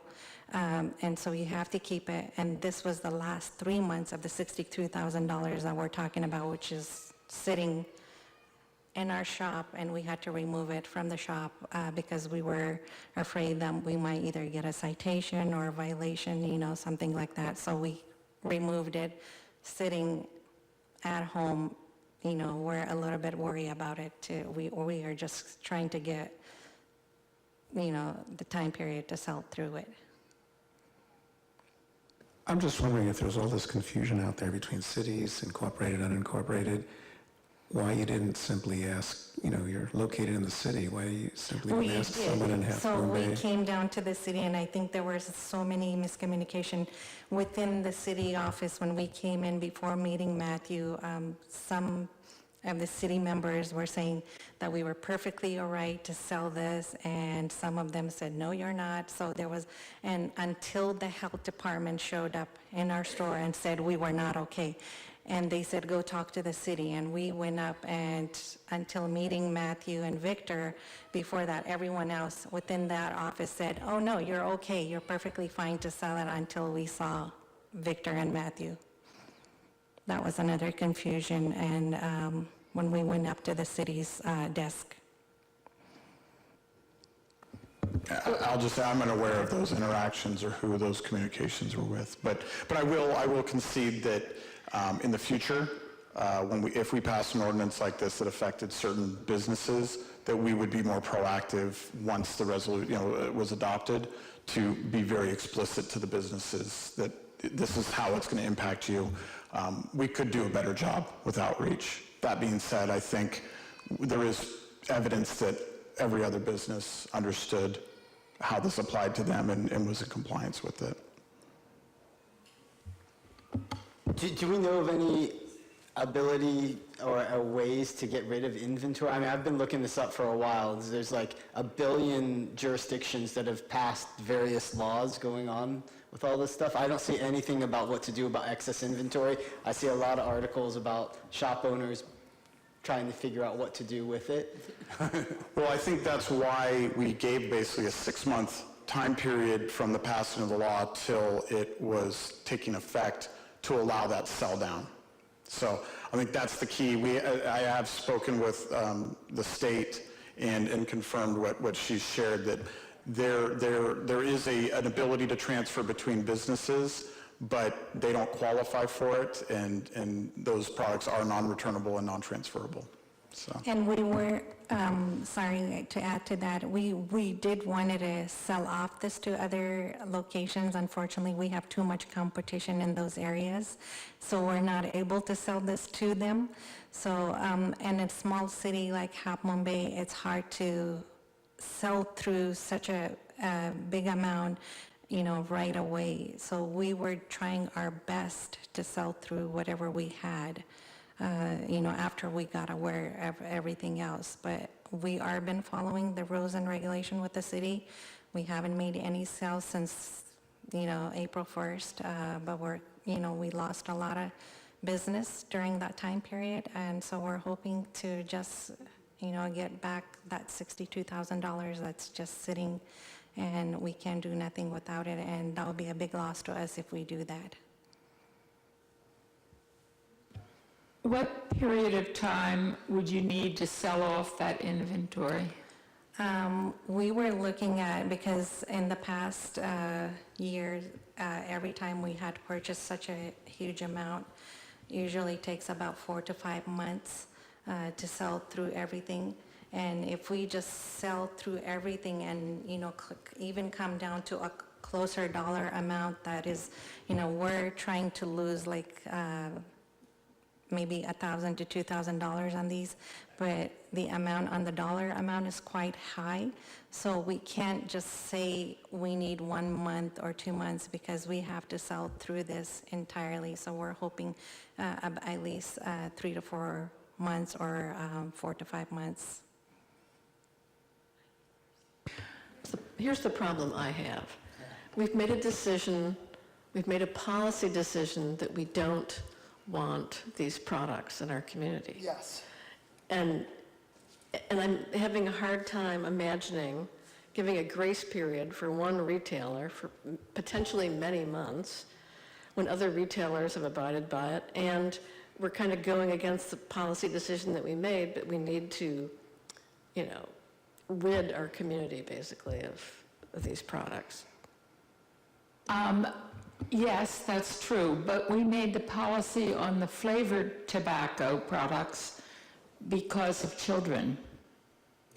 Because the impact on underage smokers is much greater with flavored tobacco. It's easier for them to get hooked on nicotine. So there is some sort of reason for me to think that if no kids are going into that shop and it's only adults who are already hooked on nicotine and are going to smoke something, that number one, the people that are hooked on the flavored tobacco are going to go someplace else and get it. So we're not going to stop those adults from smoking. And number two, I just think there's some wiggle room here, and Our ordinance doesn't discriminate between children and adults. No, I know it doesn't. Yeah. I know it doesn't, but I think that the reason for the ordinance on flavored tobacco is because of children. And that is, to add to that, most of our supporters, the 360 plus supporters that we have submitted to Matthew, they're from the ages 35 and over. None of these are younger children, not even, I would say, 21. They're in their 35 and over, and we have their phone numbers, email addresses, and everything submitted to Matthew. If you guys have any questions or concerns, they're willing to come down and talk to you guys about it. I mean, to me, it comes down, I'm totally against this product, and I'm happy we made the moves that we made. I think we're all aligned there. The question now is, we did what's right for the community. Now what do we do about, how do we take care of a small business owner in Half Moon Bay that supports a family and all the various other things? That's where I'm torn. I'm totally against the product. I would love to just be like, no, but my heart's torn too. So, I just want to hear where you guys are coming down. Well, some other small business is affected by something we do and wants to be made whole. I just think this is a really slippery slope. It's a slippery slope. It's a really slippery slope. I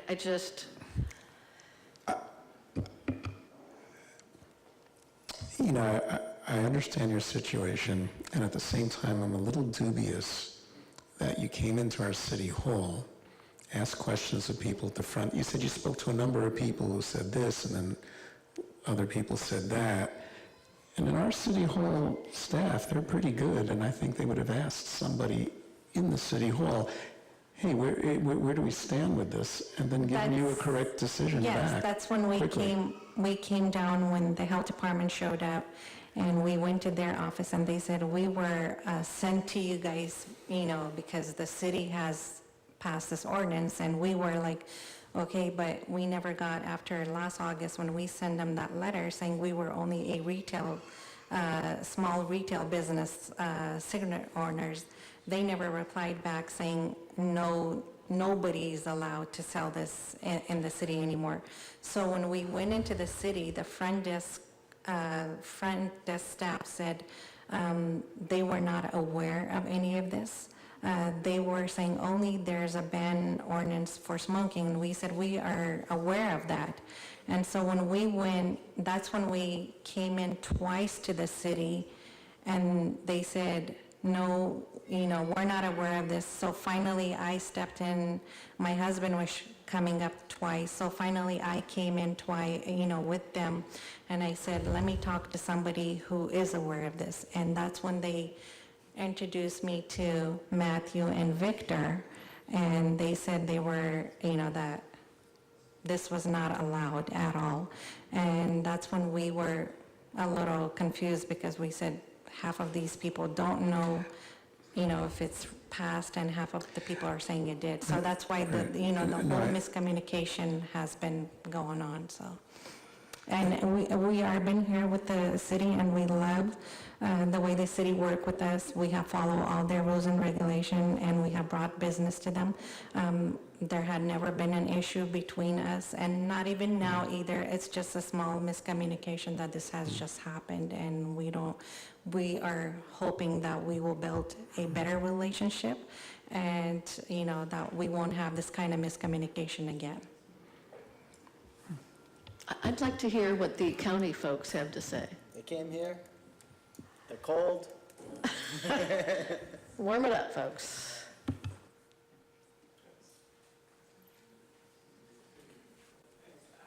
Okay. Good evening, Mayor, Vice Mayor, City Council members. My name is Craig Wingate. I'm with the San Mateo County Tobacco Prevention Program.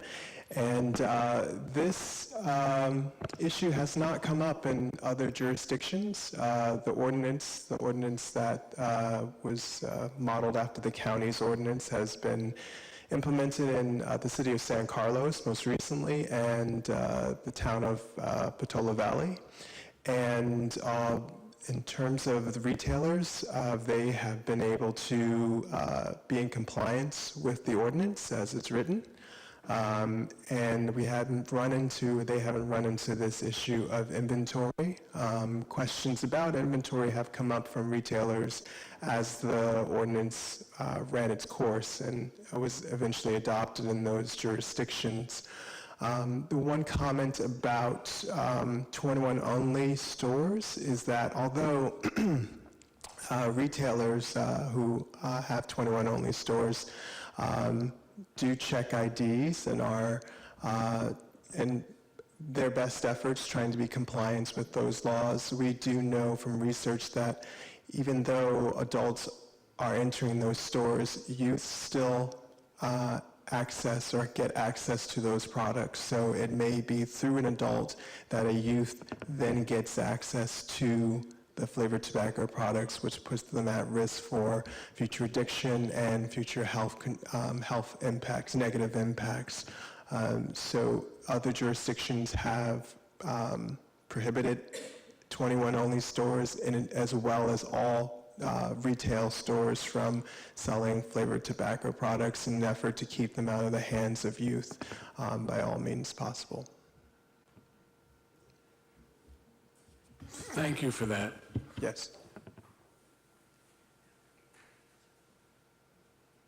I'm totally supportive of you in the sense that I understand the boat you're in, and I'm sorry you're in the boat you're in, but my charge is the public interest, and we've passed an ordinance that we believe advances that public interest, and I can't make an exception for it because of business profitability. I'm sorry about that, but I personally can't go there, and I can't as an elected official. It's not that we have, it's about the profit or loss. It's about it's a very small business, and we have tried very hard to build that business here in Half Moon Bay, and it's a big loss for just one, for one small business to lose a huge amount. And we are not even, we were hoping here that the grace period will help us at least get down the inventory halfway for us to, have the loss. But $62,000 is a huge amount for such a small business to have in a year. And that brings us to a tax, where we are Board of Equalization, and if we file our taxes, and we're going to be filing for a loss in a year in business. And when we do that, of course, it's going to go into, more research, and, we're going to be audited and based on why we were in loss this year. So trying to avoid all that, we are just trying to sell down through the inventory as much as we can, and we were hoping that tonight we were going to be able to get some help from you guys out here to do that. So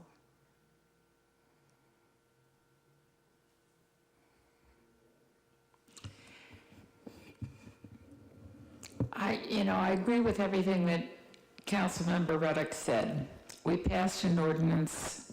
We passed it for good reasons. We passed it for the health of the community that we live in.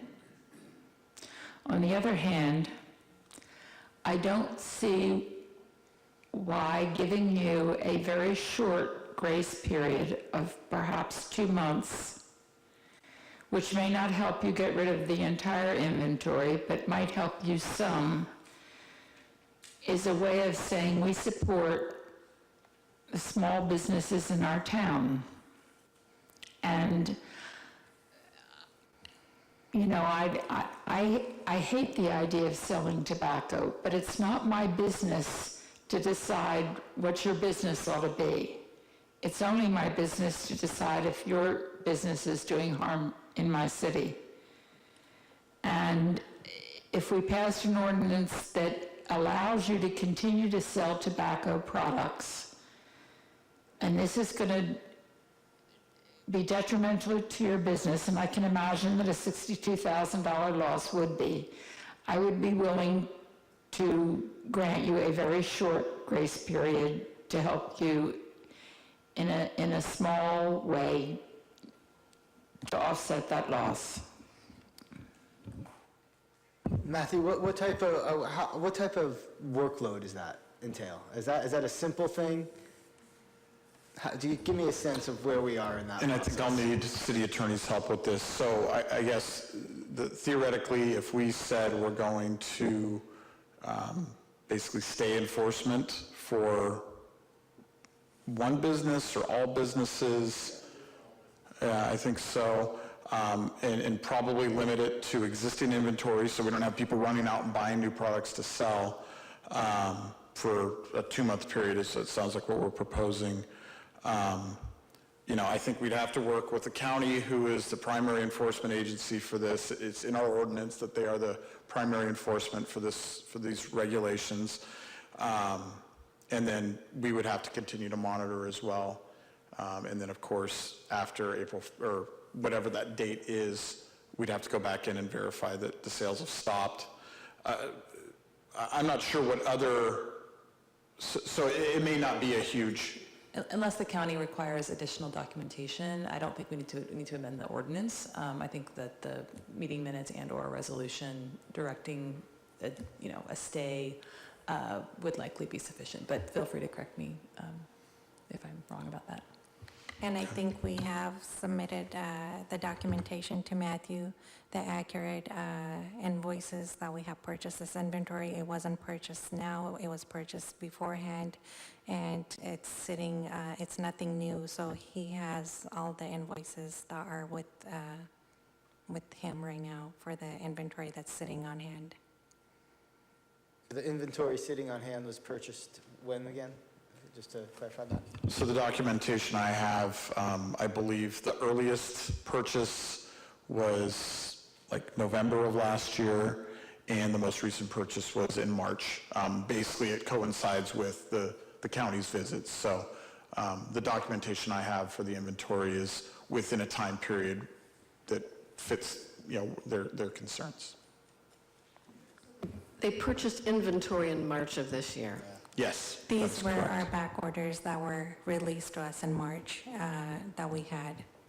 We had to purchase it in advance because these are items, they were a back order, and we had paid for them in March, so they released it to us because they ordered it ahead of time for us, so we cannot return it while it's sitting for, for a shipment to be released. So once they did that, we made payment, so they released our shipment. And these are the concern was that these were back orders, shipment that came in, and we had previous inventory that was sitting on hand, and the one for March was a back order that came through. When was that originally ordered, that one that came through in March? We had ordered it around, I believe, it was January when this happened, and we said it was a small amount of it. I think it was about $2,000 worth of inventory that was sitting on back order that they released, and we already made a payment for that back in January, and they released it in March. So the 62,000 or 65,000 was, the bulk of it was ordered when? That was back in November. We had it from 2018 all the way till now. We had $140,000 total, and we sold through the entire inventory. We were left with $60,000 on hand, and the $2,000 was the one that came through in March.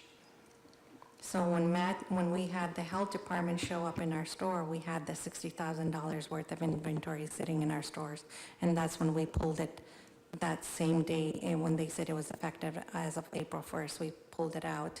Moved it out of the location, and unfortunately we got the other $2,000 back order come through, which adds up to the $60,000. Just for clarification, when was the ordinance adopted again? It was adopted October 16th, 2018, which means it took effect November 15th of 2018. Matthew, what documentation do we have about the order dates for these? I don't see on the invoices, they're basically bills of lading, which shows when they were delivered and the costs. So I didn't see anything on there that showed the actual order date. Invoice date should be on there, the day that it was delivered, but we do order in advance, like 1 month or 2 months ahead of time for every invoice. But Do you have records of when you ordered? the invoices are records. That's the only thing we have from. The only thing you have is the bill of lading that comes when they're delivered. You have nothing, It comes with that invoice only when they deliver it. so there's no record of when you ordered. Every one of them that's ordered has a date on top of it, and the date that it was delivered. It should be on the same invoice. So, I mean, I can double check it, but that was one of the first things I looked for was an order date, and I didn't see that on those I records. think it's at the top, but I So could be wrong. I can We could obviously double recheck check on that. that too, on our end. But we usually order, since these are flavored tobacco, and they were high in sales back in 2018, 2017, so you had to order in advance because these were items that were selling fast.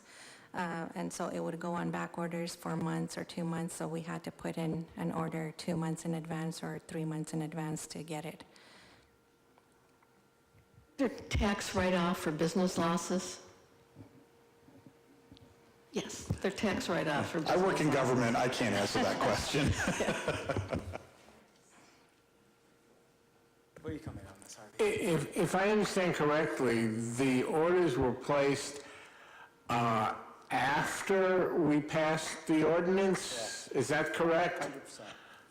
100%. Is that correct? I need some clarification, because that kind of changes my attitude toward this. The purchases were made before the ordinance was passed, and then the ordinance was passed after, and we already had $140,000 of inventory, which we purchased. Out of the $140,000, $60,000 we had on hand, and then the ordinance had passed in between, and that's when we were stuck with the inventory on hand, and we had one back order, which was in March of $2,000 that came through. Well, I'm not concerned about the 2,000, it's Yes. 140,000.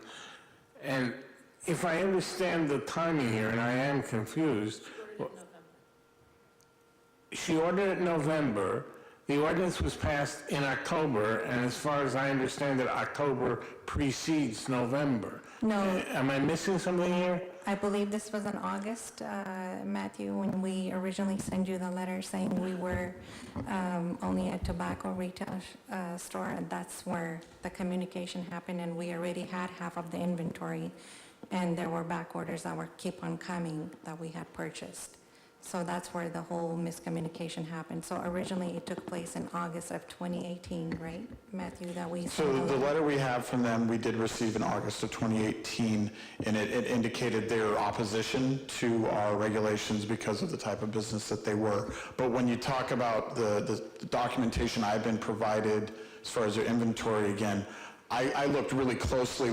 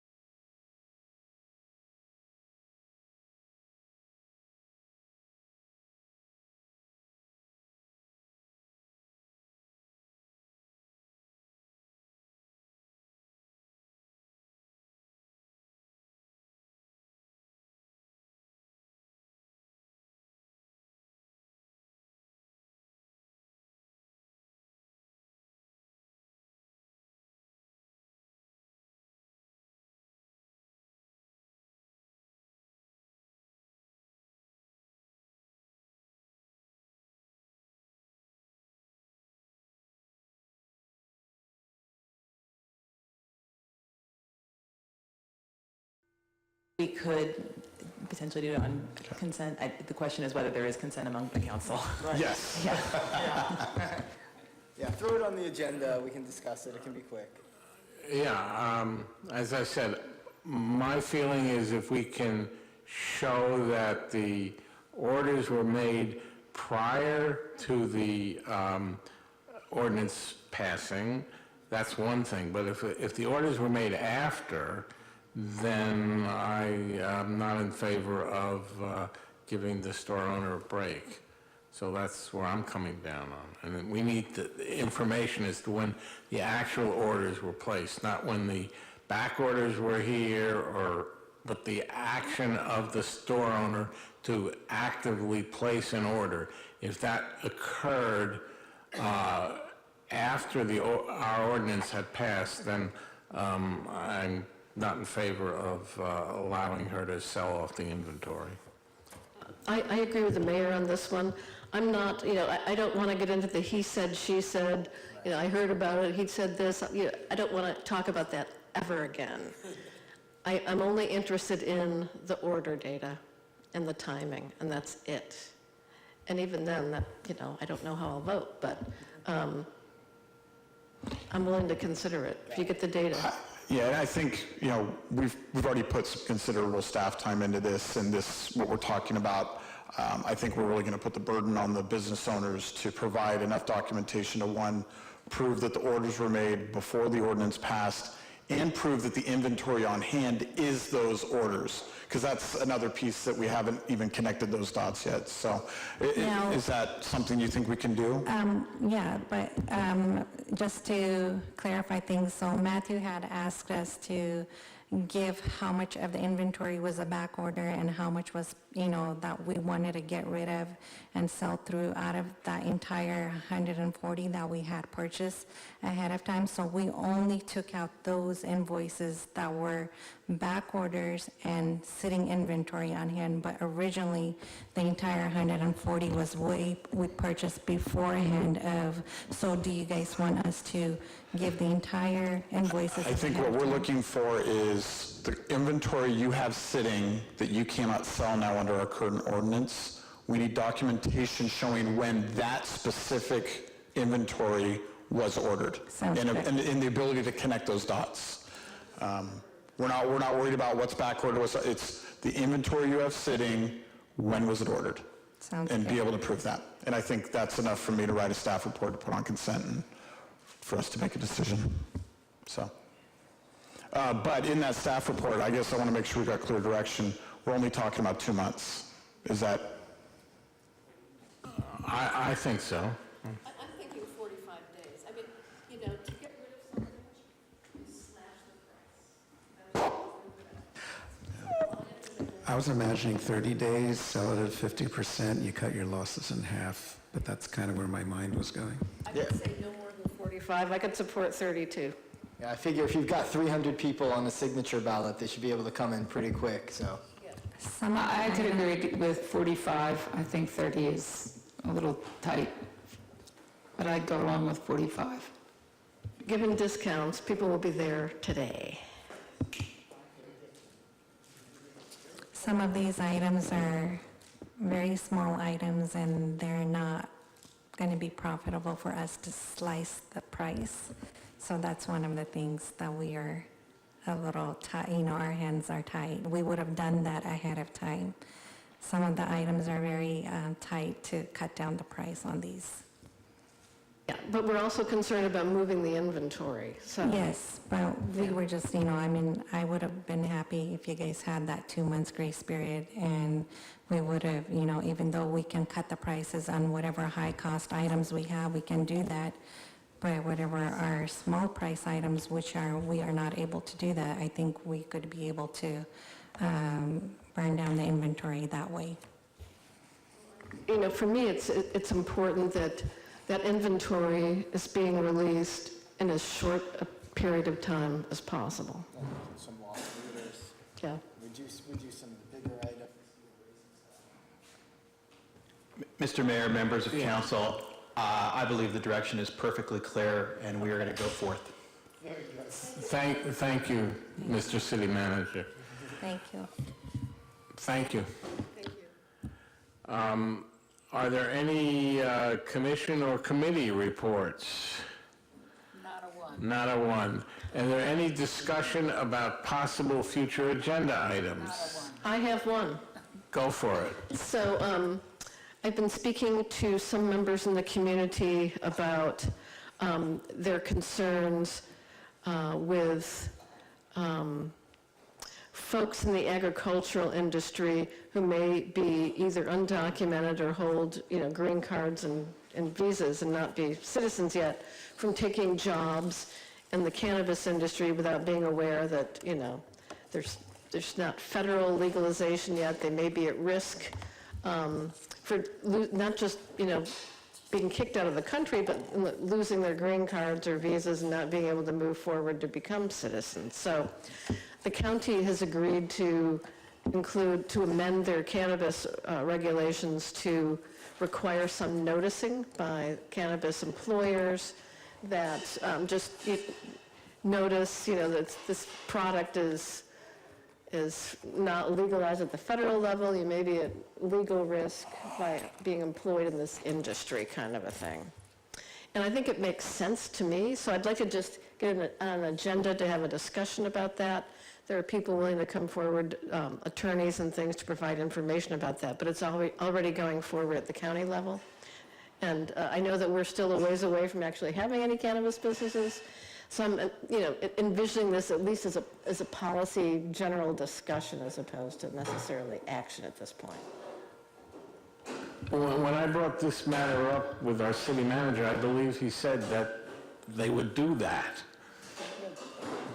Mr. Mayor, members of council, I think in that discussion, my suggestion was that the way we would do that would be to make that a condition at the time we issue the permit.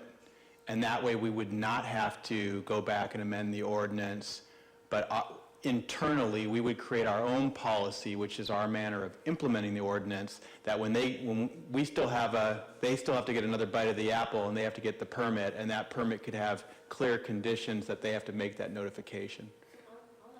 For us, that we have this discussion at an agendized meeting so that the people who are most concerned can hear about it, and that might be the best way to go. But I'd like to have that discussion. Agendize it. Got it. So, okay. Thank you. Are there any other agenda items for future discussion?